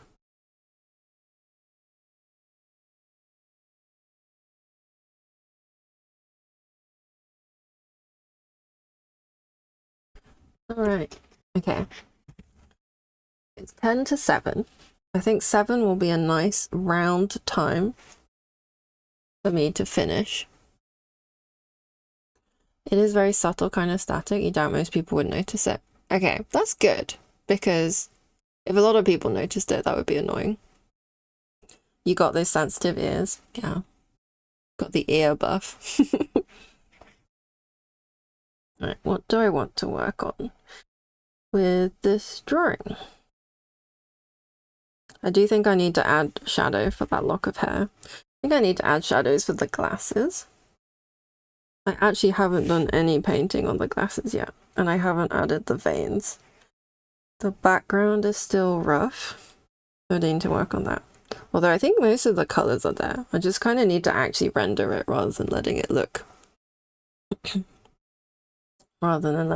like that. I'd rather not have the ear buff considering the implication it has for my ability to function in a noise-ridden society.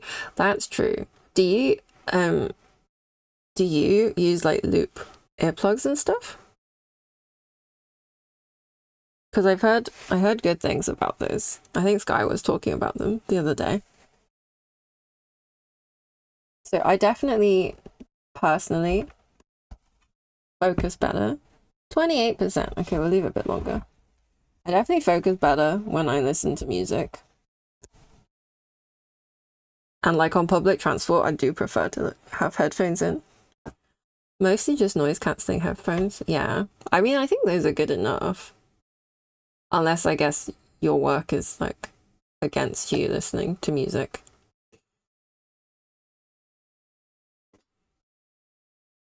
Right. I think that's enough to draw 10 more minutes.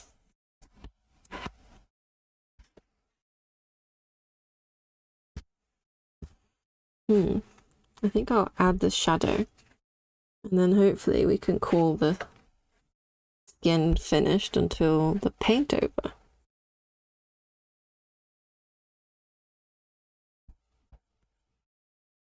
Yeah, I think it turns out painting is still quite slow. All the other stuff is quicker. Or maybe this is still way quicker and I just have a very warped sense of how long painting takes me.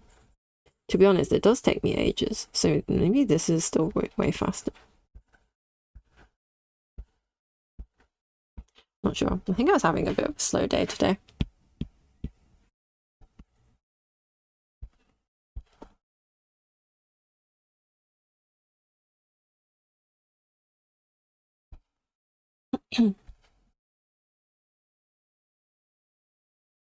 I added a bit of shadow. I think I need to add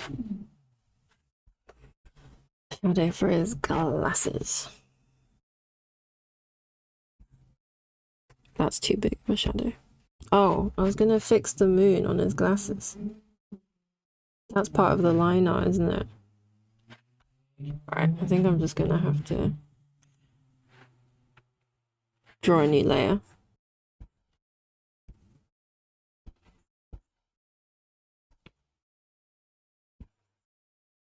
Oh no. Oh no, that went terribly wrong. I forgot that's all one layer.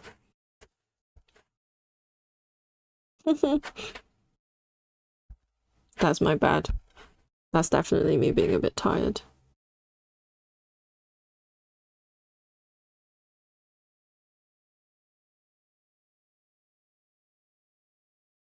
Oh yeah, that was the other thing. I need to note that down so I don't forget about it.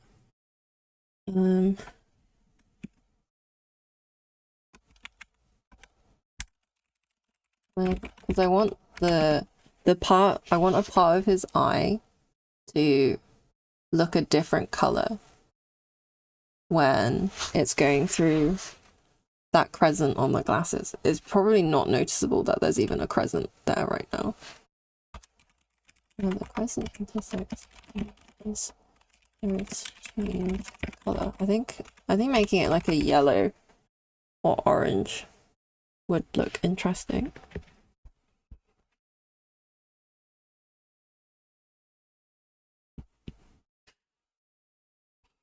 I think we're gonna go for this. Make the crescent more obvious.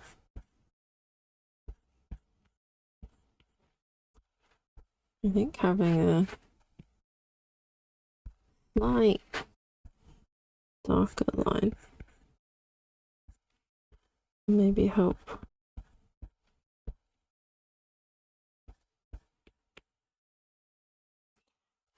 Alright, let's turn back to multiply. That'll probably be easier to see.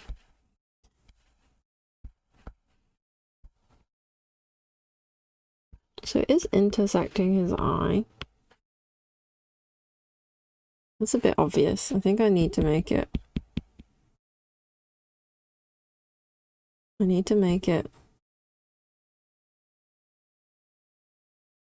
think not cover his iris. His pupil.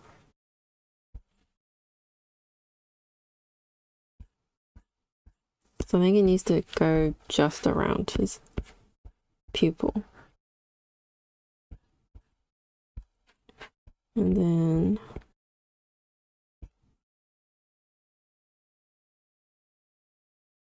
probably do that here.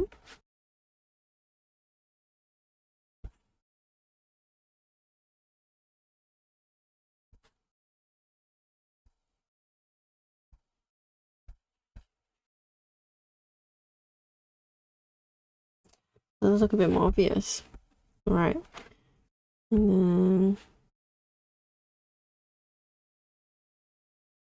I want this line a little bit thinner.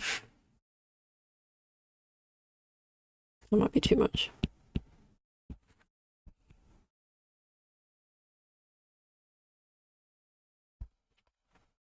All right, I think that's doing it.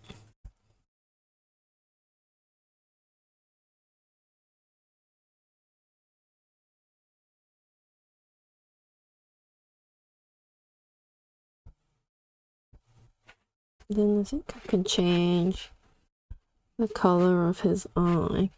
I'll do a new layer.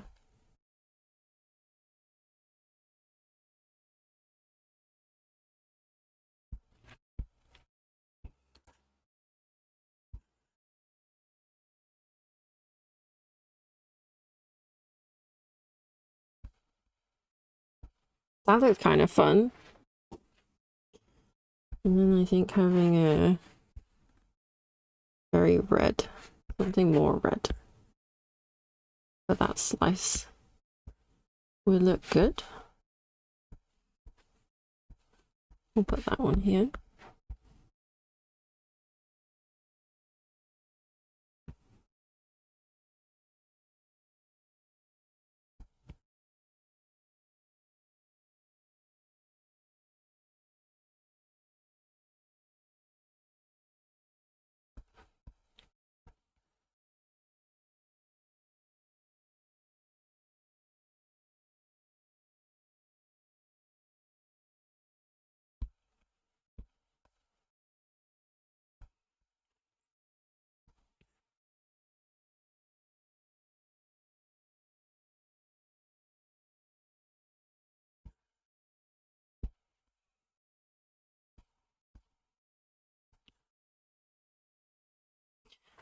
We love a guy with statement glasses.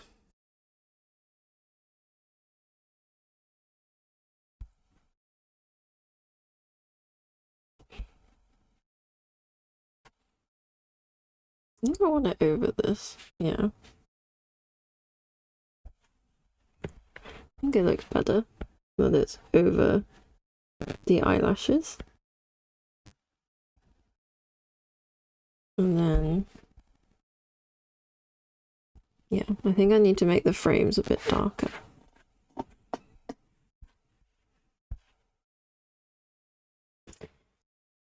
This is looking all right though. Could be a lot worse. Not too shabby.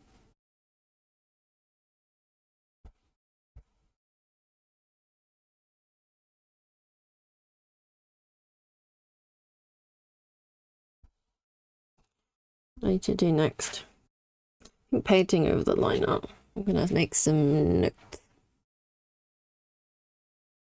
You like this song? I like this song too. Are you a Noah Kahan fan? I mean, I guess you are because you said you love the song. I actually only have a couple of his songs on my playlists, but I feel like all of his music is very listenable too.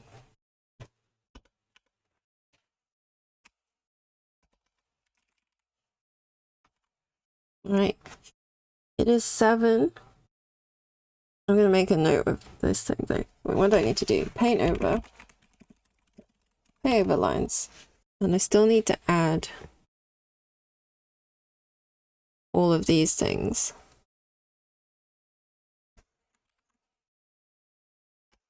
Move them up because some of them I've done. Yeah, okay. Glowing fire veins on arms. I haven't done that yet. You literally just have this one song. That's fair. I think it's his best song. This is definitely my favorite of his songs. Okay, since this is the last What is this layer for? What is this layer for? Is there anything on this layer?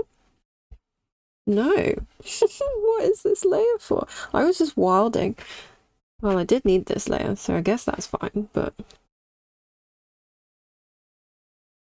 I like the one he did with Post Malone. I think that's a controversial statement to make. Because I don't think it was that crazy. Like, I don't think many people like that one. I know Mike didn't like that one.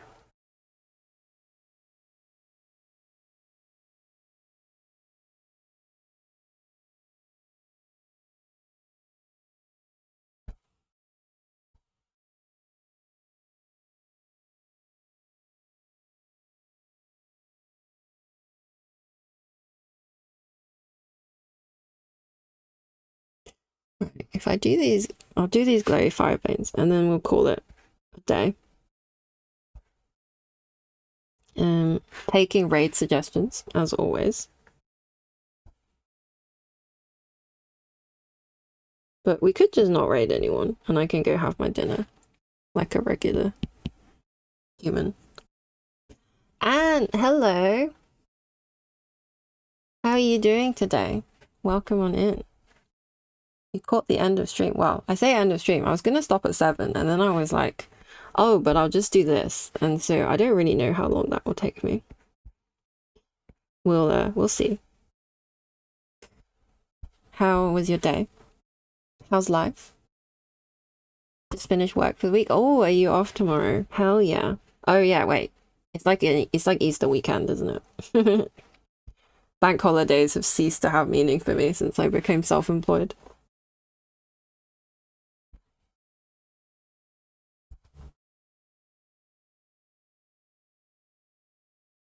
Okay, I definitely can't see anything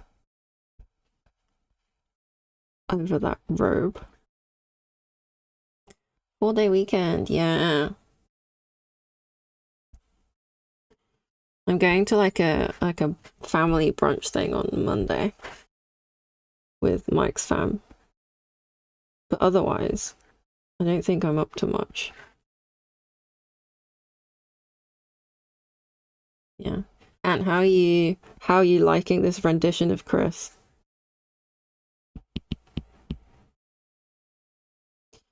Enjoy, thank you. We had to like pre-order the food and I ordered the big breakfast. I ordered the cooked breakfast because I just love it, you know. You can't go wrong with a full cooked English breakfast.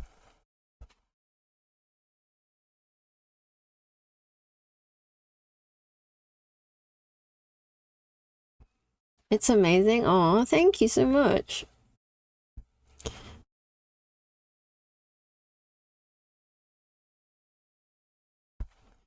He got more like shadowy today. That's basically all I've been doing. Is like rendering his torso.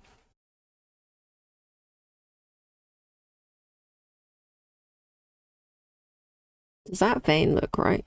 Maybe I should look up a reference. Will admit, I didn't imagine him topless when I could see Yanya's backstory. What do you mean? Why not? No, that's very reasonable. Yeah, when Mike was like, he needs to be buff, I was like, okay. Because I kind of imagined him as like a bit more rakish, I guess. Like skinny and long.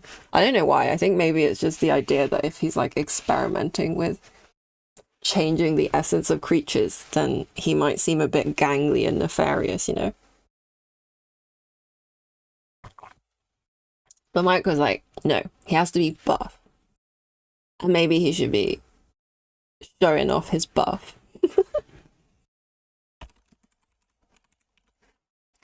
So yeah, I suggested the see-through robe. That was me.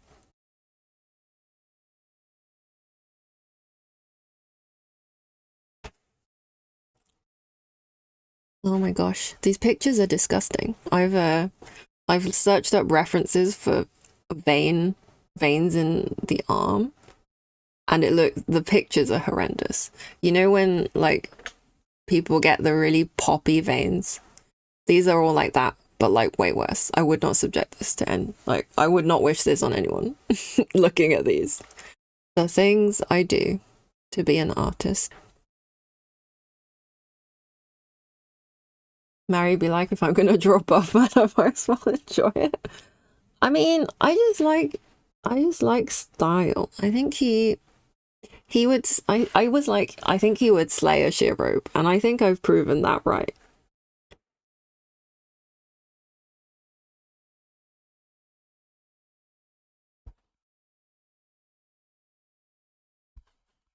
Right, those are some glowy fire veins. That's what we want, I think. Yep.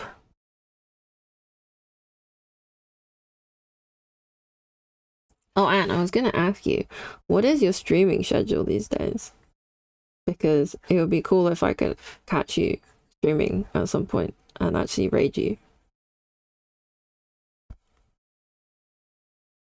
If you don't have one, then that's totally fine. Alright, if I put the robe back, what does that look like? That's pretty dark, isn't it? I think I'll color the veins and then make them, I think I need some red in here. Roughly Thursday night, Sunday afternoon, but you're pretty terrible at sticking to it. I think as long as you have an idea, then... Oh, so will you be streaming later? When do you usually start?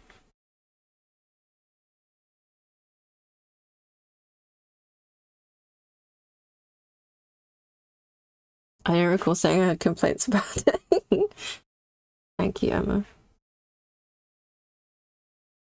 Not this week, streamed yesterday instead of Thursday this week. Oh yes, you did. I was in fact there. Very briefly. I definitely didn't just forget that.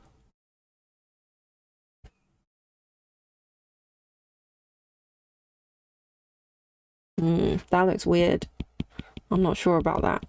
I think it needs to be high saturation.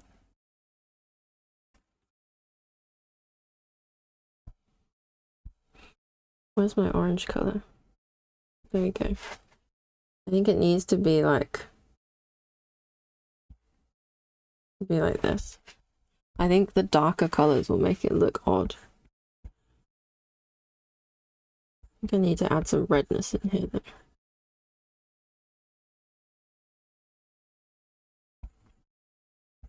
Yeah, I'm still trying to work out a stream schedule. I think because obviously drawing is my full-time job,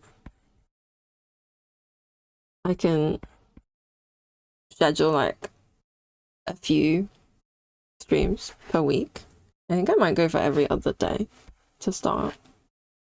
Like 3 times a week, maybe every other day, because I'm really enjoying myself. And I've only just started streaming. This is what, stream 4?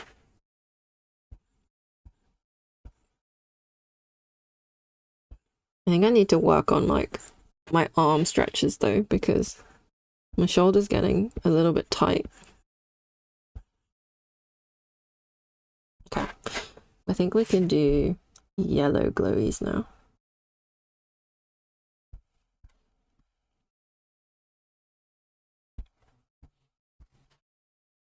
I'm a bit worried about like repeating myself a lot on stream.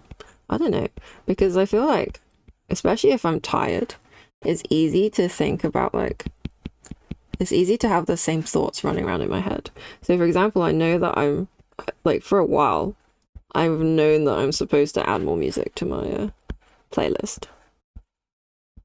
And every time a song I feel like I've already listened to fairly recently comes on, my brain gives that to me again. And I'm like, what if I said that out loud?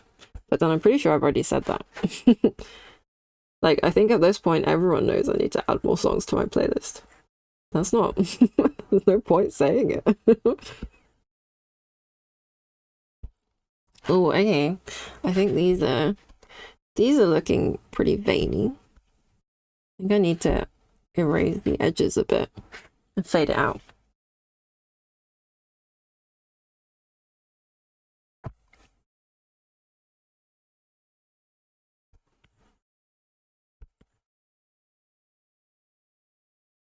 Alright. Is that? I think I like the dotty look better. No rushing allowed. I think little dots make it look more like it's under his skin.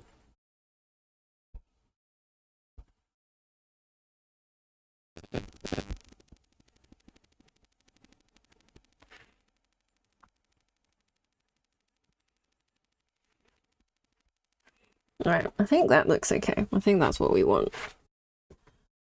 From fiery vein goodness, I guess.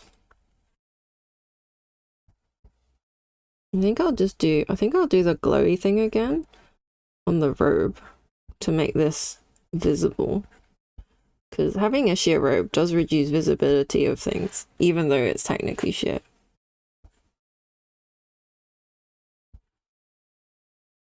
I guess I don't have to be too careful with this though. It's picking up my hand, isn't it? Excuse the menu that flashes up.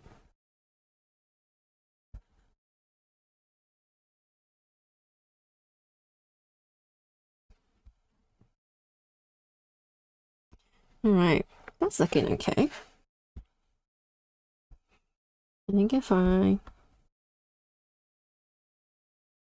maybe do a tiny bit of erasing around there.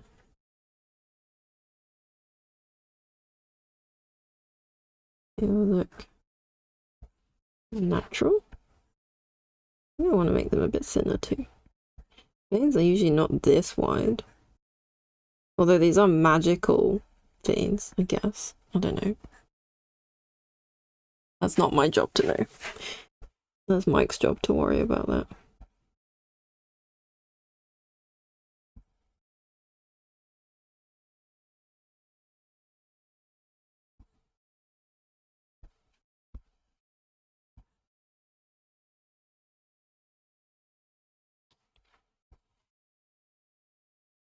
Alright.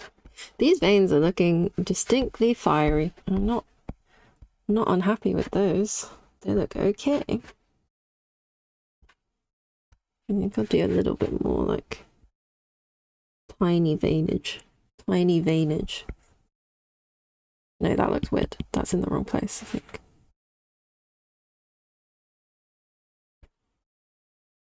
Was that your cat, Emma?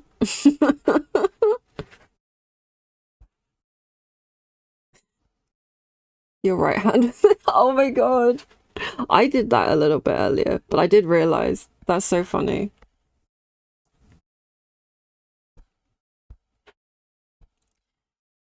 I don't think I'm gonna try and decipher that.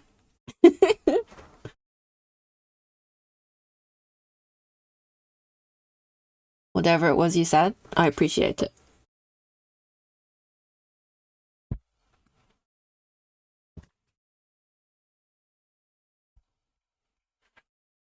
Alright, I think that looks good.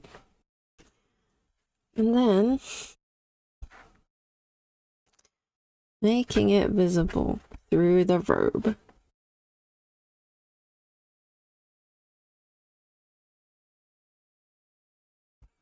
I think if I just do the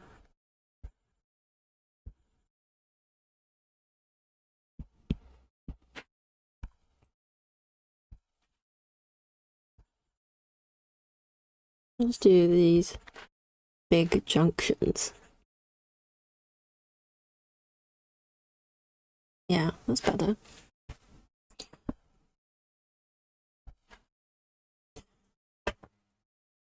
No need to worry too much about repeating yourself, it happens. You even mistyped that. You need professional help. Quite possibly. But we love you anyway.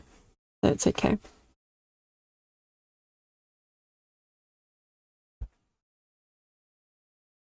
Right, I don't think it should look as bright though, I guess. Do a little bit here. If it looks as bright as the other arm, I think that would be problematic. No, I think that looks alright. That looks alright. Okay. Oh, but now I'm like 8 minutes shy of 5 hours. Wait, I'm what? I'm 8 minutes shy of 5 hours? That's actually insane. That looks good. Thank you, guys. Oh my god, that emote is adorable. Perfect 10. Thank you. Okay. Is there something I can do in 10 minutes that I can do now? Who is she and how is she popping off like this? I don't know. I think I'm addicted to the feeling of like getting so much of my drawing done. It feels so nice to get so much of it done. She's actually just born to be a streamer. Maybe. Wouldn't that be nice? Alright, we're gonna do the glasses a little bit. I said I'd stop and I didn't stop. I'm sorry. I think I want to make the glasses a bit darker because they're looking a little bit too fire engine red right now. I think that's bothering me a little bit.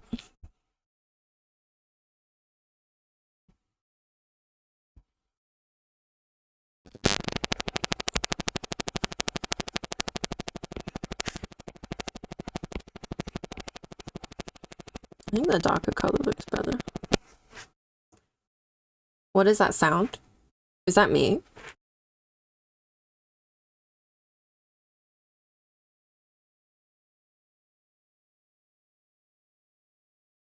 It was? Oh, wait, is it this sound? Hi, B. You're back. You think it was? Wait, no, that's not a new message. That's just Anthony. I'm definitely tired. It might be time to go soon. I just want to finish the glasses. Yeah, so I have this like, I have like a foam armrest, and I wonder if my jumper rubbing against the rest is making a funny sound.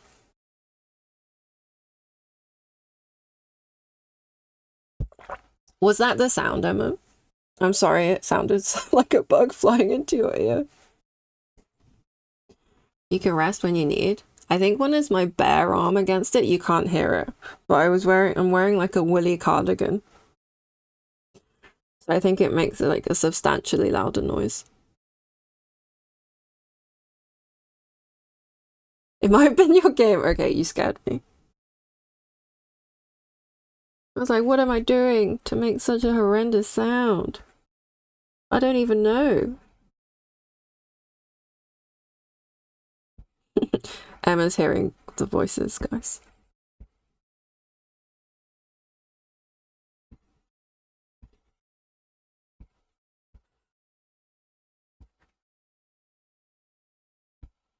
Oh, I love this song.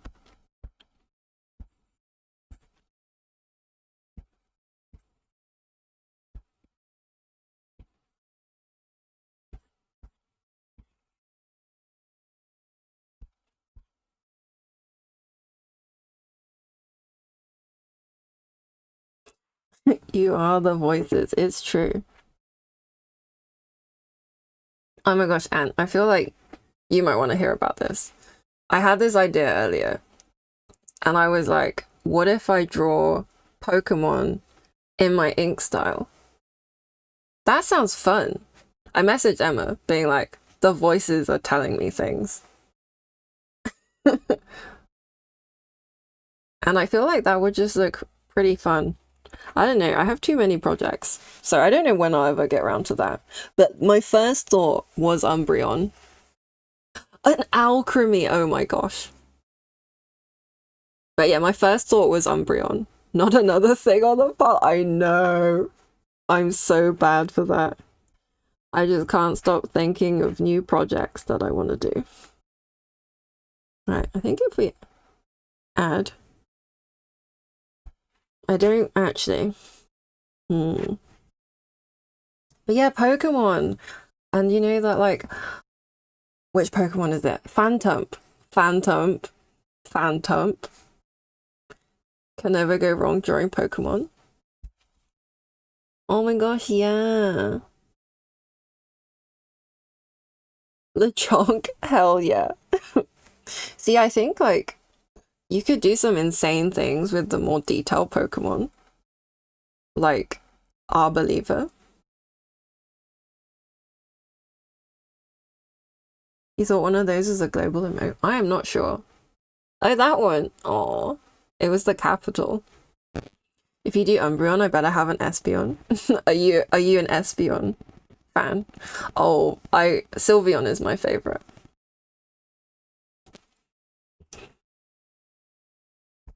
An ink Sylveon.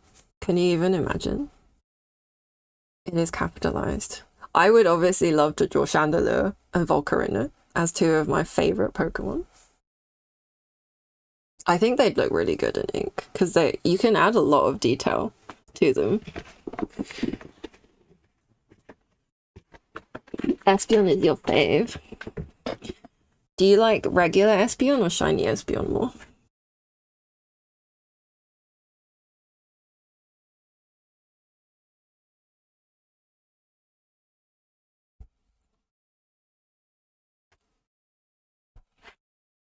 Because I feel like with Sylveon, the shiny and the not shiny both look really good. Oh my gosh, and shiny Umbreon.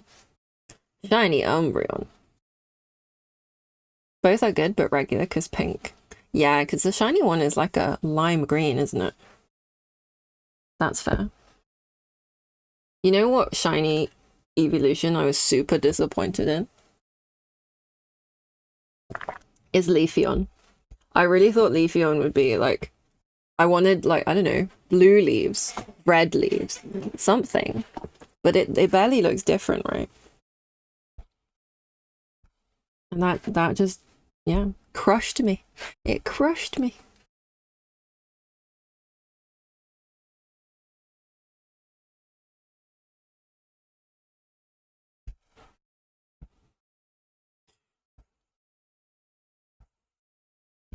Let's make these a little bit darker. I feel like these are sticking out too much. They look weird. Okay, I feel like you guys sound so excited about this Pokemon thing. I feel like I have to do it now. But when? I don't know. That's the question, isn't it?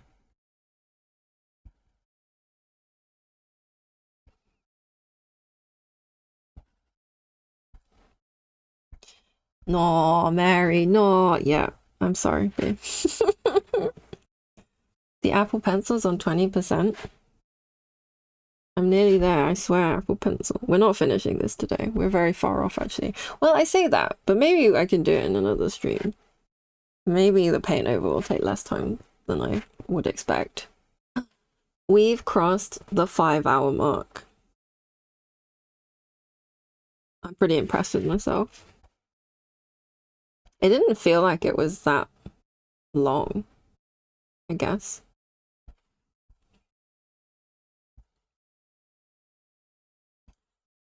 All right.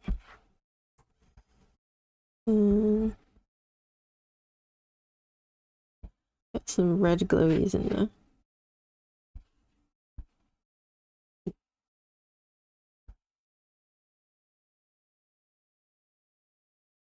That might not be red enough.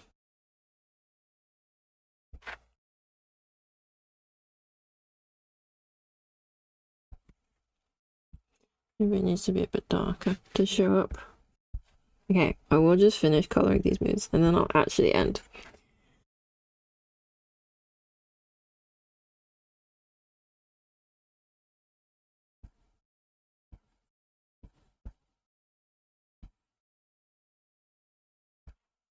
All right.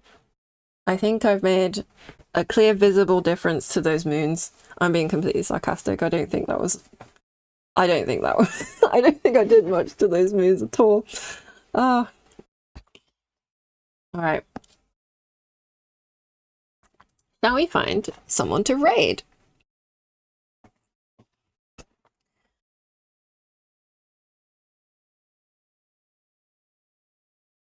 Who shall we raid? Does anyone have any suggestions? Oh, GJ, you're back. Hello. Thank you. I'm pretty pleased with how it's going. Right in time. Yeah, I'm just about to finish because I have exceeded 5 hours for the first time. We made a nice amount of progress, I think. I think next time I need to do the background. I need to do his glasses and his paint over. How are you feeling after 5 hours? I feel good. I'm feeling hungry, but I feel like I started stream hungry, which is maybe a bad idea. I don't think I'll do that again. I think I'll eat a bigger meal before I start streaming next time. My shoulder feels a little bit tight, so I think that's probably the only bad part. I'm feeling happy with the progress I made. So yeah, all good. Oh, this is such a banger song as well. Yeah, I'll probably be going to have some dinner. And let's raid someone. Raid channel. Who should I raid? Does anyone have any suggestions? Oh, there are some suggestions. Lovely to hear. Thank you.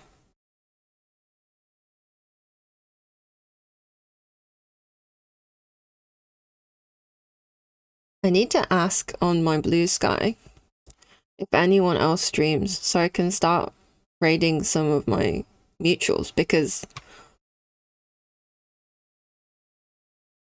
I'm not entirely sure who any of these people are.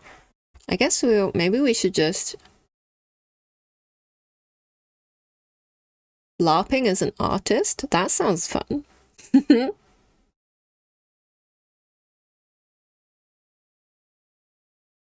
Cookie Hannah working on arm toggles. They're making a VTuber. Drawing zine stuff. I might pick like a smaller channel. Okay. Is it weird to raid someone you've never spoken to before? I'm hoping it's not, because that's what I'm about to do. Nah, is that normal?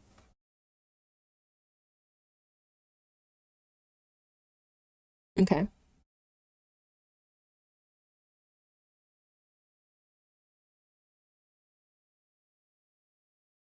Let's go for it. Let's go for the VTuber one. Alright. Emma, what did you say about when to click the start raid button so you don't cut yourself off? Okay. In the meantime, join our Discord if you haven't already. Wait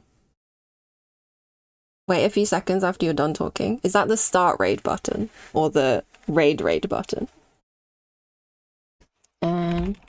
My comms are open, although there are currently 5 in the queue, so it will be a while to get around to them. Thank you so much for hanging out with me. The one that sends people off. Oh, the second part? Yeah, okay, I understand now. Okay, we're gonna raid Cookie Hannah. I've never met them before. Oh, raid message.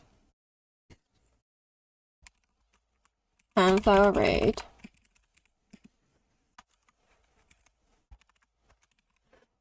We're gonna do some emojis. Okay. I should save this. First time to my stream. Yeah, thank you for joining, Winnie and Tigger. It's been lovely. Hope you had a good time. How far raid?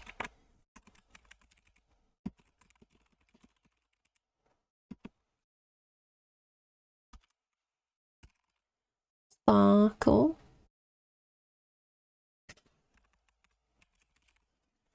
And a little tulip. Okay. Here we go. Here's a raid message.